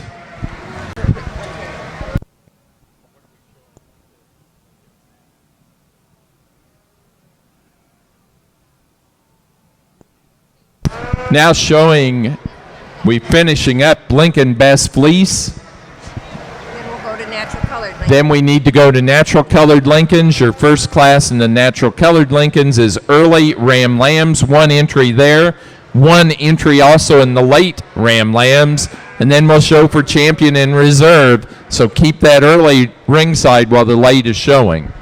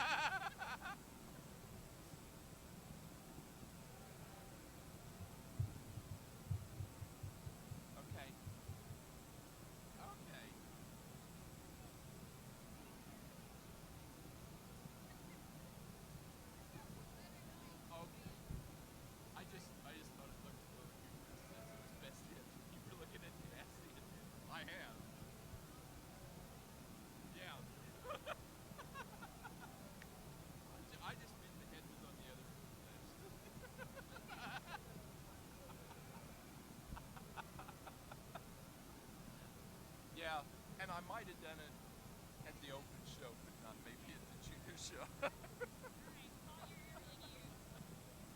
I know. Generally, the things that we think that we shouldn't do, probably we are right then. Now ready for the Oxford Yearling Ewes. Our champion. The best headed ram for the Oxfords did go to our champion ram, per Z 133, shown by Ty Miller, Huntington, Indiana. Again, we're ready for Oxford. Yearling ewes, these are the fitted yearling ewes.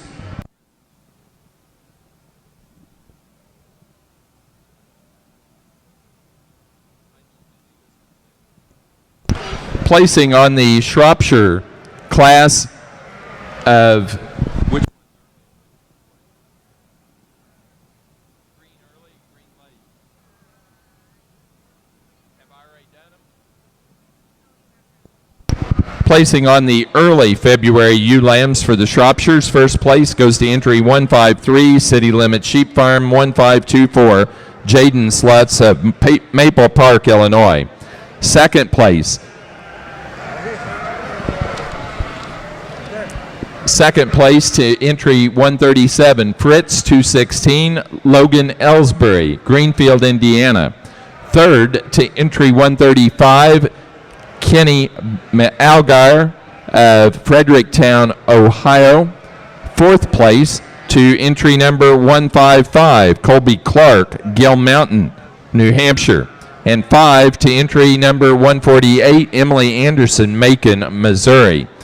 For the late class of February's, first place to entry 168, City Limit Sheep Farm, 1538, Jaden Sluts, Maple Park, Illinois.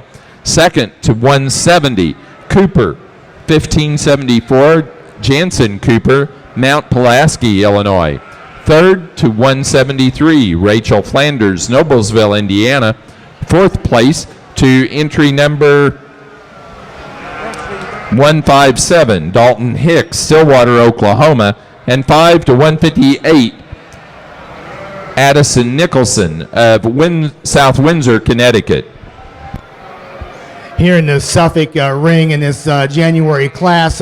Really a nice set all the way through. These top 5, I think, just kind of surface for me as far as the way these sheep are made, the kind and design and style they have off to the side. It's the kind that I'm trying to look for. You know, I don't expect these ewe lambs to be fully mature yet. They've got another whole year to do that. But I'm sure looking at what they bring out here and what kind of muscle shape they already have, the shape and design of their rib and their flank, and how they're going to present out into another year. I really, really, really like the ewe lamb that's going to win this class.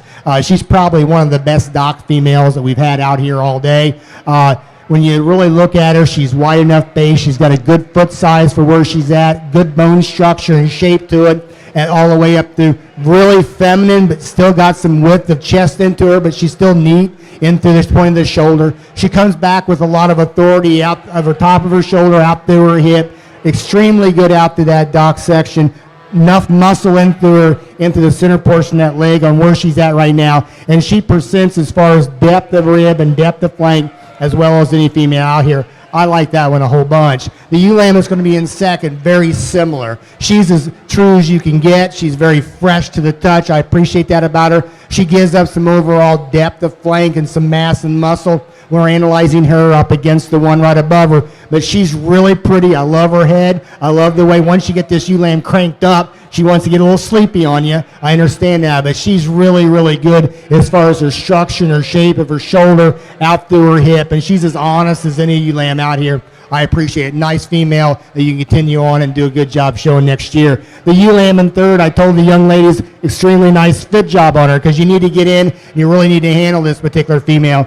Off the side and just looking at her, you like her off the side. Extremely nice into that shoulder. Another really pretty female, very feminine, good foot, little bigger bone than the ewe lamb right above her. You get your hands on her, there's more wool there than muscle shape and dimension of top into her, and especially down through that lower leg. For a female this size, we need to give her more power or muscle today. I think she can get that later on, but today she doesn't have enough to get around the 2 right above her. But an awfully good one as a yearling ewe. This is going to be a ewe you're really going to have to watch for to another year. The next ewe in line has the most condition on her. I like to take a little of that condition off of her because what it does is it shortens her front end up. It shortens her neck up. It gives her a little bit more roundness about her shoulder. But even taking that all away, extremely, probably one of the straightest spine females out here. Really level out through that dock. We don't see quite as much trueness of base as the ones maybe right above her. But if we can take some condition off of her, that will give her a little more length from flank to flank. And but another good one, even though she's carrying a little more condition you'd like to see. Then around off the top 5 with another really long spine female. Probably we start to get right here. We don't see the females start to tie together quite as well as of right today. Long from that last rib back. She's extremely correct. I really appreciate that about her. Maybe a little more plainer than when the ewe lamb's above her, but extremely good in her own right. Good class of females. Let's give these young people a round of applause. Thank you.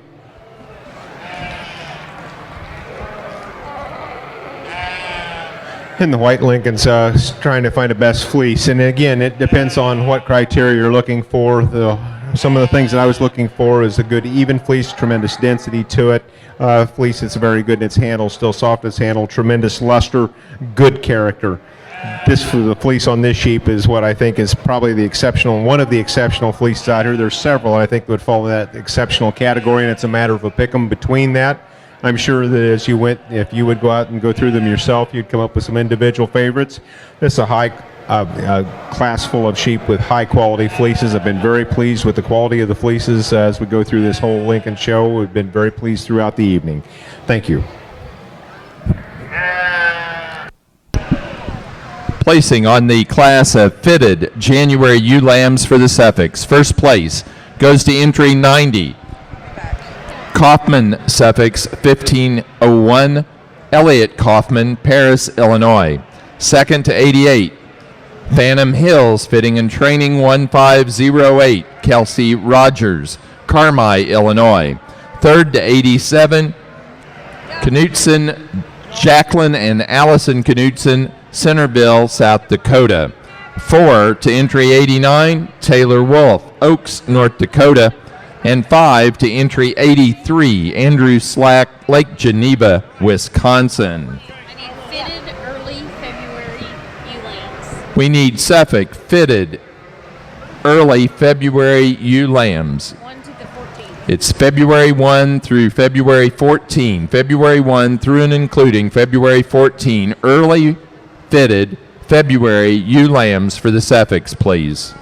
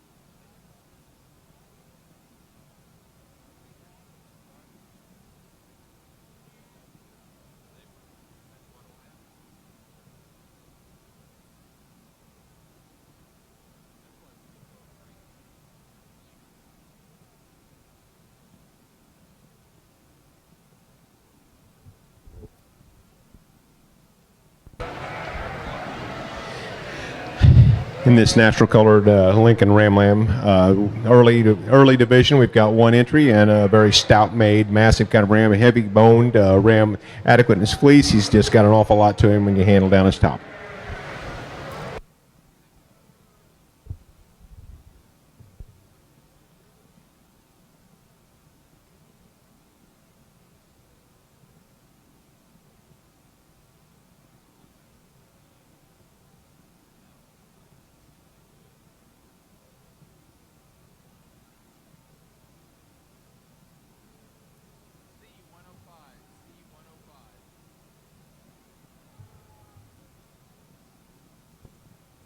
Placing on the Lincoln Early Ram Lamb Natural Colored Division, first place goes to entry 35, Mako 1508, Becca Breckenridge, Brighton, Tennessee. We're now ready for our late class of natural colored Lincoln Ram Lambs. Here in the Suffolk ewe lamb class, one surfaces really easily for me. She's the truest off of the move. When you see her walking away from her, she's the whitest base from below and carries that all the way up and through. She's really long spine, maybe not quite as deep a body as this ewe lamb right below her, but as for me, she's a little more structurally correct, a little sounder out of her hip and into her structure. Ewe lamb in second, like I said, maybe just a notch bit deeper, but I think it's pretty close. Big foot, big bone. We just need to change her off the way she moves. When she moves, she wants to hop up into her loin junction. She needs to level that out in order to get any higher. Then around off the class with a long spine female, a female that for me we just needed to square her up. She's just a little rounder in her pattern, but a nice ewe lamb for this young man. Thank you.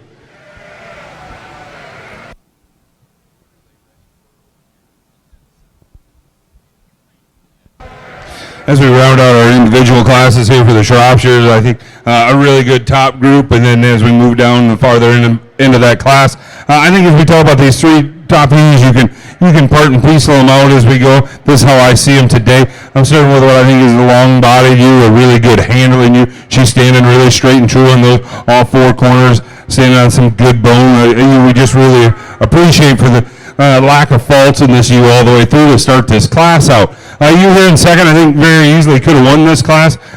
She's very athletic, as we see out here today. You really like when you get your hand on her. She wants to break right in that loin-hip juncture. Gets a little coarser right in the bottom part of that chest as compared to our first place ewe, and that's what it comes down to. But a really exceptional ewe in her own right.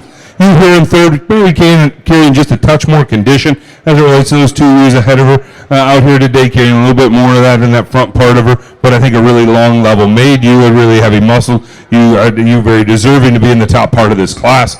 A really square made ewe here in fourth. A ewe we like for that. She's got some spring to that rib, some depth to that side. She just gives up too much of that overall length of body as compared to those three ewes ahead of her to get up any higher. But I think when then we talk about a ewe of a level design and good pattern, that this ewe is it. A ewe here in fifth, we bring her up into this part. She gives up too much power for me today to move up any higher today. In my mind, but when we talk about that extension through that front end, that femininity bar, she's the most correct as I feel today in condition, and that's why I want to benefit her in this class and bring her up in this top part for a young ewe lamb. I think she's really green appearing and going to have a bright future. She's getting out powered a touch today, but I think as we come out next year, going to be a really good yearling ewe. Good class all the way through. Let's give these exhibitors a nice round of applause. For the Suffolk ring, we're now ready for our intermediate class of February fitted ewe lambs. Those animals are born February 15 through and including February 19. Over on the Lincoln ring, natural color division, we're now judging for champion ram. Champion natural colored Lincoln ram is now in the ring. For the Shropshires,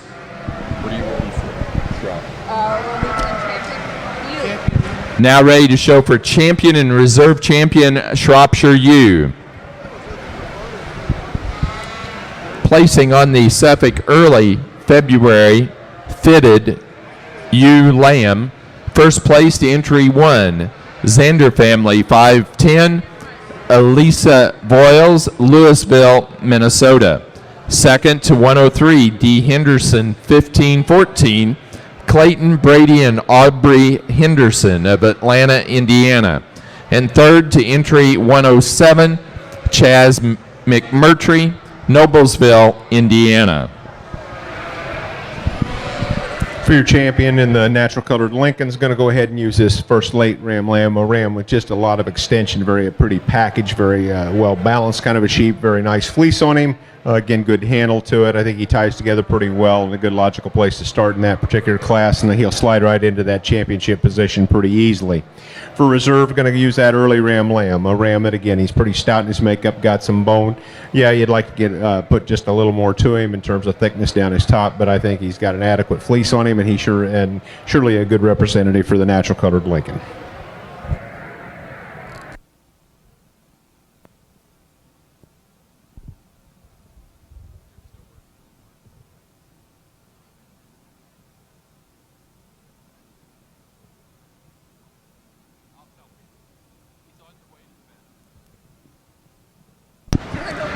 The 2015 Shropshire overall ewe lamb futurity winner is Chloe Stonesiver of Pennsylvania with R&A Shropshires 2086, bred by R&A Shropshires of Stewardson, Illinois. Placing on the Shropshire March 1 and later ewe lamb class, first place goes to entry 87, Clark, 1586, Colby Clark, Gill Mountain, New Hampshire. Second place to entry 189, JAF 1550, Jacob Fowler, Salesville, Ohio. Third to entry 190, Clark 1594, Colby Clark, Gill Mountain, New Hampshire. Fourth place to entry 172, Holly Swearingen, Lawrence, Kansas. And fifth place To entry 183, Dalton Hicks, Stillwater, Oklahoma. Placing on the Lincoln class of late Ram Lambs, first to entry number 6, KEB Farm 0051, Sampson, Taryn Blake, Ludlow, Massachusetts. Second to 36, Lincoln Highway 221, Sherlock Benedict, Sabrina Rickert, New Haven, Indiana. Our champion ram for the Lincoln Natural Colored goes to entry 35 out of the early Ram Lamb class, Macho 1508, Becca Breckenridge, Brighton, Tennessee. The reserve was our first in the late Ram Lamb class, KEB Farm 0051, Sampson, Terrence Blake, Ludlow, Mass. Good. Now ready for yearling ewes on the Natural Colored Lincoln show. We good? Okay. A very nice group of Oxford yearling ewes out here. Certainly going to be some differences of opinion in this class, and understandably so. When you've got this many good ones in a class, we can be as critical in certain areas as you choose to be. I like the ewes to start the class with. She's the most fault-free individual of these top 4 or 5 that still has adequate framework for me within this drive. As you study this ewe, she is the best on her feet and legs. She puts one foot right where the other one came from, a tad longer strided, a tad more natural width when she walks, but doesn't get too funky wide when she walks. Really straight and strong down that top. Hasn't had a lot of advantages out here today. It's made it tough on you. You have to really find her, and she's come together nicely here in this as we're evaluating and describing these top 5, and that pleases me. Awfully good ewe to start this class. You in second, a ewe that obviously is going to catch a lot of people's eye, and mine as well. A tremendously straight stop, long-sided sheep. She probably has the most true center of body cavity width of any of the top 3. I like that about her. It gets a little bit funky off those rear legs when she tracks, just a little bit, but I love her length. Nice through her front end, not quite as nice as the ewes on either side of her. A very attractive ewe here in third place. A ewe I really like for that balance in terms of body width from her shoulders back through that rack, loin, and hip area. As square a hipped as we have in this class. Gets a little shorter bodied for me, and quite a bit shorter strided as we set out. I'd like to have her a longer, more fluid stride when we get around behind her. We get around to a ewe in fourth, a ewe that's a little bit smaller in stature than the other ewes we have out here, but a sounder ewe off her feet and legs than the 2 ewes we have ahead of her. A very well balanced ewe. Blow her up a little bit, she pushes those top ones very nicely. A very, very stylish, very feminine ewe here in fifth hole. I like her too much to get her down any further, just like to make her a little sounder off those front wheels today.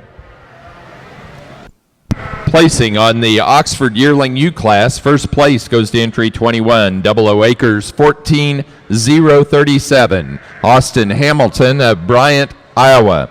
Second place to entry 11, Benjamin, 1405, Jerry Daniels, Agency, Missouri. Third place to entry 19, Olivia Nichols, Harrodsburg, Kentucky. 4 to entry 20, Elizabeth Ward, Marthasville, Missouri. And 5 to entry number 13, Claire Burnett, Salt Point, New York. Now ready for Senior Ewe Lambs, Oxford. No. We're now ready for Oxford Slick Shorn Yearling Ewes. Oxford Slick Shorn Yearling Ewes to the ring, please.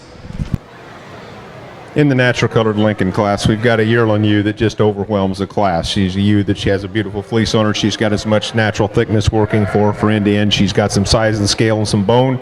A ewe that is as long in her stride as anything out here. Tends to move pretty well. I think she just pretty well eats the class. Then we turn around, we've got a ewe that's closer to her in her overall type and kind. She's a ewe that it's very extended. She's, again, got that very nice fleece on her, good character to it, good soft handle, again, very definitive in the locking of it. Ewe that I think just ties together fairly well. She doesn't move near as smoothly as what we had up in this top ewe, but I think she's a ewe that most closely follows her in that overall type and design. Ewe in third, another pretty sound kind of a ewe, just doesn't have near enough to her to go ahead and move up into that top pair. And ewe in fourth, a ewe that's just not quite as sound as what I've got up in the top.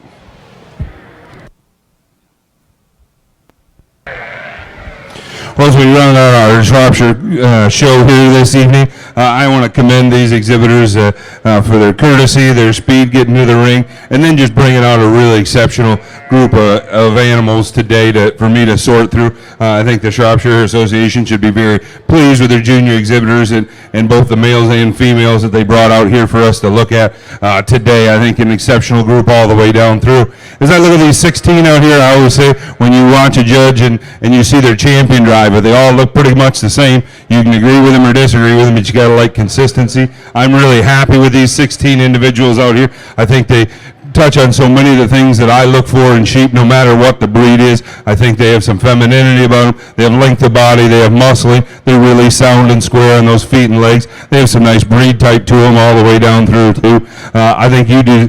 All of you out here deserve a really big round of applause. Brought out a great set of females this evening. I'll go out and select your champion in reserve.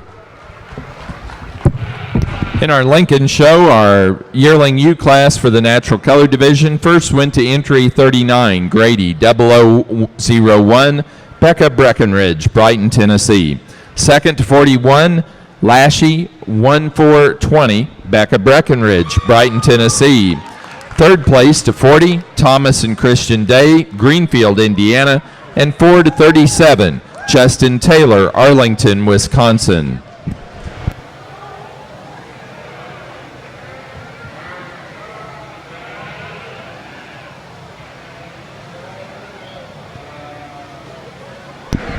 For our Shropshire show, our champion U went to the first place in the late yearling U class. Merzinski 1419, Claire Bodell, Fortville, Indiana. The reserve was second in that class, entry 66, City Limits Sheep Farm 1425, Ashley Fuss, Frederick, Maryland.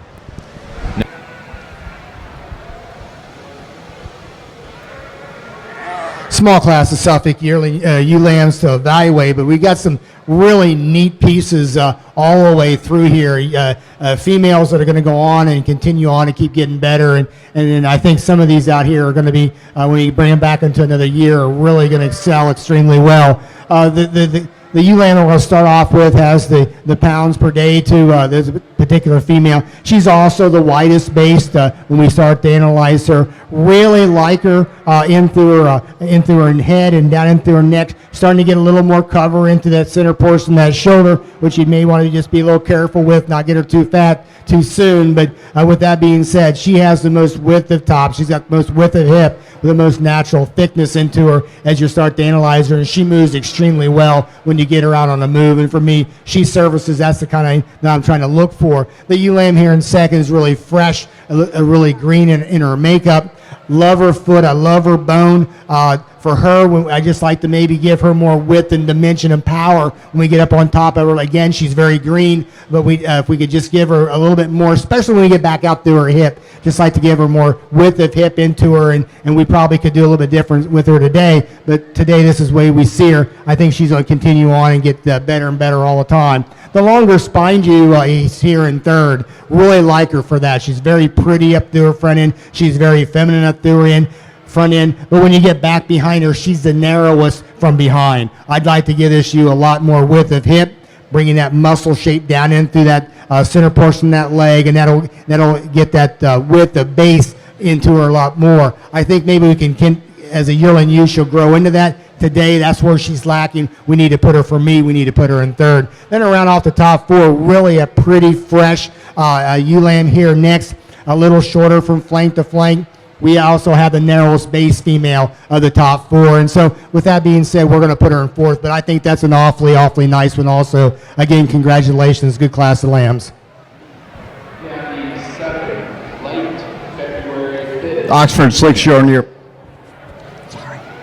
Oxford Slick Shore and Yearling U class, several nice individuals. I'm going to use what I consider a Ballard balanced, heavier structured ewe to win the class. A ewe that's got some hip shape, got some real nice rib design to her. A ewe that is carrying quite a bit less condition than the ewe in second, which may surprise some of you. But what you see there is muscle and dimension. I'd like to make her a notch more extended and maybe blow her open her framework just a little bit more like our ewe in second. I like the femininity and extension of our second place ewe, but most of the thickness that she does exhibit is some of the extra cover that she's got on her. I'd like to give her a little bit more explosive explosiveness when you get around behind her. We have that in our third place ewe, a very heavy muscled ewe. I like that about her. I'd like to make her a tick sounder off those rear legs. A very feminine ewe, very extended ewe here in fourth. A ewe I'd like to pull apart at her hocks just a little bit today. Congratulations to those exhibitors.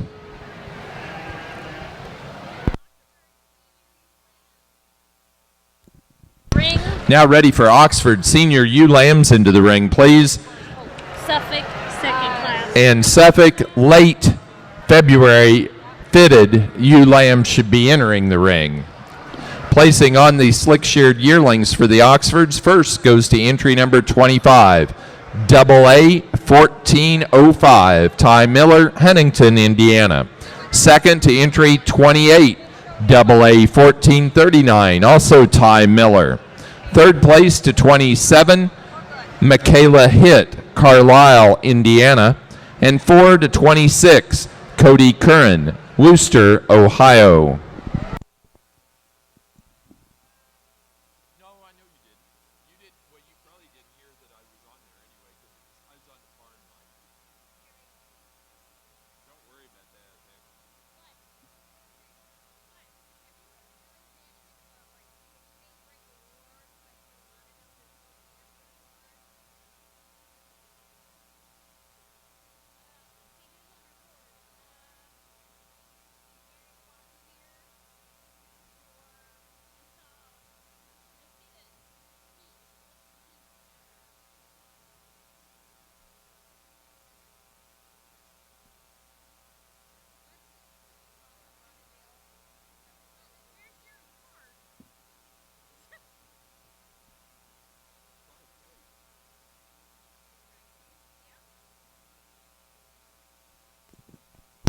We need a representative of the Monadale Association to bring your breed awards up, your champion awards. We're about ready to begin your Monadale show, and we need those so we can progress.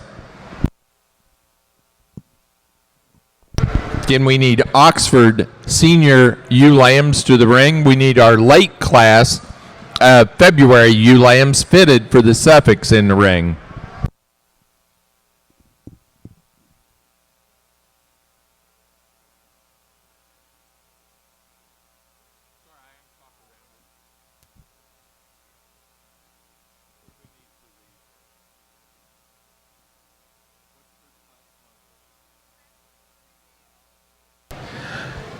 Again, as I evaluate, I feel I've got a pretty placeable kind of a class. We've got a ewe here that I think just has that exceptional fleece to her, a ewe that just ties together extremely well. She's got extension up through her front end. She's a very flashy, attractive individual. When she moves out, she's still got a fairly good long free stride. I think she's the complete individual to move up towards the top of the class. Ewe in second, a ewe that's a bit taller at the apex of her shoulder. However, she's just not quite as much to her when you handle down her top. She's not quite as level and square out over her hip, doesn't tend to be as long and free in her stride at this point as that first individual. Ewe in third, a ewe that I really like in terms of her overall style and design. However, again, she's just not as free and easy in her movement. And as we go to the fourth ewe, we've got just a little more unsoundness in the individual. We need Monadale senior ram lambs into the ring, please. Monadale senior ram lambs. What about the...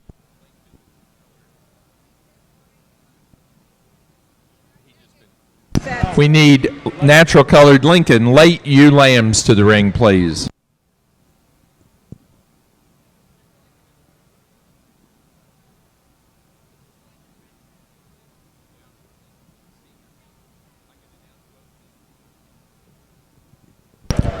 Placing on the natural colored Lincoln senior ewe.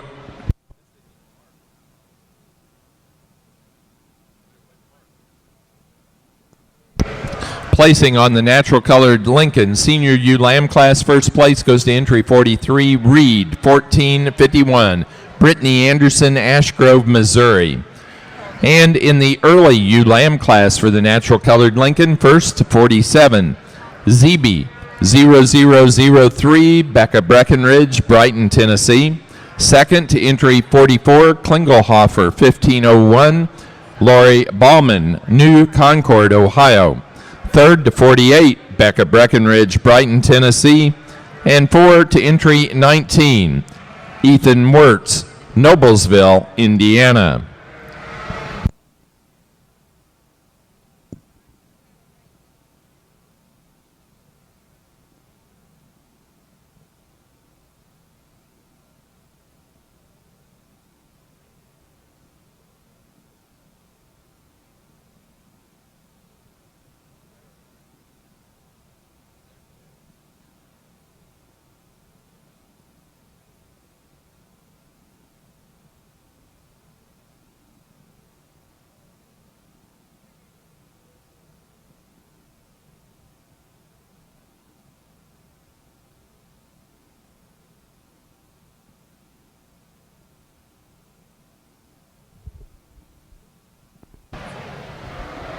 lone entry out here in our Monadale senior ram lamb class. Really big frame, really long-sided ram as we see him out here. Ram with a lot of extension up through that front end. Standing really straight and true. If I could, I'd like to depth him up just a little bit as we talk about through that rib cage, darken up that nose a touch to clean him up a little bit. But I think overall, really well put together ram, really deserving in first place. Let's give him a nice round of applause.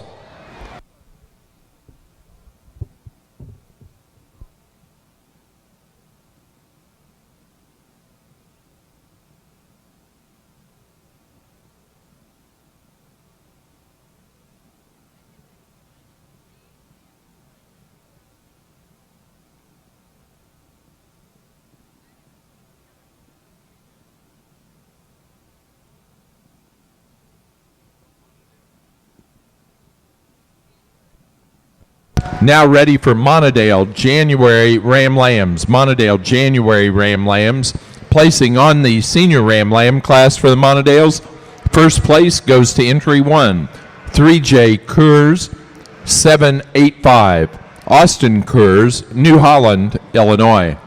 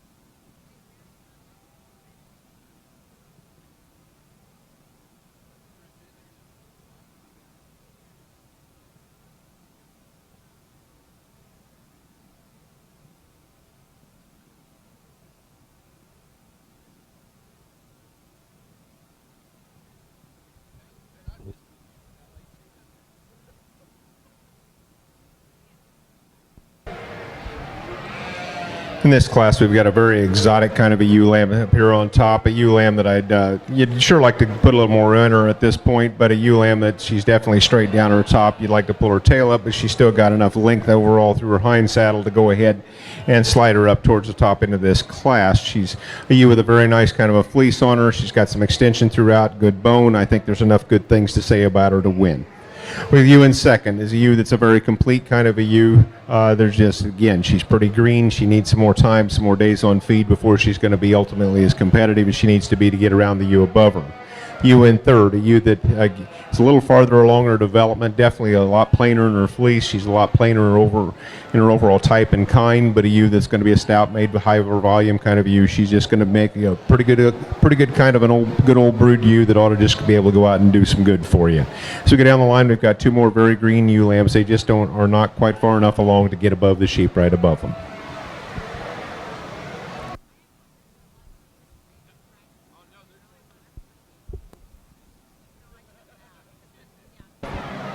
Very, very nice class of Oxford senior ewe lambs out here. Nice set of females top to bottom. Starting the class with a ewe that is one of those that one of my old mentors would have said, pick one that you want your picture taken with. I want my picture taken with that one. She's a tad more extreme than we've seen at the top of the classes today, but how do you fault a ewe that's that structurally sound, that growthy, has that much breed time extension in future? She's just awfully, awfully good. Ewe we have in second. Second and third is a close placing in my mind in this class. I like the ewe in second. She's got a tad more bone. Handles with some nice muscle down that top. Really good in her tail set. Ewe in third's longer. I like that extra length that she brings us. A deeper sided ewe. Just doesn't balance out through that front 1/3 quite as well. A real growthy ewe again in fourth, but a ewe I'd like to pull apart at the hocks just a tad to move her up the line. Next pair of ewes, again, quality Oxford ewes, just not as much as them as we have in the ewes right above them. Thanks, sir. Here in this Suffolk class, a little bit of challenge, trying to sort through some structure things, and as we get these females out on the move and we get them off to the side and we start to really analyze them, the ewe lamb that fairly easily does that for me is a ewe lamb right here in front of me. Really complete in her makeup. She doesn't overwhelm me in any certain area, but she sure is nice from that foot all the way up to the bone, her chest floor. I like the way she comes down into that rib and into that flank. In my opinion, she's the right condition, the right amount of muscle shape and design where she is for her age at this particular day, and she's sound enough to be in first. I think when we start to analyze her, she's got the most muscle shape to get her to be where we'd have her today. The ewe lamb in second, really a long spine female. Really like her out through her top. She wants to get a little deeper in through her chest than she does in through her flank. You get back behind her, she doesn't have as much width of hip and not as much muscle shape into her as the ewe lamb right above her. But here's a female that I think to another year, when you develop that in there, she's going to be awfully neat as a yearling ewe, and you got a nice female to be in second. The big growth of ewe lamb here in third. You like her for her bone, you like her for her foot. She's probably the biggest bone, the biggest footed female out here. Really pretty about her head. She's got a really big top. I like the way she blends it on the top of the shoulder. Kind of a little more condition what she really needs to have at this particular day. But for me, when I get back behind her and I talk structure all day, she just needs to be a lot squarer and a lot truer for me to be able to move her any higher. She's awfully good, but for me, we just need to make her better off of those rear wheels to move her any higher. Then around off the top four, the really fresh ewe lamb, really short fleece, particular female. We don't have as much width to base. We don't have as much power in her as we see right above her. Awfully long spine, a good hip female. Here's another female that as we get her out into a yearling ewe, she's going to grow in, keep on feeding her. You're going to have a nice yearling ewe to another year. Today we see her in fourth. Nice class of females. Thank you. For the Oxfords, we're now ready to show for our class of senior champion. We're ready to show senior champion ewes, so we'll need the slick shorn yearling ewe first and second, fitted yearling ewe first and second, and the senior ewe lamb first and second to show for senior champion and reserve. Placing on the Lincoln late ewe lamb class, first place goes to entry number 49, Raider 444, Lori Ballman of New Concord, Ohio. Second to entry 51, Lincoln Highway 097, Jane Sabrina Rickert, New Haven, Indiana. Third to 50, Elena Rickert, New Haven, Indiana. 4 to 52, Sabrina Rickert, New Haven, Indiana. And 5 to entry 33, Elena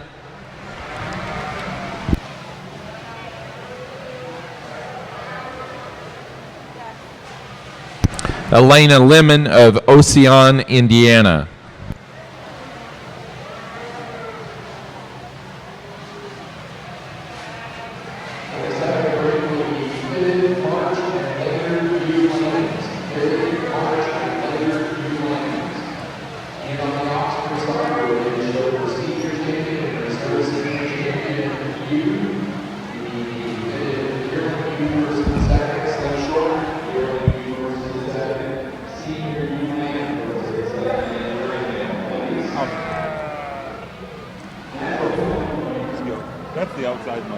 Natural colored Lincoln Futurity goes to Lori Ballman with Raider 444.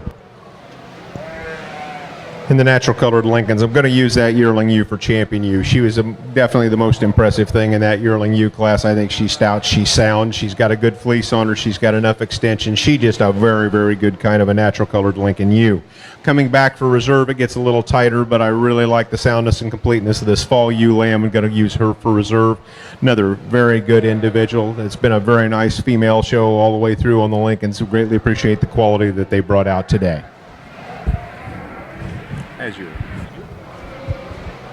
Some different parts and pieces as we move into our January Ram Lambs here, our Monadale show, going back and forth. I'm starting with what's easily the biggest, most powerful ram in the class. We talk about depth of side, we talk about length and width of loin, the amount of muscle he's carrying down in that length. Just a really big, powerful ram, the heaviest bone ram in the class. I'll grant, I want to change how he walks off those rear legs. I want to move those skirts off the top of his head. But beyond that, I think there's just too much good in this ram not to start this class with, in my mind. Coming back with our ram here in second, I think is really long-bodied, really level-made ram, really green-appearing ram. A ram I think is going to go out and continue to grow. He just gets finer and his bone work gets shallower as we view him from the side as compared to that first place ram. So it's going to need to keep him in second for me today. I think our ram here in third is that ram just a notch deeper as we view him in that rib shape. He just gets shorter and that overall length of body gets a little steeper out over that rump as compared to those two rams ahead of him to move up any higher. Then we round out the class with two rams, really long-bodied rams that just give them too much power as we talk about muscling. When we get our hands on them, get a little frail in their bone work, not carrying quite as level out and square and true out over that rump to move up any higher. But a nice class all the way through. Very deserving, nice round of applause.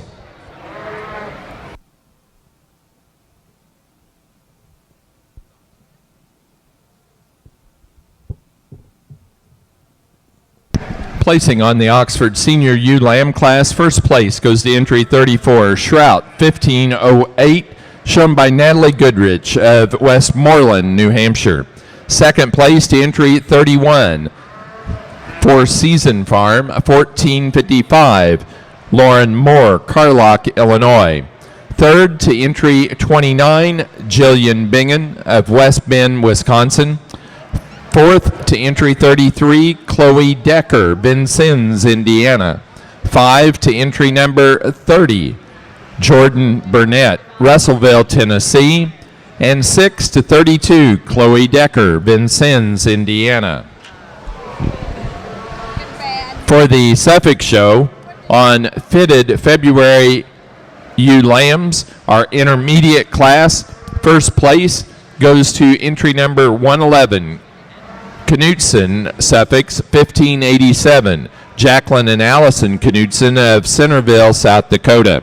Second to entry 113, Silver Dollar PIA 5048. Thomas Thompson, Lebanon, Indiana. Third to entry number 159, Kelsey Rogers, Carmi, Illinois. 4 to 112, Jackie Elke of Barrett, Minnesota.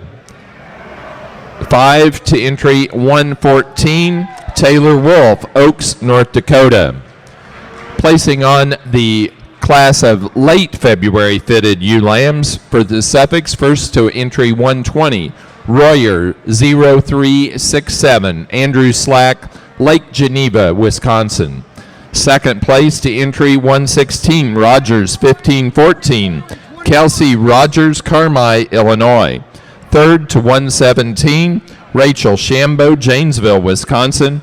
4 to 119, Clayton Brady and Aubrey Henderson of Atlanta, Indiana. And 5 to 118, Chelsea Bilyeu of State College, Pennsylvania.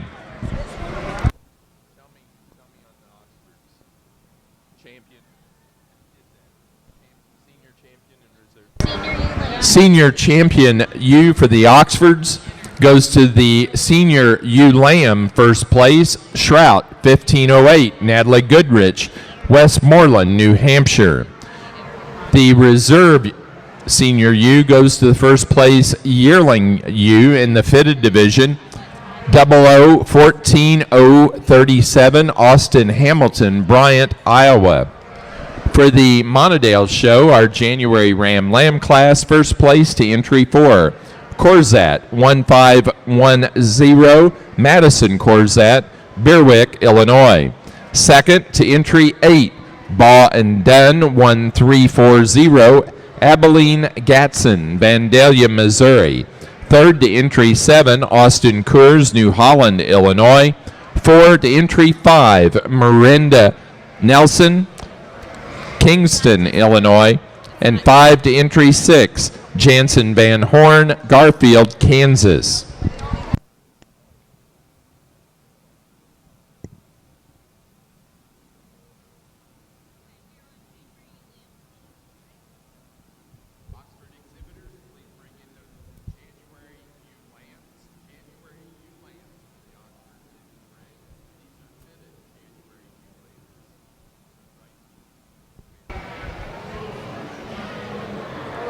for the best fleece in the natural colored Lincoln division. I'm going to opt to use this fleece on the sheep that we've got here on this side.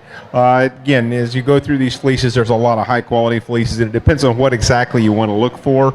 I look for some character to it. I like to see some locking, some definition to that fleece. Again, it's a fairly high luster kind of a fleece, even for natural colored. It's a very eye-catching kind of a fleece, and I think it's a good soft handling. It's what I would prefer at this point. I'm sure if you were going through it in terms of a hand spinner, that everybody and their brother would have a different opinion as they go through out here. There's a lot of good fleeces, a lot of high quality, and would have a lot of value and taken out into that industry at this point. Very nice set of sheep throughout.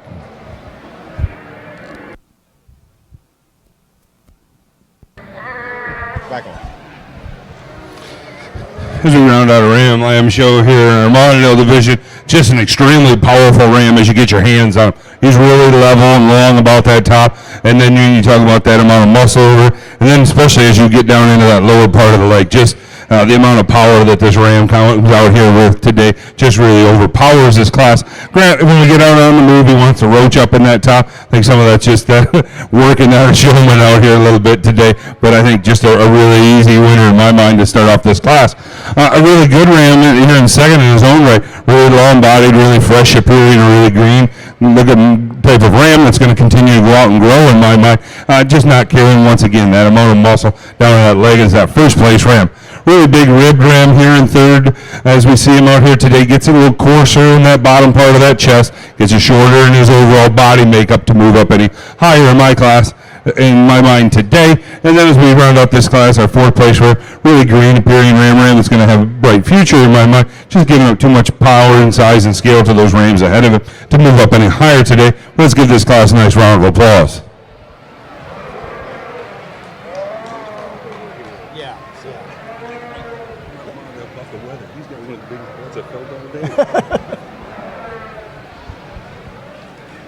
Here in this March class of Suffolk ewe lambs, really like the class winner. She's kind of that same mold as what we've been looking at the whole time.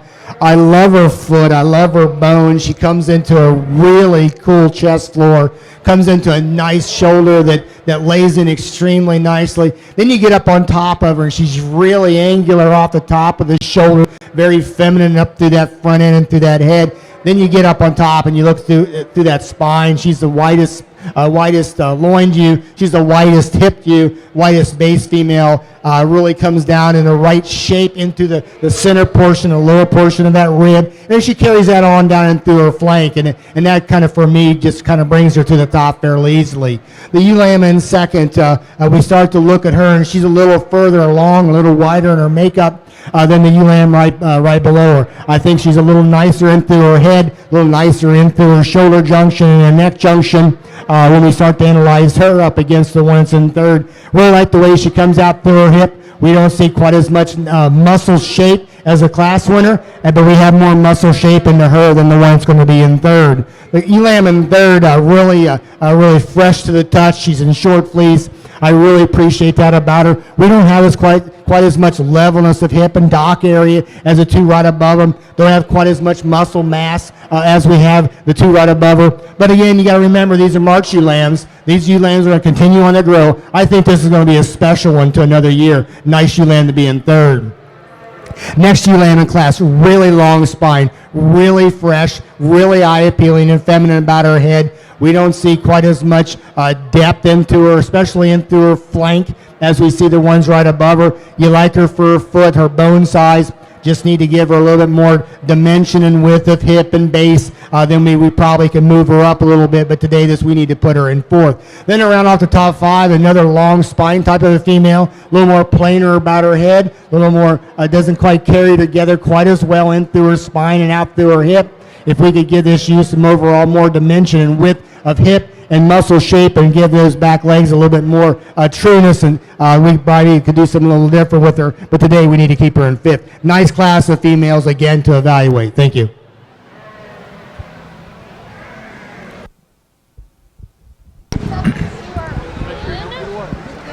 Placing on the Monadale February and later born ram lamb class, first place went to entry 12, Nelson 62, Marinda Nelson of Kingston, Illinois.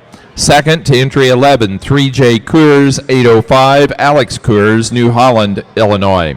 Third to 10, Ariel Watson, Salesville, Ohio. And 4 to entry 9, Jansen Van Horn, Garfield, Kansas. For the Suffolks, we're ready for Fitted Junior Champion U. Suffolk, Fitted Junior Champion U. We need Suffolk, Fitted Junior Champion U.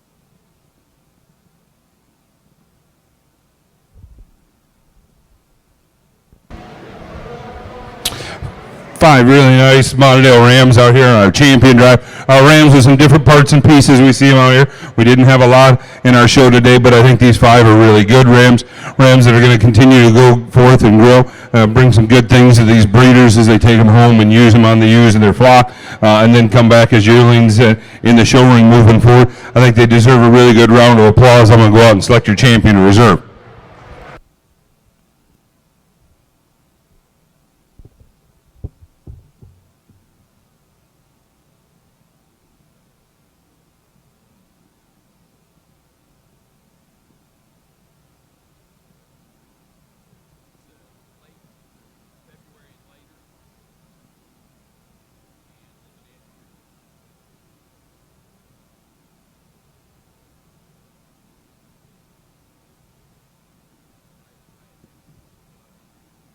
Did not announce this one. I didn't? No. Oh. Our champion ram for the Monadale show goes to entry number 12. Our first place in the February and later Ram Lamb class, Nelson, 62, shown by Miranda Nelson of Kingston, Illinois. The reserve was our first place in the January Ram Lamb class, Corzat, 1510, entry number 4, Madison Corzat, Berwick, Illinois.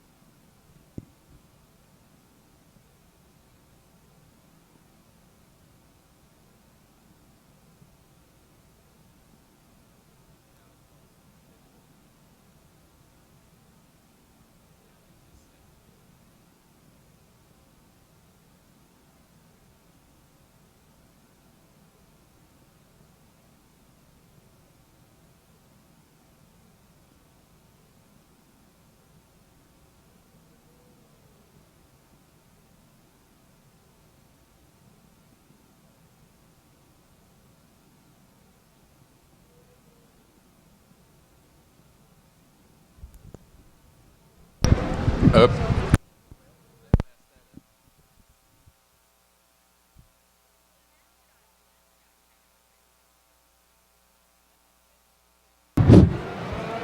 Another nice class of Oxford females here. I like the top 2 ewes in this class. They're very, very similar. I think they're ewes that are growthy, good boned ewes that track very well around the ring on their feet and legs. Really flashy, extended ewes that have a lot of gas left in the tank. I prefer the little bit lighter color on our first place ewe. Second ewe is good in that area. First ewe is just a notch better. I think that she handles as straight or stronger down that top.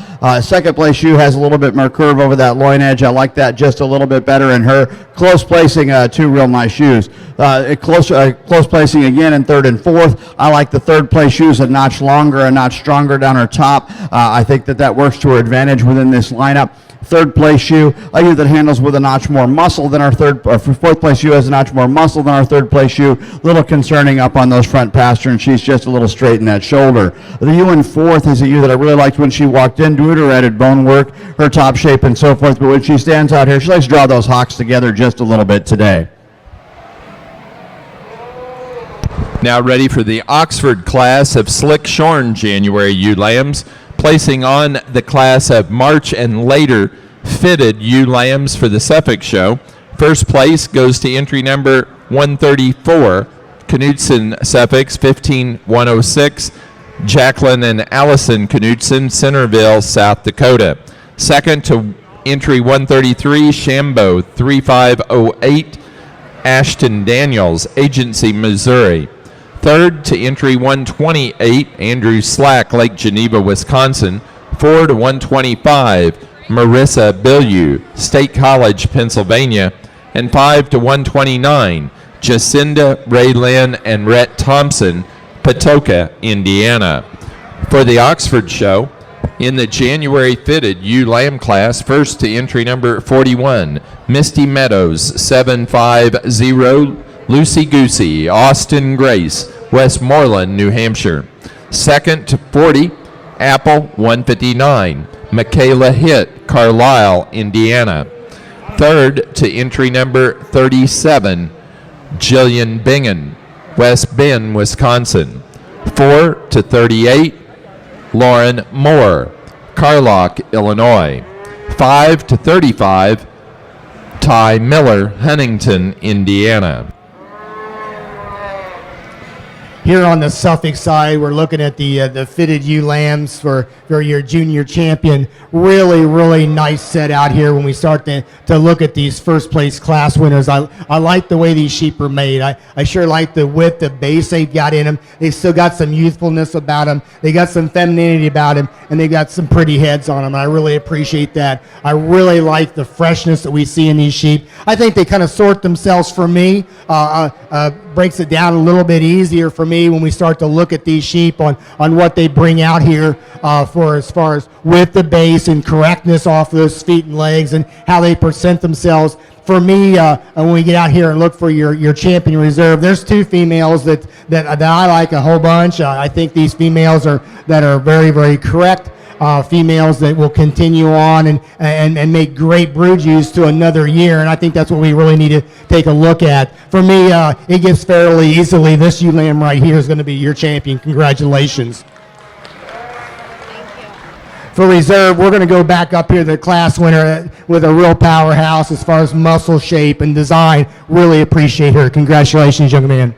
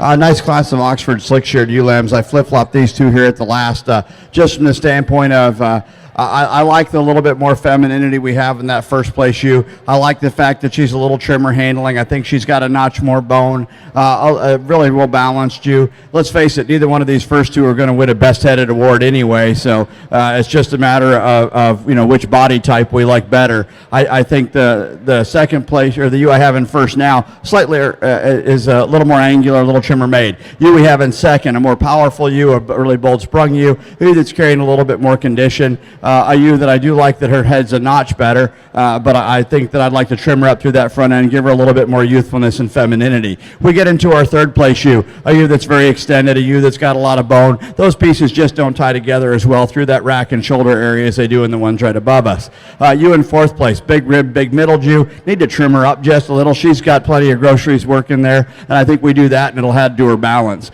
A nice shapely ewe when we get into our fifth place ewe, a ewe that's got some dimension through her back, through her hip. Again, a little plainer about her breed type, a little deeper through her front 1/3. A larger framed ewe that rounds out this group. I like that extra dimension of framework she gives us. I'd just like to make her a tad more explosive and a little fancier about her type as to work her up the line any further today.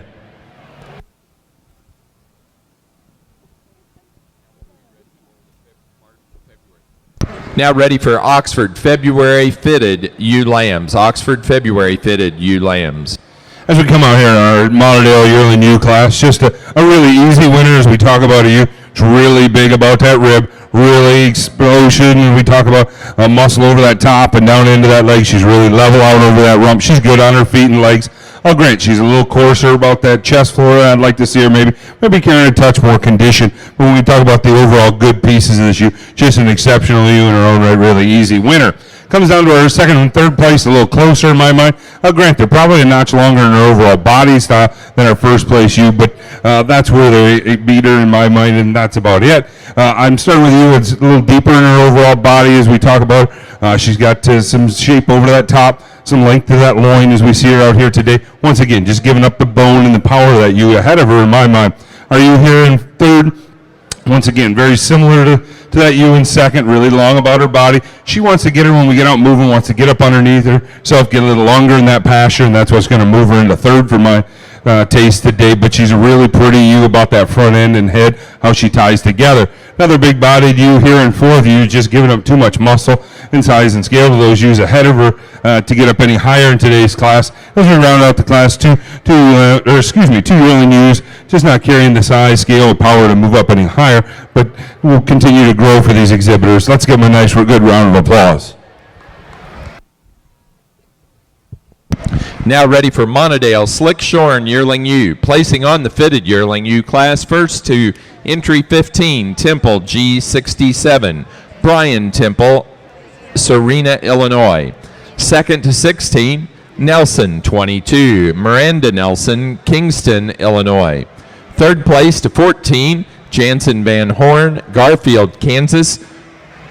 4-18, Jared Niemeister, New Palestine, Indiana.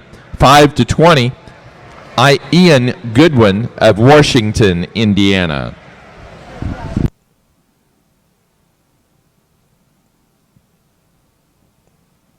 Placing on the Oxford class of Slick-Shorn January ewe lambs, first to entry 44, Walpy 0023 Buchanan, Maddie Hogger, Connorsville, Indiana. Second to 46, AA 15017, Ty Miller, Huntington, Indiana. Third to 48, Brown 186, Stephanie Brown, New Carlisle, Indiana. 4 to 47, Lucas Wilson, LaPorte, Indiana. And 5 to 45, Shelby Edwards, Franklin, Indiana.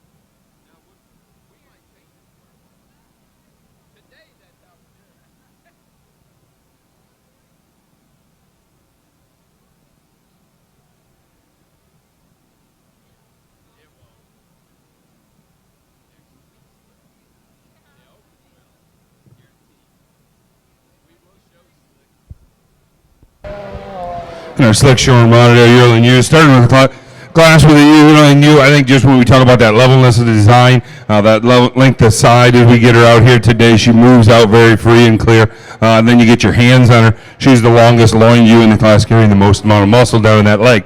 I'll granted like to extend her up through that front end, prettier about that chest as we see her out here today, but I think overall just an exceptionally really nice ewe. Granted, our ewe here in second does excel in that front third as we talk about that extension up through that front end.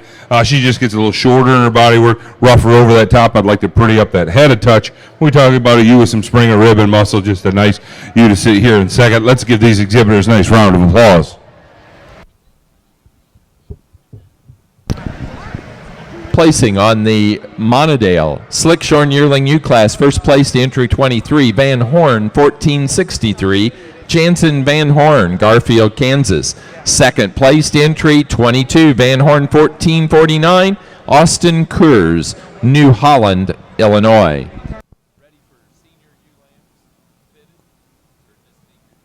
Now ready for Monadale Senior Ewe Lambs. Monadale Senior Ewe Lambs to the ring, please.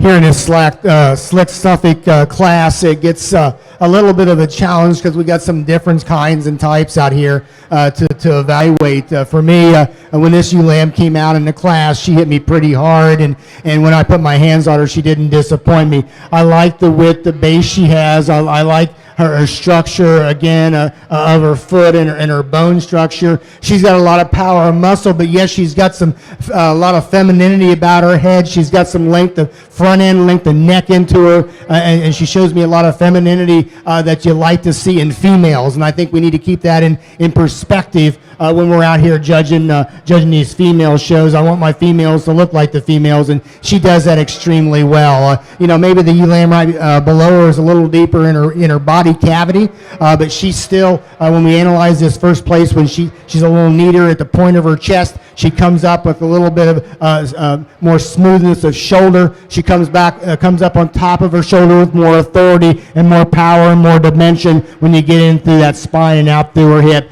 and with a tremendous amount of muscle into her in a package that looks like a female. The ewe lamb here next, really a nice female off the side, really a long spine. She's got some depth of body. She's got some springer rib into her. I think really when we put her in the second position, she really excels when we start to analyze her up against the next one as far as her femininity of her front end and in her explosiveness of hip. She's got the next widest hip. She's got a lot of natural muscle that carries on into that center portion of that leg, and especially into that twist, and I really appreciate that about this female. The next female in line, we start to get into some females that are a little bit more rugged in her look structure. Here's a female that I'd like to just clean up a little bit in her front end. A little bit more coarseness of shoulder for me as a female. She's got a lot of power. She's got a lot of dimension and muscle. She's also carrying a little bit too much condition on where she needs to be today. For me, I'd like to trim her up through her front end to be able to move her any higher. But another explosive, powerful female if you're looking at muscle and muscle shape.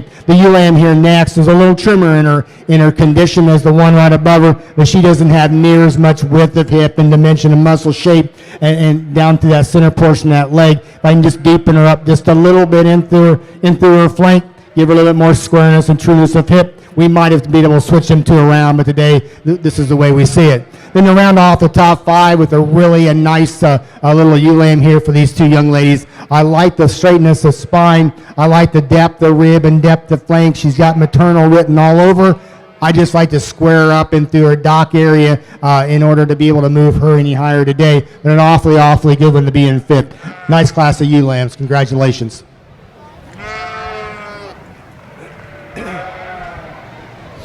Four kind of different parts and pieces here in our fall ewe lambs for our Monadales. I'm starting with the ewe lamb in my mind is just the most complete as we see her out here today. She struggles with her showman, but when you can get her relaxed and get her set and just right, I think she's a really stylish ewe. She's really good about that front end, how she ties in. She's standing good on some good bone on all four corners. Then you get your hands on her. She's really level and true out through that top, carrying a lot of muscle down that leg. Just a nice ewe to start this class with. I think our ewe here in second is maybe a notch longer as we view her from that overall body size. She gets you just a bit coarser down in that front end for me. She wants to round a little more out over that dock as compared to our first place ewe, but you really appreciate for that depth of side and that rib shape in this ewe. Really stylish ewe here in third. You really catches your eye when you come out here, how she ties together in that front end, how that neck comes right out of the top of her shoulders. You really like that head and ear set in her. For me today, that she just gives up too much of that overall size and scale as compared to those two ewes ahead of her to get up any higher in this class in my mind, but a really stylish, really neat ewe to say here in third. And then as we round out our class, our ewe here in third, a little bigger framed ewe in my mind. She just gets a little coarser in her movements as we get her out here today. Got a little color issue, wants to drop right behind that shoulder just a touch. But an overall really good ewe. Good class of fall ewe lambs. Let's give them all a nice round of applause.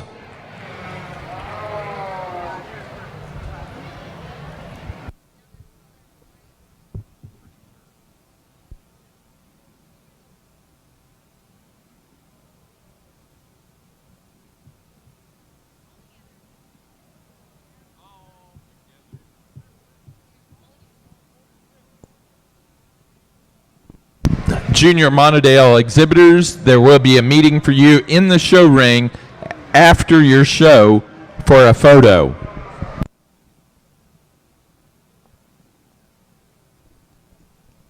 Also, a credit card and driver's license has been turned in at the sheep office trailer. If you're missing yours, you need to go up and claim them.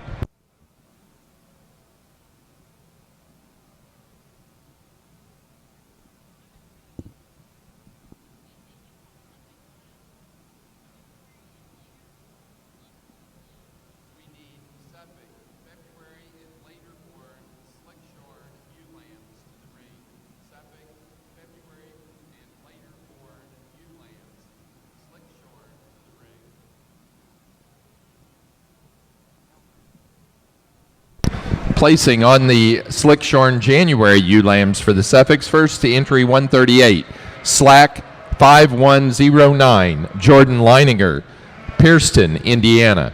Second place to 148, Macaulay 3329, Kyle Macaulay at Glen, Pennsylvania. Third to 145, Grant Friesian, Carthage, Indiana. 4 to entry number 147, TJ Yazel, Paris, Kentucky. And 5 to 140, Clayton, Brady, and Aubrey Henderson, Atlanta, Indiana. This Oxford Junior ewe lamb class, several very nice ewes out here. Certainly some give and take in terms of what we consider more nearly our ideal. I think the two ewes at the top of the class are more similar than not. I like the first place ewe. She's a little more elevated in that chest floor. She handles really straight and strong down that top, a little more extended at the top of her shoulder. Really looks good on the move. When you set her out in motion, she looks every bit as good as when the young lady gets her stuck, and that says a lot about the quality of her structure and design. Love the way this second ewe handles down her top line, like the extra bone that she has. A very attractively presented ewe as well. A ewe that's shown very well. Gets a little deeper through that chest, a little higher in the flank, and her head's just a little plain for me today relative to some of what else we've had out here to work with. Ewe in third at times has caught my eye as possibly being a class winner, and I think she kind of looks the part from the silhouette. But as we analyze her structure, a little off in those rear hocks relative to the ones above. She gets a little wide there at the point of her hock, and maybe just a tick straight in her front shoulder. But from an angularity and balance from underline and top line perspective, fits together very well. Long-sided ewe in fourth, like that extra dimension of lengths that she gives us. Just like to make her top a little bit more explosive. We've got some pretty powerful, heavy muscled ewes above and below her. Beautiful breed type is the ewe next in line. Love that about her. Like to make her stand with more true width when we get around behind her. Placing on the class of Monadale senior ewe lambs, first place went to entry number 29, Baugh and Dunn 1318, Abilene Gadsden, Vandalia, Missouri. Second to 26, Van Horn 1509, Alex Coors, New Holland, Illinois. Third to 27, Melissa Pinkney, Cayuga, New York. And 4 to entry 28, Wyatt Clayman, Marion, Arkansas. Placing on the February we need Oxford, February Slickshorn ewe lambs to the ring. Oxford, February Slickshorn ewe lambs to the ring, please. Placing on the Oxford class of February fitted ewe lambs, first goes to entry 55, Apple 1519, Michaela Hitt, Carlisle, Indiana. Second to 49, Double A 1501, Ty Miller, Huntington, Indiana. Third to 50, Natalie Goodrich, Westmoreland, New Hampshire. 4 to entry 53, Jillian Bingen, West Bend, Wisconsin. And 5 to 57, Ty Miller, Huntington, Indiana. Here in the Suffolk ring with this next class of slicked ewe lambs, really another one that comes at you with a lot of power and dimension, but yet again another feminine female when you're analyzing her in through her head. Just a lot of power off her top and out through her hip. We sure have a lot of muscle and muscle shape.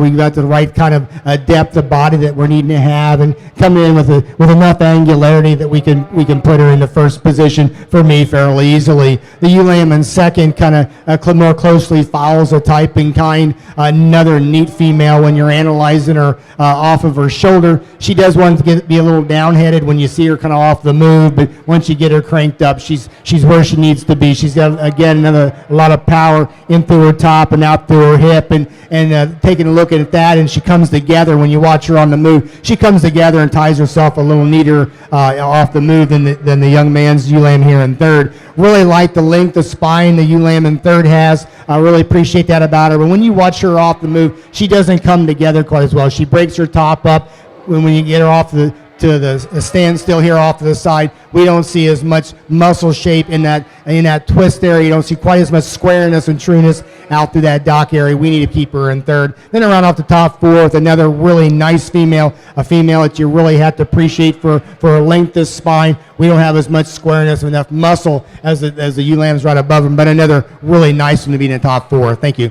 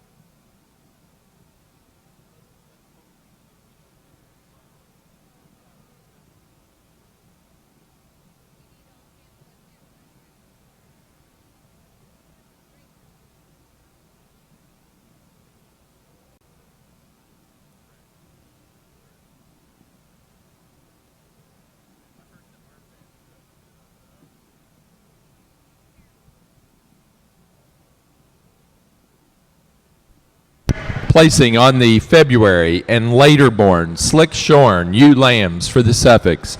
First place goes to entry 150, slack 5403, Jordan Leininger, Pierceton, Indiana. Second to entry 156, Yearling, Suffolk, 525, TJ Yearling, Paris, Kentucky. Third to entry 149, Kyle McCauley at Glen, Pennsylvania. 4 to 155, Raisa Zelensky, Brookings, South Dakota. And 5 to 151, Andrew Slack, Lake Geneva, Wisconsin.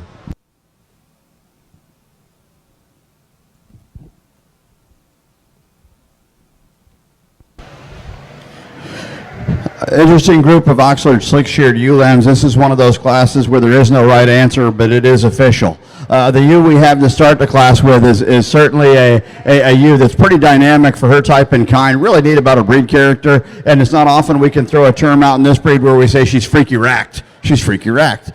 Big top in this ewe, really sets down on all four corners kind of neatly. Like to make her tie in at that hip loin junction a little bit better, but a very intriguing kind of ewe.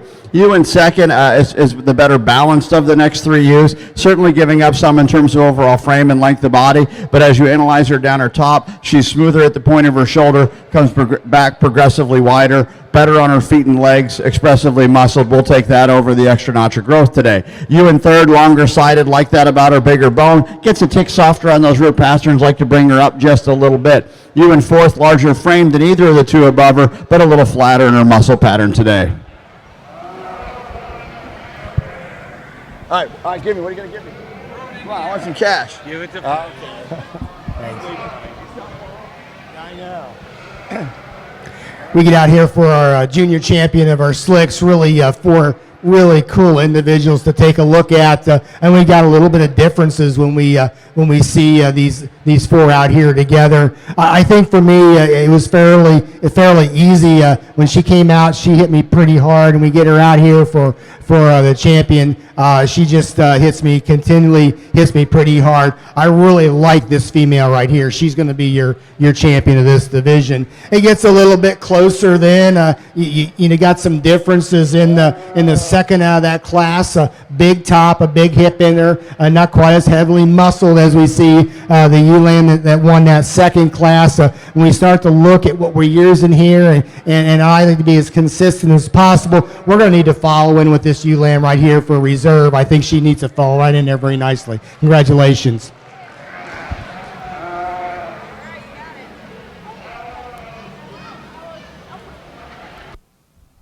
For the Suffolks, we're now ready to show for our grand champion fitted ewe, so we'll need our junior champion fitted and reserve and our senior champion fitted and reserve. For our Januaries here in Monadale's, three very similar type of ewes, I think, in overall their makeup as we see them out here today. I'm starting with the most fault-free ewe in my mind. She's a really long, level-bodied ewe, really good and extended up through that front end, standing on good feet and legs. You like the way this ewe handles out here. Just a really nice class winner in my mind. I think our ewe in second follows along very similarly. She's probably a little deeper in that flank as we view her from the side view. She just gets coarser about her front third as we get her out here today, not carrying quite the muscle in the center part of that leg is our first place ewe, but a very good ewe lamb in her own right. Ewe lamb here in third is the bigger framed ewe. We grant her for that. She's got a lot of extension up through that front end. She just gets a little wobbly off those rear legs as we get her out here on the move, not carrying quite the power of these two ewes ahead of her to get up any higher in my mind today. And then as we come out to our fourth place ewe, a good ewe lamb in her own right. I'd like to just clean up her head and her legs just a touch, but we talk about that overall body and that shape of her rib, an exceptional female as we see her out here today. Let's give all these exhibitors a nice round of applause.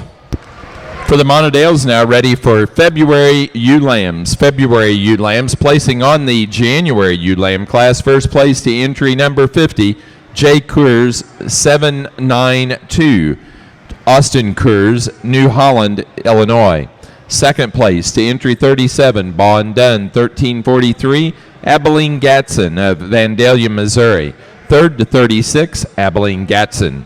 Fourth place to entry 31, Jared Neumeister, New Palestine, Indiana. And 5 to 33, Madison Corzat, Berwick, Illinois. Placing on the Oxford class of Slick Shorn, February ewe lambs, first to entry 59, AA 1519, Ty Miller, Huntington, Indiana.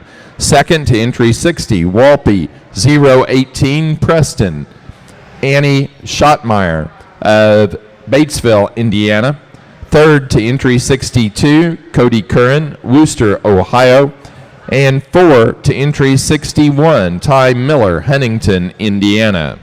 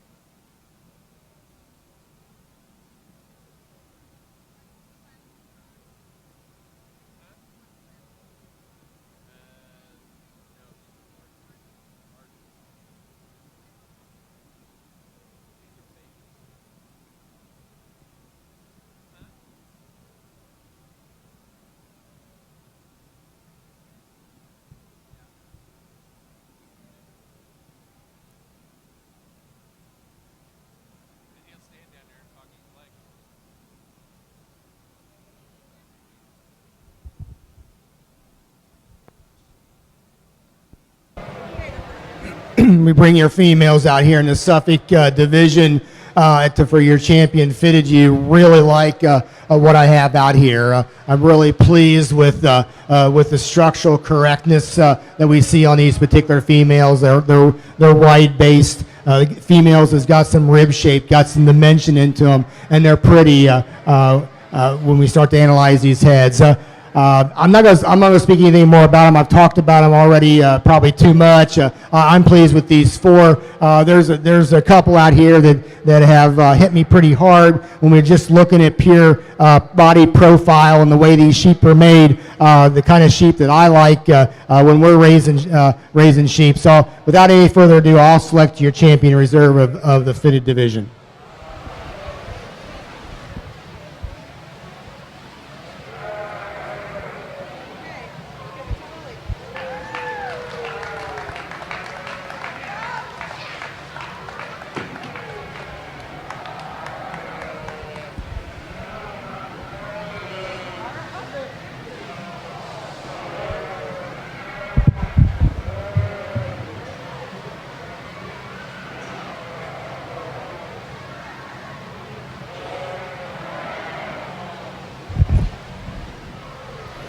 So we come out in our February ewe lamb class here in the Monadale. It's just a really big, powerful ewe to start this class. A ewe is carrying a lot of bone as we get her out here today. She got some rib shape to her. You get your hands on her, there's a lot of size and width over that top and down into that leg. She's carrying a little more wool. I think it takes away from her a little bit. If we could take some of that off, it'd really freshen her up. But I think a really good ewe just to start this class with, in my mind. I think our ewe here in second follows along similarly as any. She might be a touch longer as we view her from the side view.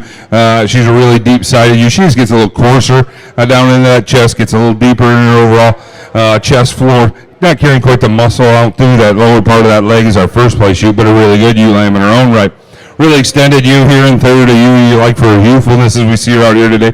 She gets a little shallower in her makeup, gets a little steeper out over that rump as compared to those two ewes ahead of her to move up any higher in my mind today. As then we round out the class, two ewes just giving up a little too much of that overall size and scale. Starting with a ewe that's a little fresher appearing in my mind here in fourth. A big ribbed kind of ewe here in fifth to round out the class. Just gets a little shorter in her overall body makeup to move any higher in my mind today. Let's give all these exhibitors a nice round of applause.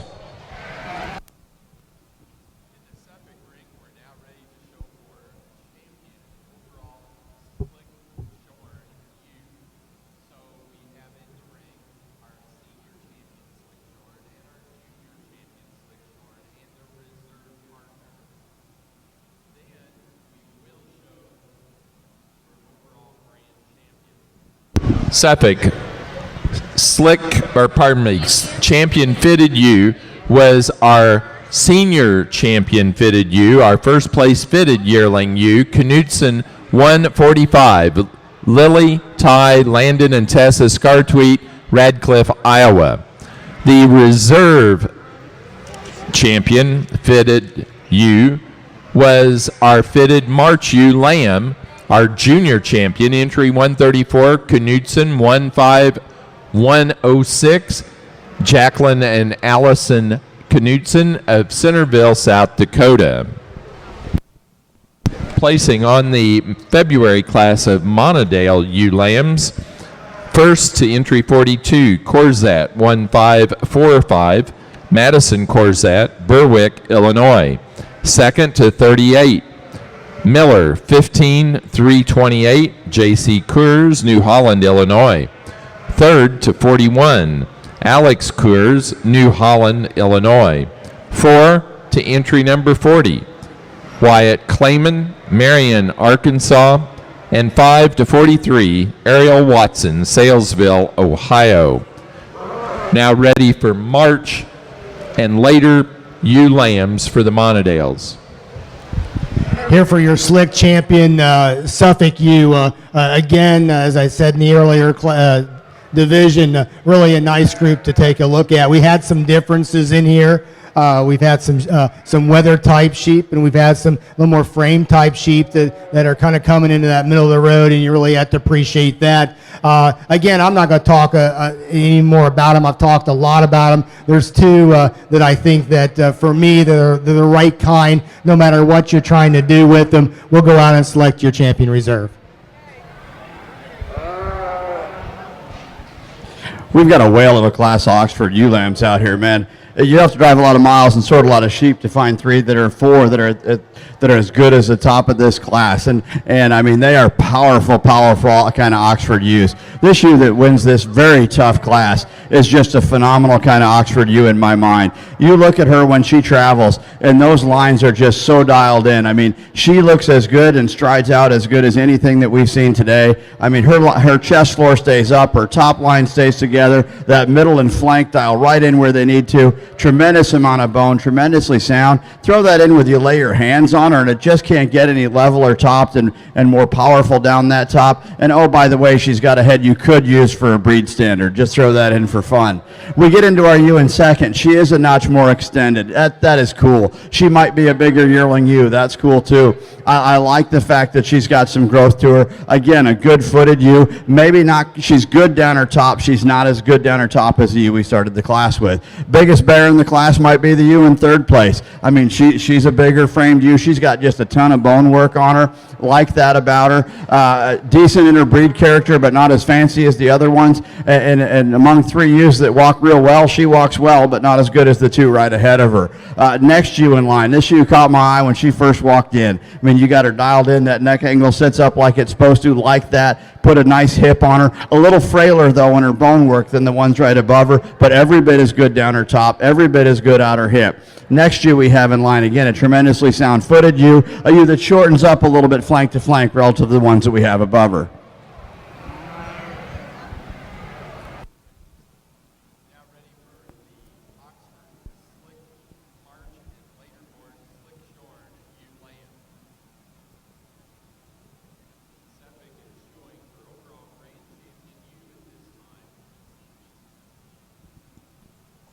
The champion Slickshorn Suffolk ewe went to our junior champion Slickshorn out of the January ewe lamb class, Slack 5109, entry 138, Jordan Leininger, Pierceton, Indiana.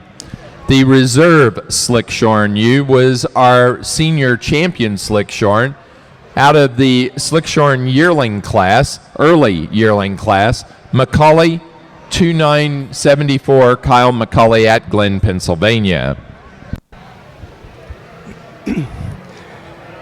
Now we're ready to select your overall Suffolk Grand Champion ewe, and this is probably the worst part of the judging point here right now, because you're not really comparing apples to apples, and you got two realms of the breed, and when you got this much power out here in the breed, it's very, very difficult.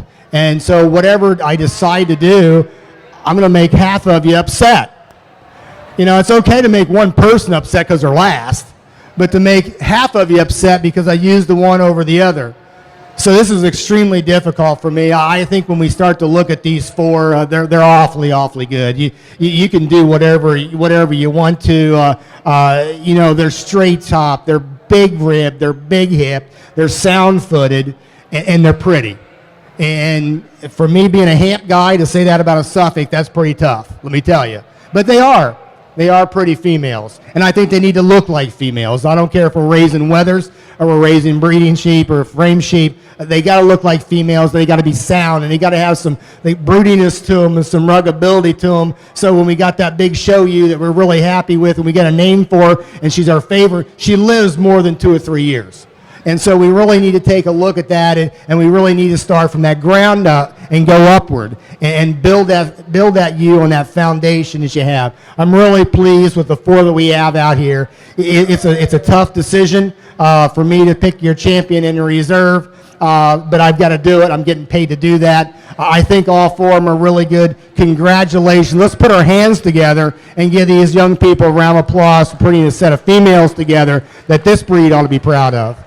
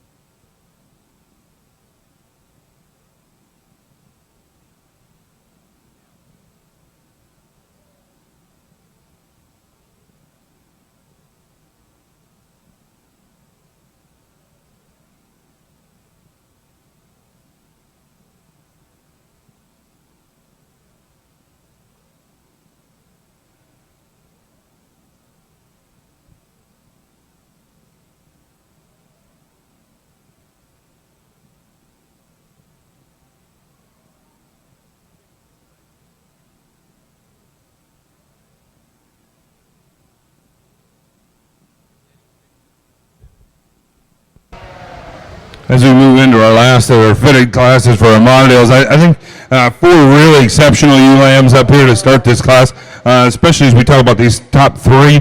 I think it's really good. You can flip these around each and every way, and I could justify it no matter what you did. I think they're really good, but they're very different in their own makeup. I'm starting with the ewe. I think in my mind is just the most complete ewe. I think she's the longest bodied of the 3 as we get her out here. She's one of the levelest made, and if we talk about out over that rump, she's really good about those feet and legs. If I could, I'd maybe want to deepen her up as we view her from the side view just a touch, but I think overall she's exceptionally well and a really nice representative to start this class with. You here in second is you, and talk about pretty headed as she gets those ears up. She really catches your eyes for that. You like the rib shape of this ewe. She just gets a little rounder about that shoulder work, a little rounder about out over that dock as we view her out here today in my mind to get over that first place ewe, but an exceptional ewe lamb in her own right. Very good representative of the breed. The really big broody ewes here in third. I understand that as we see her today. For a young ewe lamb, she's carrying more of that condition in that chest floor. She wants to just get a little straighter off those rear hocks for me. That's what's going to get her into third. But I think when you talk about a broody type of ewe, a really big-bodied ewe, she's a great example of that in a really high-quality female in my mind. Then a really youthful appearing ewe here in fourth. The ewe is just getting outpowered by these 3 ewes ahead of her, but I think she's got a really bright future as we get her out here today. She moves around on really good feet and legs. She's a little steeper out over that rump as we view her from behind, but I think an exceptionally really good group of ewe lambs all the way down through. Very deserving of a nice round of applause.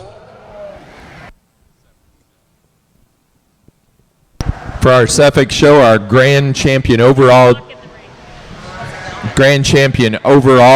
ewe was our slick-sheared champion. Our junior champion, which was the Slick January ewe lamb, Slack 5109, Jordan Leininger, Pierceton, Indiana. The reserve was our fitted champion ewe, our senior champion fitted ewe. First in the early class of yearling ewe, Knutson 145, Lily, Ty, Landon, and Tessa Scartweet of Radcliffe, Iowa. And the slick-sheared ewe lamb class, a little bit different take on this class than we've seen in some of the other slick-sheared classes today, but based on what we have out here, I'm comfortable with how we're sorting them out. Certainly the most modern framed ewe in the class is the one we're using, but she's not a small ewe. She's a ewe that's put together very, very well. Tremendous in her lines, her shape out over her hip, really good footed ewe, very angular through that front end. I'm comfortable with her being in the top hole. The ewe's most like her, but with more growth, and I like that, is our ewe in second. A ewe that shows me more weight per day of age, shows me a little bit more skeletal extension, like that, good bone work, good footed, just a little shallower when we get around behind her, a little thicker hided kind of ewe than the ewe we started the class with. The ewe in third place is a ewe that really caught my eye when the young man had her stuck, really looking good. I like the look he's given me now. A lot of extension, some balance, some bone work. When he gets off of her, I see she's a little sloppier through her chest floor, a little thicker hided. Nice job, but we saw that once or twice, and then she ends up third and not a little further up the line. The most weight per day of age maybe is our ewe in fourth. Again, a big old massive ewe, just a little deeper through that chest, a little higher in her flank. I'd like to proportion her out a little differently today. Largest framed ewe in the class, again, is a ewe I like for the added growth that she brings us. I'd just like to give her a little bit more muscle relative to her frame. Now ready on the Suffolk ring for State Flock. State Flock is your next class, please. Placing on the Monadale March and later fitted ewe lamb class, first place to entry 46, Nelson 66, Miranda Nelson, Kingston, Illinois. Second to 45, Eckern 541, Abilene Gatson, Vandalia, Missouri. Third place to 48, Madison Corzat, Berwick, Illinois. 4 to entry 49, Austin Kurz, New Holland, Illinois. And 5 to 47, Jansen Van Horn, Garfield, Kansas. Ready to show for Junior Champion ewe for the Oxfords, so we need the first and second place animals from the January fitted all the way through that March and later slick first and seconds in the ring. Placing on the Oxford March and later slick shorn class, first place went to entry 75, Walpy 0016, Polk, Margot Sturgis, Wooster, Ohio. Second to 76, Nichols 1538, Olivia Nichols, Harrodsburg, Kentucky. Third to 73, Cody Curran, Wooster, Ohio. 4 to 72, Ty Miller, Huntington, Indiana. And 5 to 74, Lauren Moore, Carlock, Illinois. On the March and later born fitted ewe lamb class for the Oxfords, 1st to 67, AA, 1538, Ty Miller, Huntington, Indiana. Second to entry 71, A. Brockman, 1433, Austin Brockman, Garden Prairie, Illinois. Third to 66, Austin Grace, Westmoreland, New Hampshire. 4 to 69, Lauren Moore, Carlock, Illinois. And 5 to 70, Austin Hamilton, Bryant, Iowa. For our slick showing ewe lambs here on our Monadale show, just starting with a really big rugged ewe, a really level made ewe when she gets out on the move. Really good about that dock, carrying a lot of muscle down to that leg. Granted, she's carrying a touch bit of condition for me out here today, but when we talk about that extension up through that front and that overall power that she's bringing, she wins this class very nicely in my mind.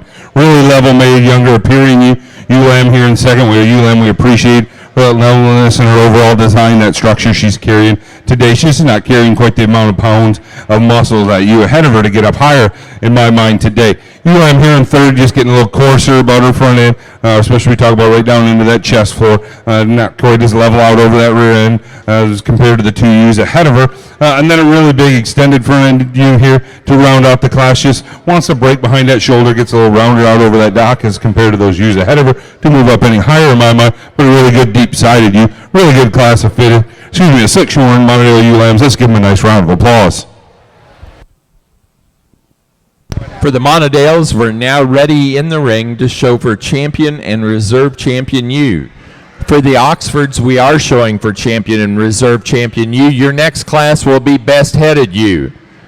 Placing on the slick shorn class of ewe lambs for the Monadales, first to entry number 32, 3J Coors 791, Austin Coors of New Holland, Illinois. Second to 53, Watson, AW 1536, Ariel Watson, Salesville, Ohio. Third to 52, Zane Melvin, Radnor, Ohio. And 4 to 51, Jansen Van Horn, Garfield, Kansas.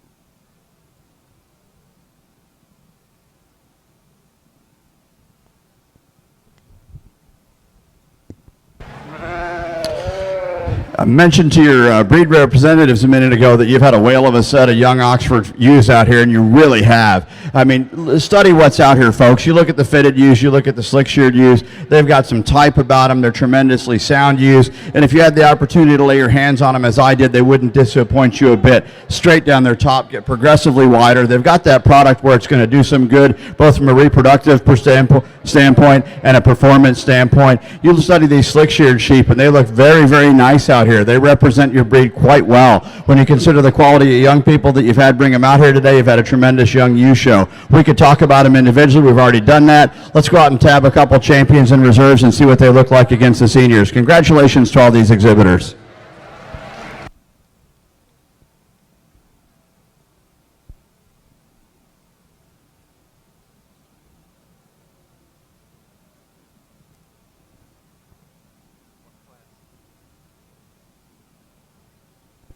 We need Dorper Fall Ram Lambs into the ring that's open after the Suffolks have finished. Fall Ram Lambs for the Dorper. Winner of our Suffolk State Flock class was Pennsylvania.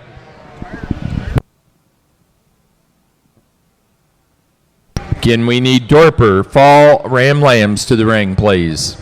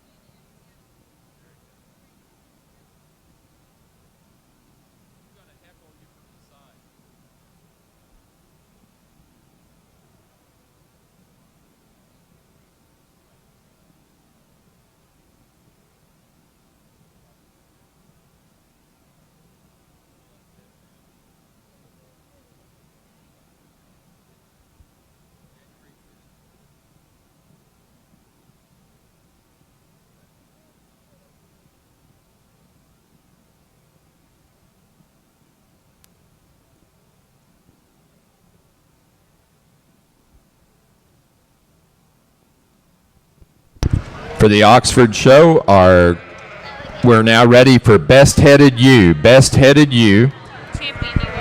Oh, pardon me, the Champion Ewe overall. I apologize. Grand Champion Ewe overall, please. Our junior champion for the Oxford show goes to entry number 41, our January ewe lamb fitted, Misty Meadows 0750, Austin Grace of Westmoreland, New Hampshire.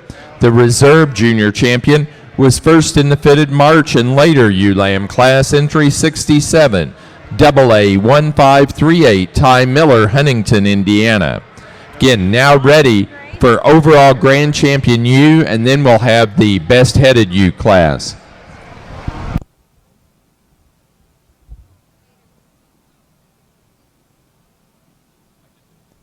For the Monadales, our futurity final standings: in 5th place, Melissa Pinkney with Clayman 1512. 4th, Jansen Van Horn with 3J Farms 787. 3rd, J.C. Kurz with Miller 15328. 2nd, Casey and Abilene Gatson, Eckern 541. And our winner is Alex Kurz with Van Horn 1509. For the Oxfords, our futurity winner for the Oxford show is Natalie Goodrich with Misty Meadows 0753 from Austin Grace, purchased at the Ohio Showcase sale.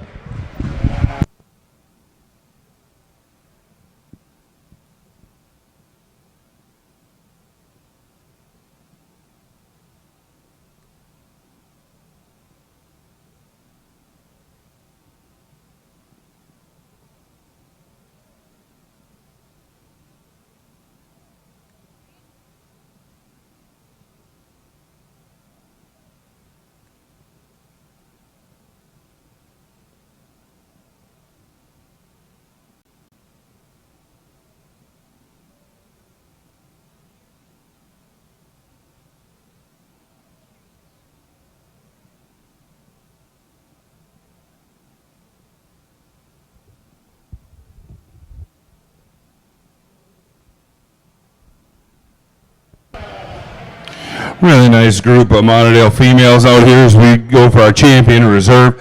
I think as you go down through these females, there's a lot of consistency. As we talk about ewes, they've got some length of body. They're good in their structure. They're carrying a lot of muscle in that top down into that leg. They're carrying it with some good breed character. I think that's important too as we view them out here today. I think all these exhibitors deserve a really big round of applause. Brought a nice set of females out here today.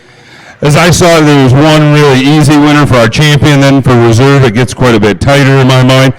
Go back and forth a little bit.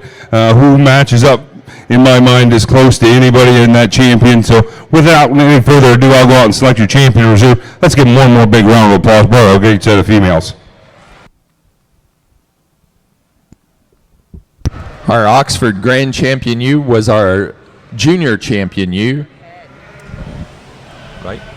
First place in the January ewe lamb class, Misty Meadows 0750, Austin Grace, Westmoreland, New Hampshire. The reserve grand champion was our reserve junior champion, first in the March and later born fitted ewe lamb class, AA 1538, Ty Miller, Huntington, Indiana. Now ready to show best headed ewe for the Oxfords.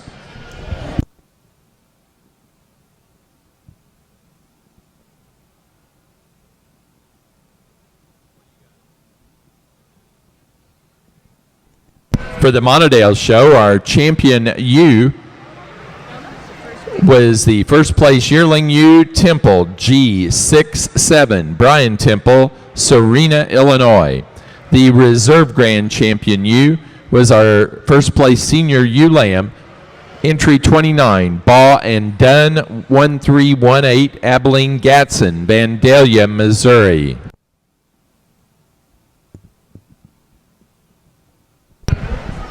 Junior Monadale exhibitors, once your show has been completed, you'll meet in the show ring for a group photo.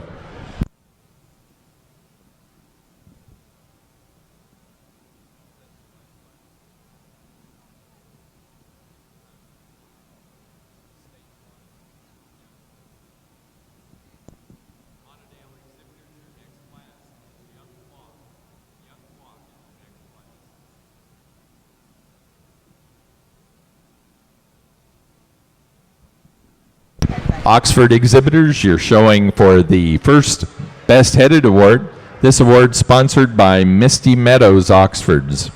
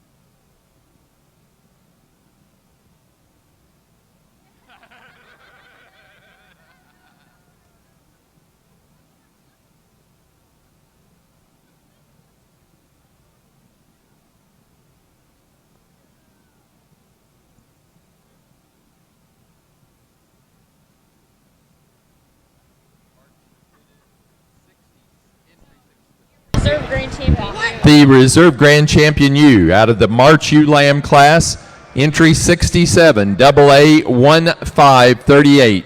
Ty Millers, Huntington, Indiana, was Best Headed ewe.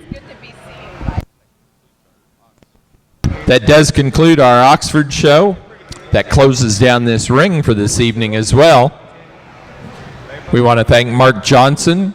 We want to thank Dave Smith for their job so far this evening. They'll be back here tomorrow.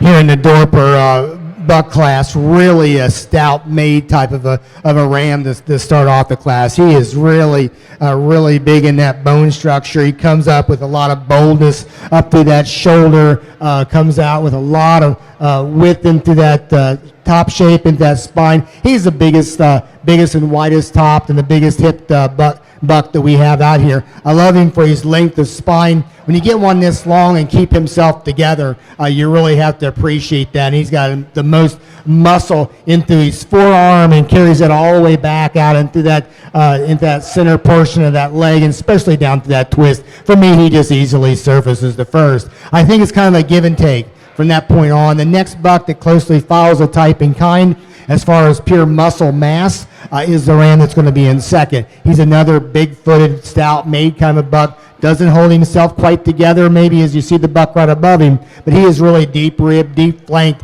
and he carries that width of top into his hip and the most amount of muscle down into that twist area of the bucks right behind him. And for me, kind of combination kind of ram to be in second. The ram in third, really a nice profile type sheep. He does give up some overall body depth into him. I like to give him a little more depth, a twist into him. But when you analyze him on muscle mass, when you get back behind, he's got more width of hip. He's got more muscle dimension and width into into his leg, and especially into his twist. I'd like to change him a little bit on his back legs.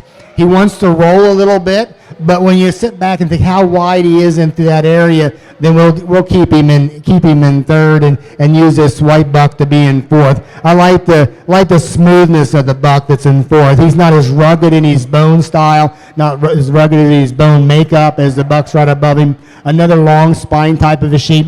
You like him off the side over the buck that's right above him as far as his depth of rib and depth of flank.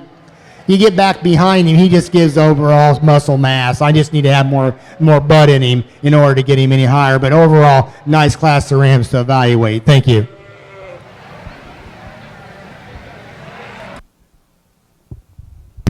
Placing on the Dorper class of fall ram lambs. First place goes to entry number 5. Dry Creek Dorper 0538. Jessica Jean Larrick, Leesburg, Ohio. Second to entry 4. Rock Solid Ranch 78. Abigail Hauser of Pikeville, Tennessee. Third to entry 3. Dylan Jones, Smithville, Tennessee. 4 to entry 7. Thane Stidman of Alma, Arkansas, and 5 to entry 2, Abby Salela of Terrell, Texas.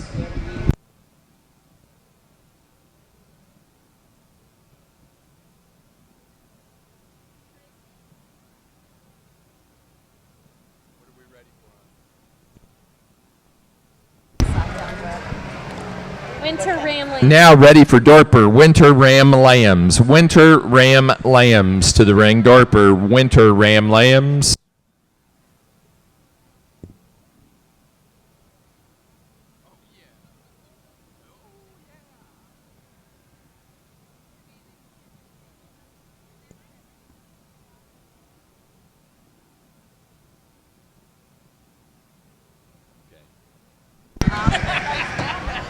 The Keith Crome Family Award is a traveling trophy to the winner of the Grand Champion U of the Keith Crome National Junior Monadale Show that we just completed. And we're also doing the Monadale Sheep Breeders Association Award in this traveling trophy for the best young Monadale flock. The young flock placing: 5th place went to Jansen Van Horn, Garfield, Kansas. 4 to Ariel Watson of Salesville, Ohio. 3rd to Alex Coors, New Holland, Illinois. 2nd place, Austin Coors, New Holland, Illinois. And our winner is Abilene Gatson of Vandalia, Missouri. That does conclude our Monadale show and the shows in this ring this evening. Our judge has been Mr. Matt Scramlin.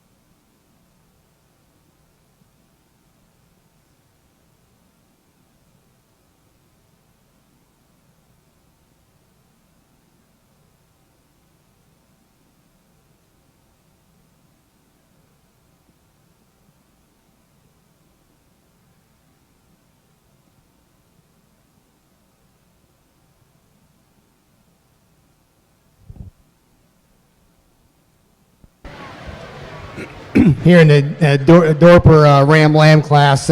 Really a nice group to take a look at. I think there's some give and take out here. The combination buck is going to win the class. Really a long spine. He really percents extremely well when you're analyzing from that last rib back. He's got the right shape in through his rib. He's blown apart from end to end. I really appreciate that out about him. He's got a really nice shape to his muscle pattern when you get back behind him. You don't expect these buck lambs to be as powered up as these yearling bucks, but he's got the right shape to him. I guess maybe if I was going to change him a little bit, I'd set him up on those front pastures just a tick more and maybe make him a little stouter there. But, you know, we're going to take into consideration he's still a buck lamb and he'll get there to another year. The next buck lamb in class, really a nice profile buck. He is really straight in through his shoulder. I like to give more flex into the center portion of the shoulder to make him move just a little bit better. He starts to want to pull out. I think the older he gets, he's really going to maybe be a little bit of an issue right there. But when we start to analyze him up against the next two, we just have more shape and muscle over the center portion of that rack, and especially out through that hip. He's bigger hip.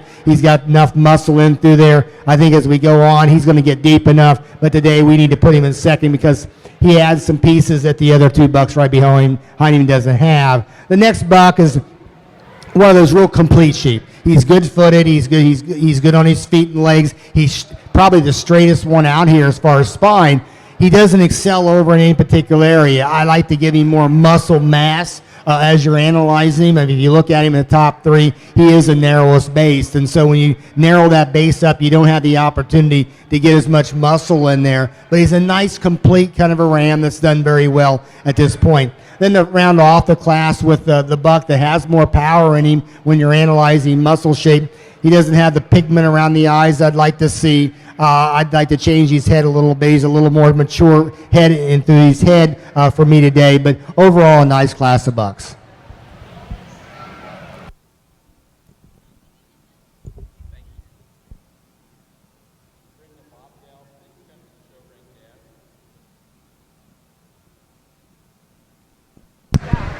For the Dorper class of fall ram lambs, first place, I did that one. For the winter ram lambs for the Dorpers, first place goes to entry 9, Deer Run 2, 1525, Peyton Nix of Mountain Grove, Missouri. Second to entry 11, Darlington Dorpers, 1501, Carson Lobdell, Darlington, Wisconsin. Third to entry 10, Rylan Nix, Mountain Grove, Missouri. And forward to entry 8, Chase Israel of Geneva, Florida. We need Dorper Spring Ram Lambs. Dorper Spring Ram Lambs.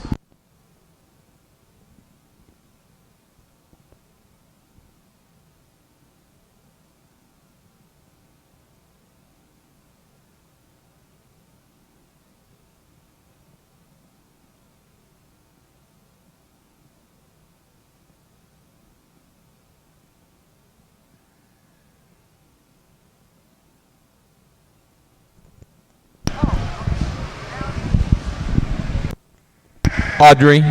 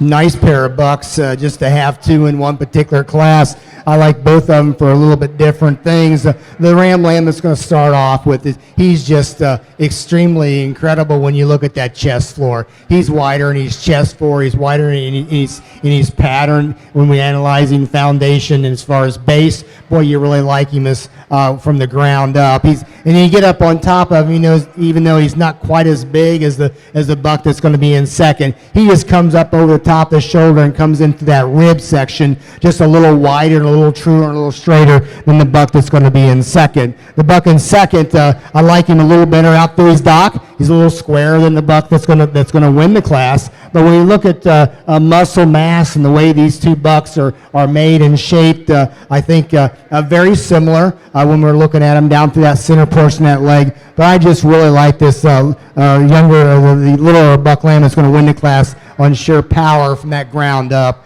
Really a nice pair of bucks to evaluate. Thank you.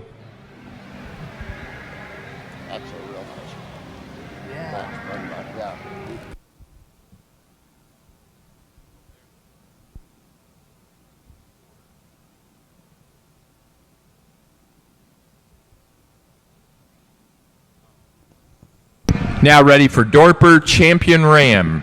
Ready to show Dorper Champion Ram. Placing on the Spring Ram Lamb class. First place to entry 13, Dry Creek Dorpers 0545, Jessica Jean Larrick, Leesburg, Ohio. Second to entry 14, AXM Ranch 1089, Hannah Sela of Terrell, Texas.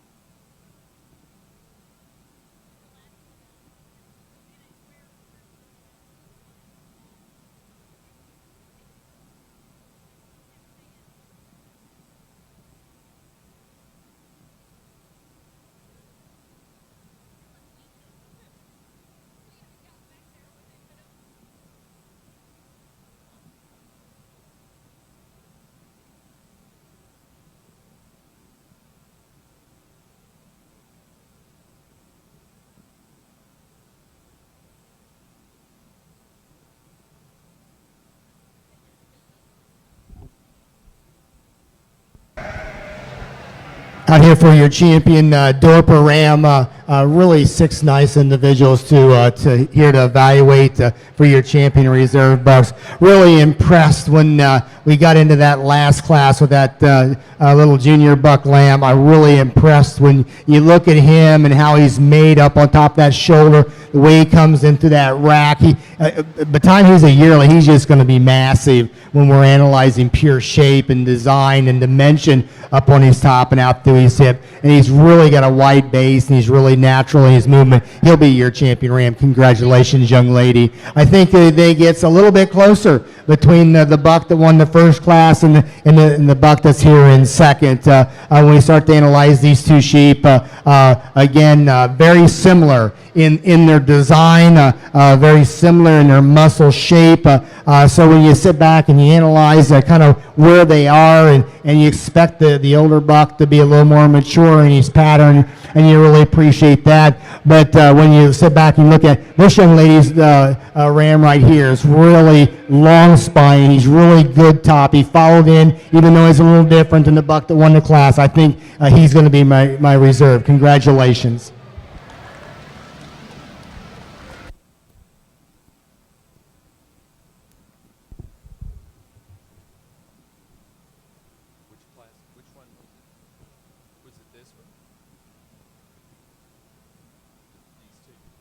Our champion 13. Our champion ram for the Dorper Show is entry number 13, our first out of the Spring Ram Lamb class, Dry Creek Dorpers 0545, Jessica Jean Larrick, Leesburg, Ohio. The reserve was second in that class, entry 14, AXM Ranch 1089, Hannah Salela of Terrell, Texas. Now ready for Senior Yearling U, Dorper Senior Yearling U.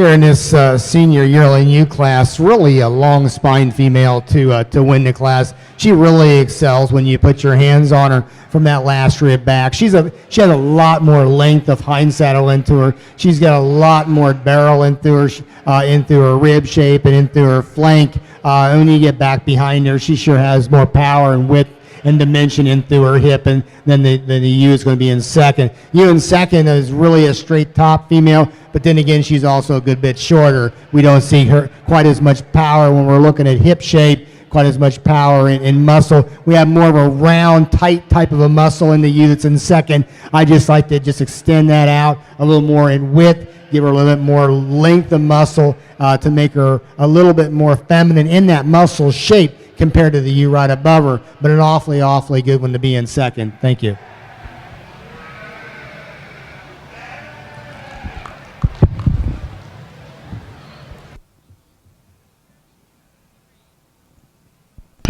We need Dorper Junior Yearling ewes to the ring, please.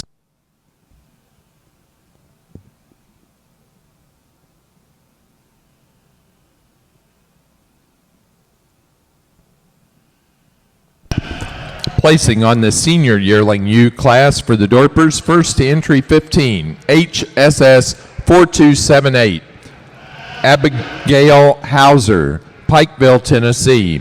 Second place to 16, Deer Run 2, 1341, Peyton Nix, Mountain Grove, Missouri.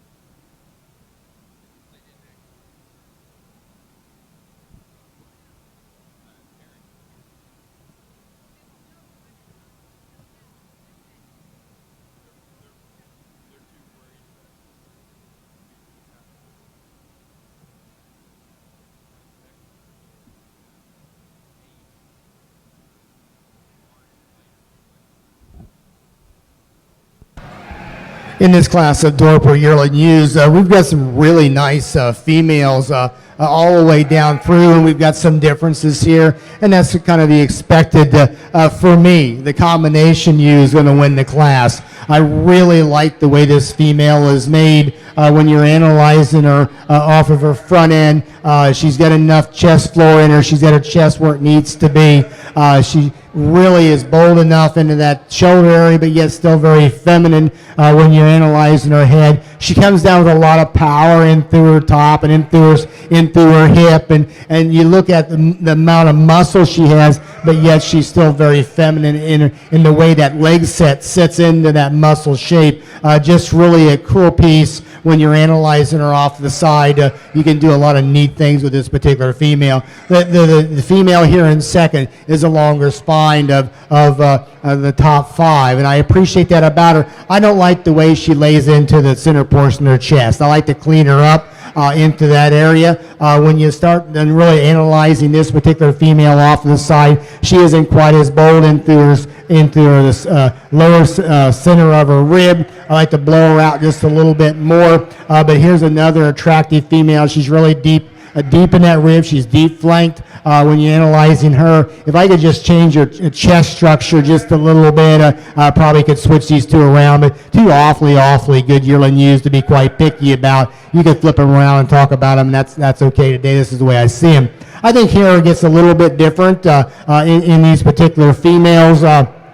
We're going to use another really extended female up through her front end. She's got the most extension with of the next three. I really like the way she sets into the top of the shoulder. I like the way she comes out through her spine and level out through her hip. She comes down with a little bit more set to her back leg versus the two right below her. She's a little sounder off of her move. I sure like the way this female presents on the side as far as a look to her. We don't have as much expression muscle as we got two right above her, but that's an awfully good female to be in third. Then we get into the next female. I move back one. I don't do a lot of switching. I find if I do too much switching, I start to confuse myself. And so I did that enough anyway. But here's another female that I did move down. I didn't find that she had quite as much femininity about her head that the ewe lamb right above her is. She's a wide base. She's a wide-chested type of female. A female that starts to get a little straighter in her makeup when you're analyzing her from behind. And again, I'm pretty big on structure. And I think I'm being, have to be a little picky when we get this good of females in the top five, and so I put her into fourth position. The next female is probably the powerhouse female when you're just looking at sheer muscle, and I appreciate that. But there again, you need to look at that muscle. Is that muscle a feminine muscle, or is that muscle a little bit too coarseness on a female? And for me, she's got plenty of muscle, maybe a little bit too much. What happens is that with that much round muscle, she wants to tuck up. She's not as deep as some of the rest of them right above her, and then she wants to get a little straighter off those back legs. And I think that's what you really see when you start to tighten that muscle up. They tend to do that. But here's an awfully good female to be in fifth, and again, congratulations. You like her for a lot of good pieces to her. Good set of yearling ewes all the way through. Thank you.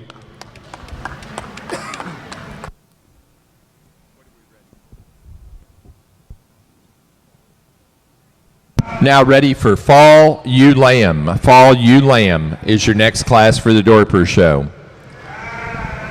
Placing on the Junior Yearling Ewe class, first place to 22, Deer Run 2, 1418, Ryland Nix, Mountain Grove, Missouri. Second to 20, Deer Run 2, 1408, Peyton Nix, Mountain Grove, Missouri. Third place to 18, Abby Salela of Terrell, Texas. 4 to entry 23, Dylan Jones, Smithville, Tennessee.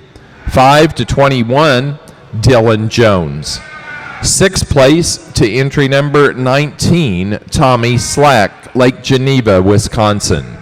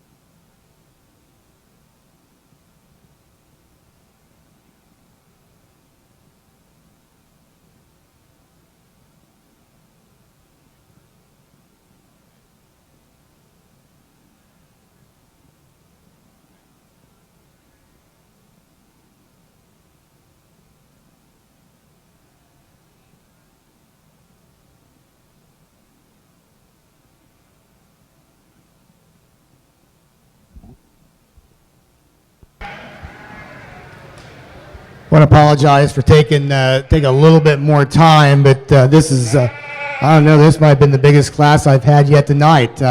And we've got a lot of differences in here. We're going to use a little bigger frame females to win this class. We just see a lot more length of spine in them. We see a lot more when we get up on top of them.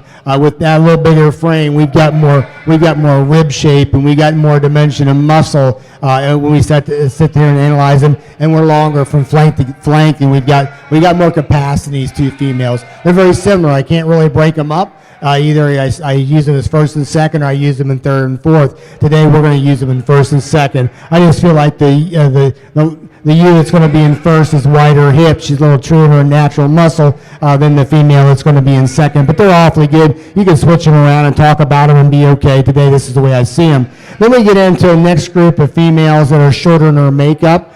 There's not as much to these females when you're analyzing just your body mass into them, but they're really good in their structure. The next female is really a powerhouse when you're analyzing her. She's really built for speed.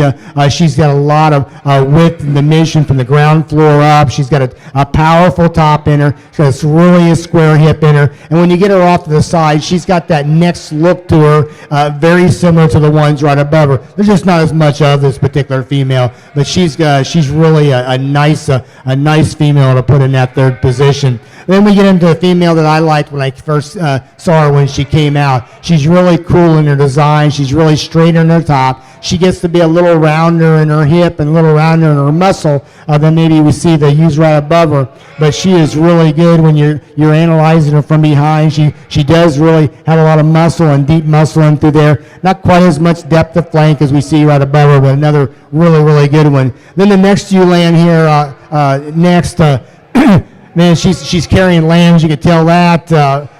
Didn't want to really mess with her too much because she's getting fairly close. When you start to look at her, they're starting to develop some mutter there. You know, with carrying lambs, and she's got a couple in there, she's putting herself together very well. She's keeping herself tied together into that rib. She's straight into that spine. She's not got quite as much muscle shape as either end of her, but you like her for where she is right now carrying lambs. She's the factory. She's deep enough body. She's deep enough flank. You like her for her style and her balance up and through her front end. But when you start to analyze her as far as width and dimension, even though she's carrying, it's more maternal than it is actually natural. And so we need to keep her here for what she really brings out here. I think she's really cool in her design as we sit back and you analyze kind of a natural look to her. Then around off the top six, I want to talk a little bit about her. Really neat as far as muscle shape. She's got as much muscle shape as anything above her. With that being said, she really wants to be kind of round, and I'd sure like to change that, make her a little more feminine into the corner of her shoulder, make her a little more feminine in her muscle tone as we're analyzing her from behind. And but overall, another really neat female to evaluate. You know, it's tough when you get this many and you got some variation out here and kind of how you sort them out. This is the way I see them. Let's give these young people a round of applause. Nice set of females to look at.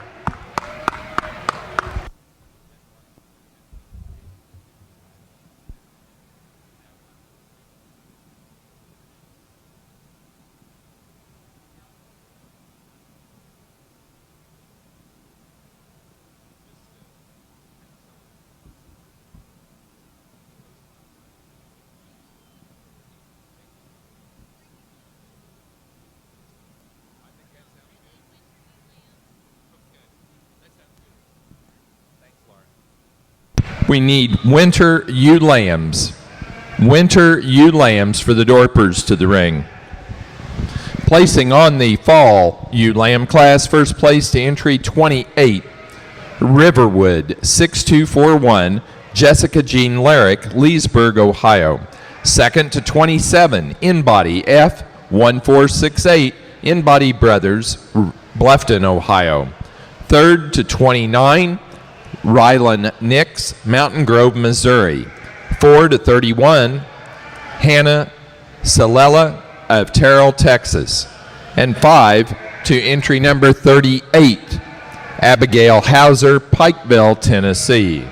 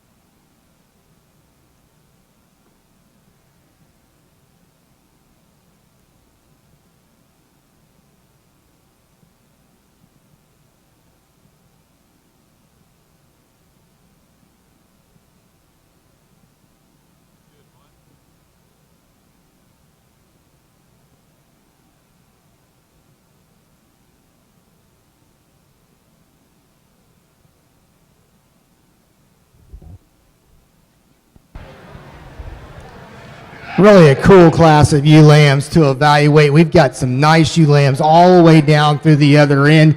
I think it gets pretty close when we start to analyze these top five, but yet we got some differences in here. The female that's going to start off the class with, I like a lot as far as her dimension and width, the base. You get up in her, she's got a nice shoulder shape to her. She's got enough femininity and length in through her neck and through her shoulder. She comes back with the most width and the most power of natural muscle and the right kind of shape of muscle in through her spine, and especially out through her hip. She's got plenty of muscle in her. The ewe lamb in second is loaded a little bit more as far as muscle shape into her, but the ewe lamb that's in first has enough muscle, has the right kind of look of the muscle, and when you get off to the side, she's got enough depth of body, she's got enough spring of rib and depth of flank into her, and the correctness for me, she's that combination piece in this top five to get her in the first place.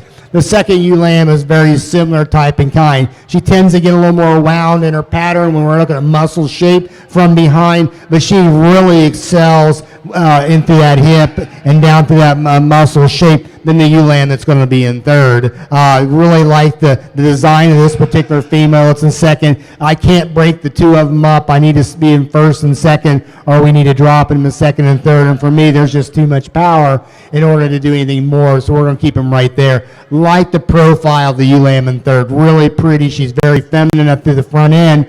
And you look at her off to the side, she doesn't have quite as much depth or spring or rib down in that center portion of it as the two right above her. But what I'd like to sure change about her more with that much length and that much coolness when we got looking in through her front end, we get behind her, we don't have enough power. I just like to give her more width. I like to give her more muscle dimension. Boy, if we could do that, she's a killer.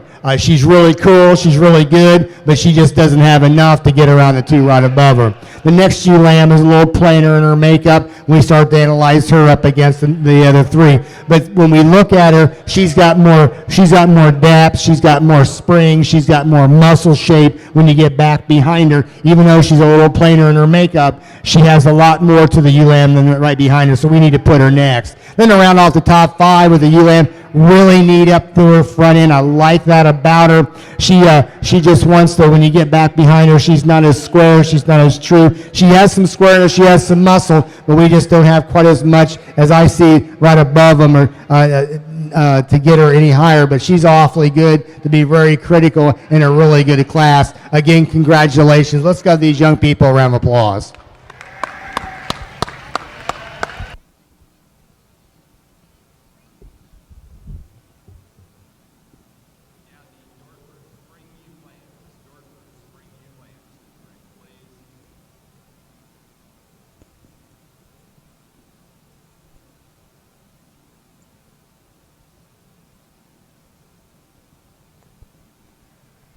Placing on the class of winter ewe lambs for the Dorpers.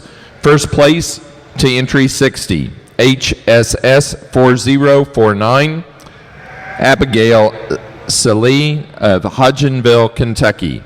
Second to 57, HSS 4055, Abigail Salee. Third place to entry 46, Jessica Jean Larrick, Leesburg, Ohio.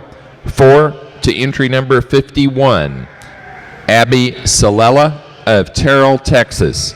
And 5 to 47, Dylan Jones, Smithville, Tennessee.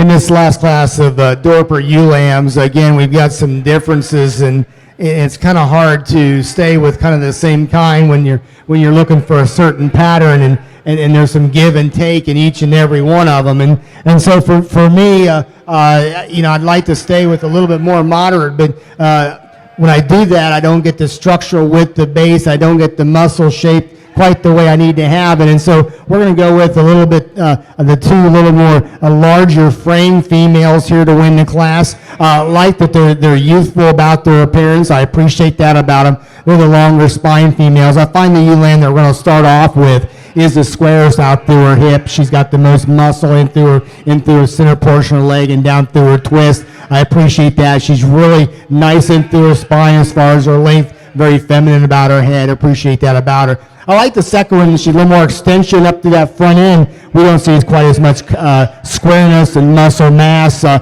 we're analyzing her up against the one right above her, but very, very similar in her style and kind. The ewe lamb that's a little more trouble for me is the one that's going to be in third. I think she's a little further along in her pattern, in her growth, maturity level than what I think she needs to be at this particular time. I'd sure like to, when we start to analyze her, I like her for her width of base. I like her for her width of hip. I just think she's a little too far along, but we need to put her in third because she's another really nice one. Then we get two ewe lambs here next that I really thought I was going to start the class with and be first and second. I like the style. I like the way these sheep are put together. I like that they've got enough length to them. They got enough, when you get into them, they got enough depth to them. They're kind of the right size. But then I get back behind them, and they just don't square up and don't give me as much muscle that I'd like to see. You know, we think of those last two ewe lambs that just won that last two classes, and they really squared up, and that's what I expect these two to do also. They just don't do it for me today when we start to look at the ones above them. I like their style, I like their bone, I like the way these sheep are made. But when you get back behind them, when you see that center portion of that shoulder and how it comes up, when I get back behind, I sure like to give these ewe lambs more squareness and more width, especially in through the base on these two particular to get them any higher. But awfully good to be fourth and fifth. A nice set of ewe lambs. Thank you.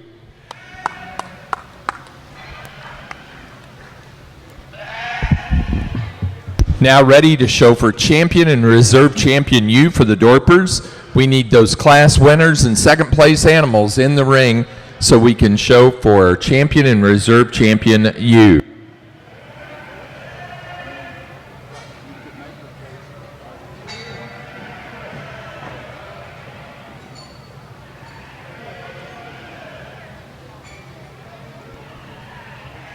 Placing on that last class of spring ewe lambs for the Dorpers, first place to entry number 66, Dry Creek Dorpers 0544, Jessica Jean Larrick, Leesburg, Ohio. Second to entry 67, Dry Creek Dorpers 0547, also Jessica Jean Larrick. Third place to 69, Hannah Salela of Terrell, Texas. 4 to 73, Abby Salela, Terrell, Texas. 5 to entry 68, Hannah Salela, Terrell, Texas.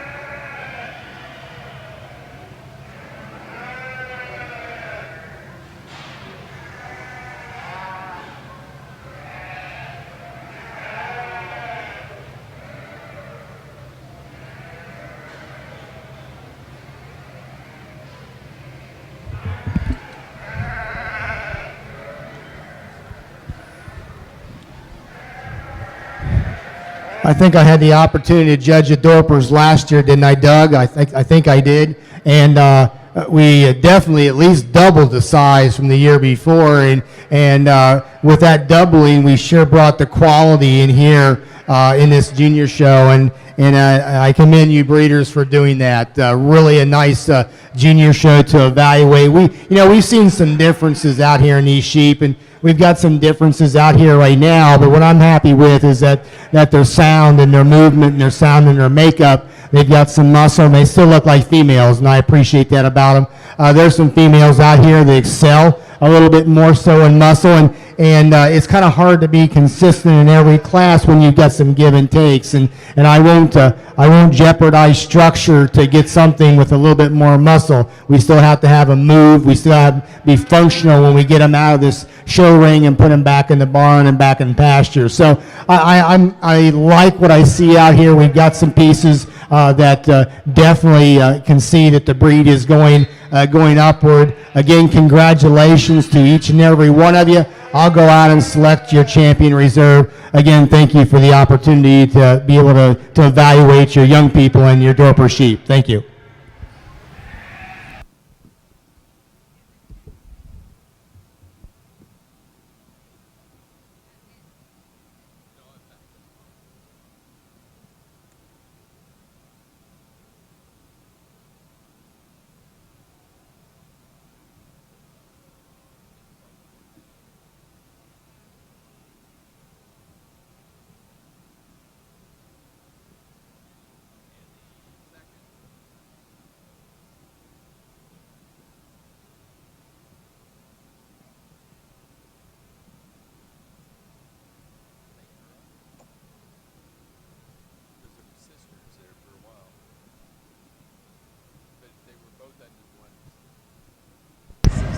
Our champion ewe goes to entry number 60, the Winter Ewe Lamb of HSS 4049, Abigail Salee, Hodgenville, Kentucky. The reserve to entry 57, HSS 4055, also Abigail Salee of Hodgenville, Kentucky. That does conclude our show this evening. We will be back tomorrow morning at 8 o'clock with the remainder of the Breeding Sheep Show. Your judge has been Tim Fleener of Pennsylvania.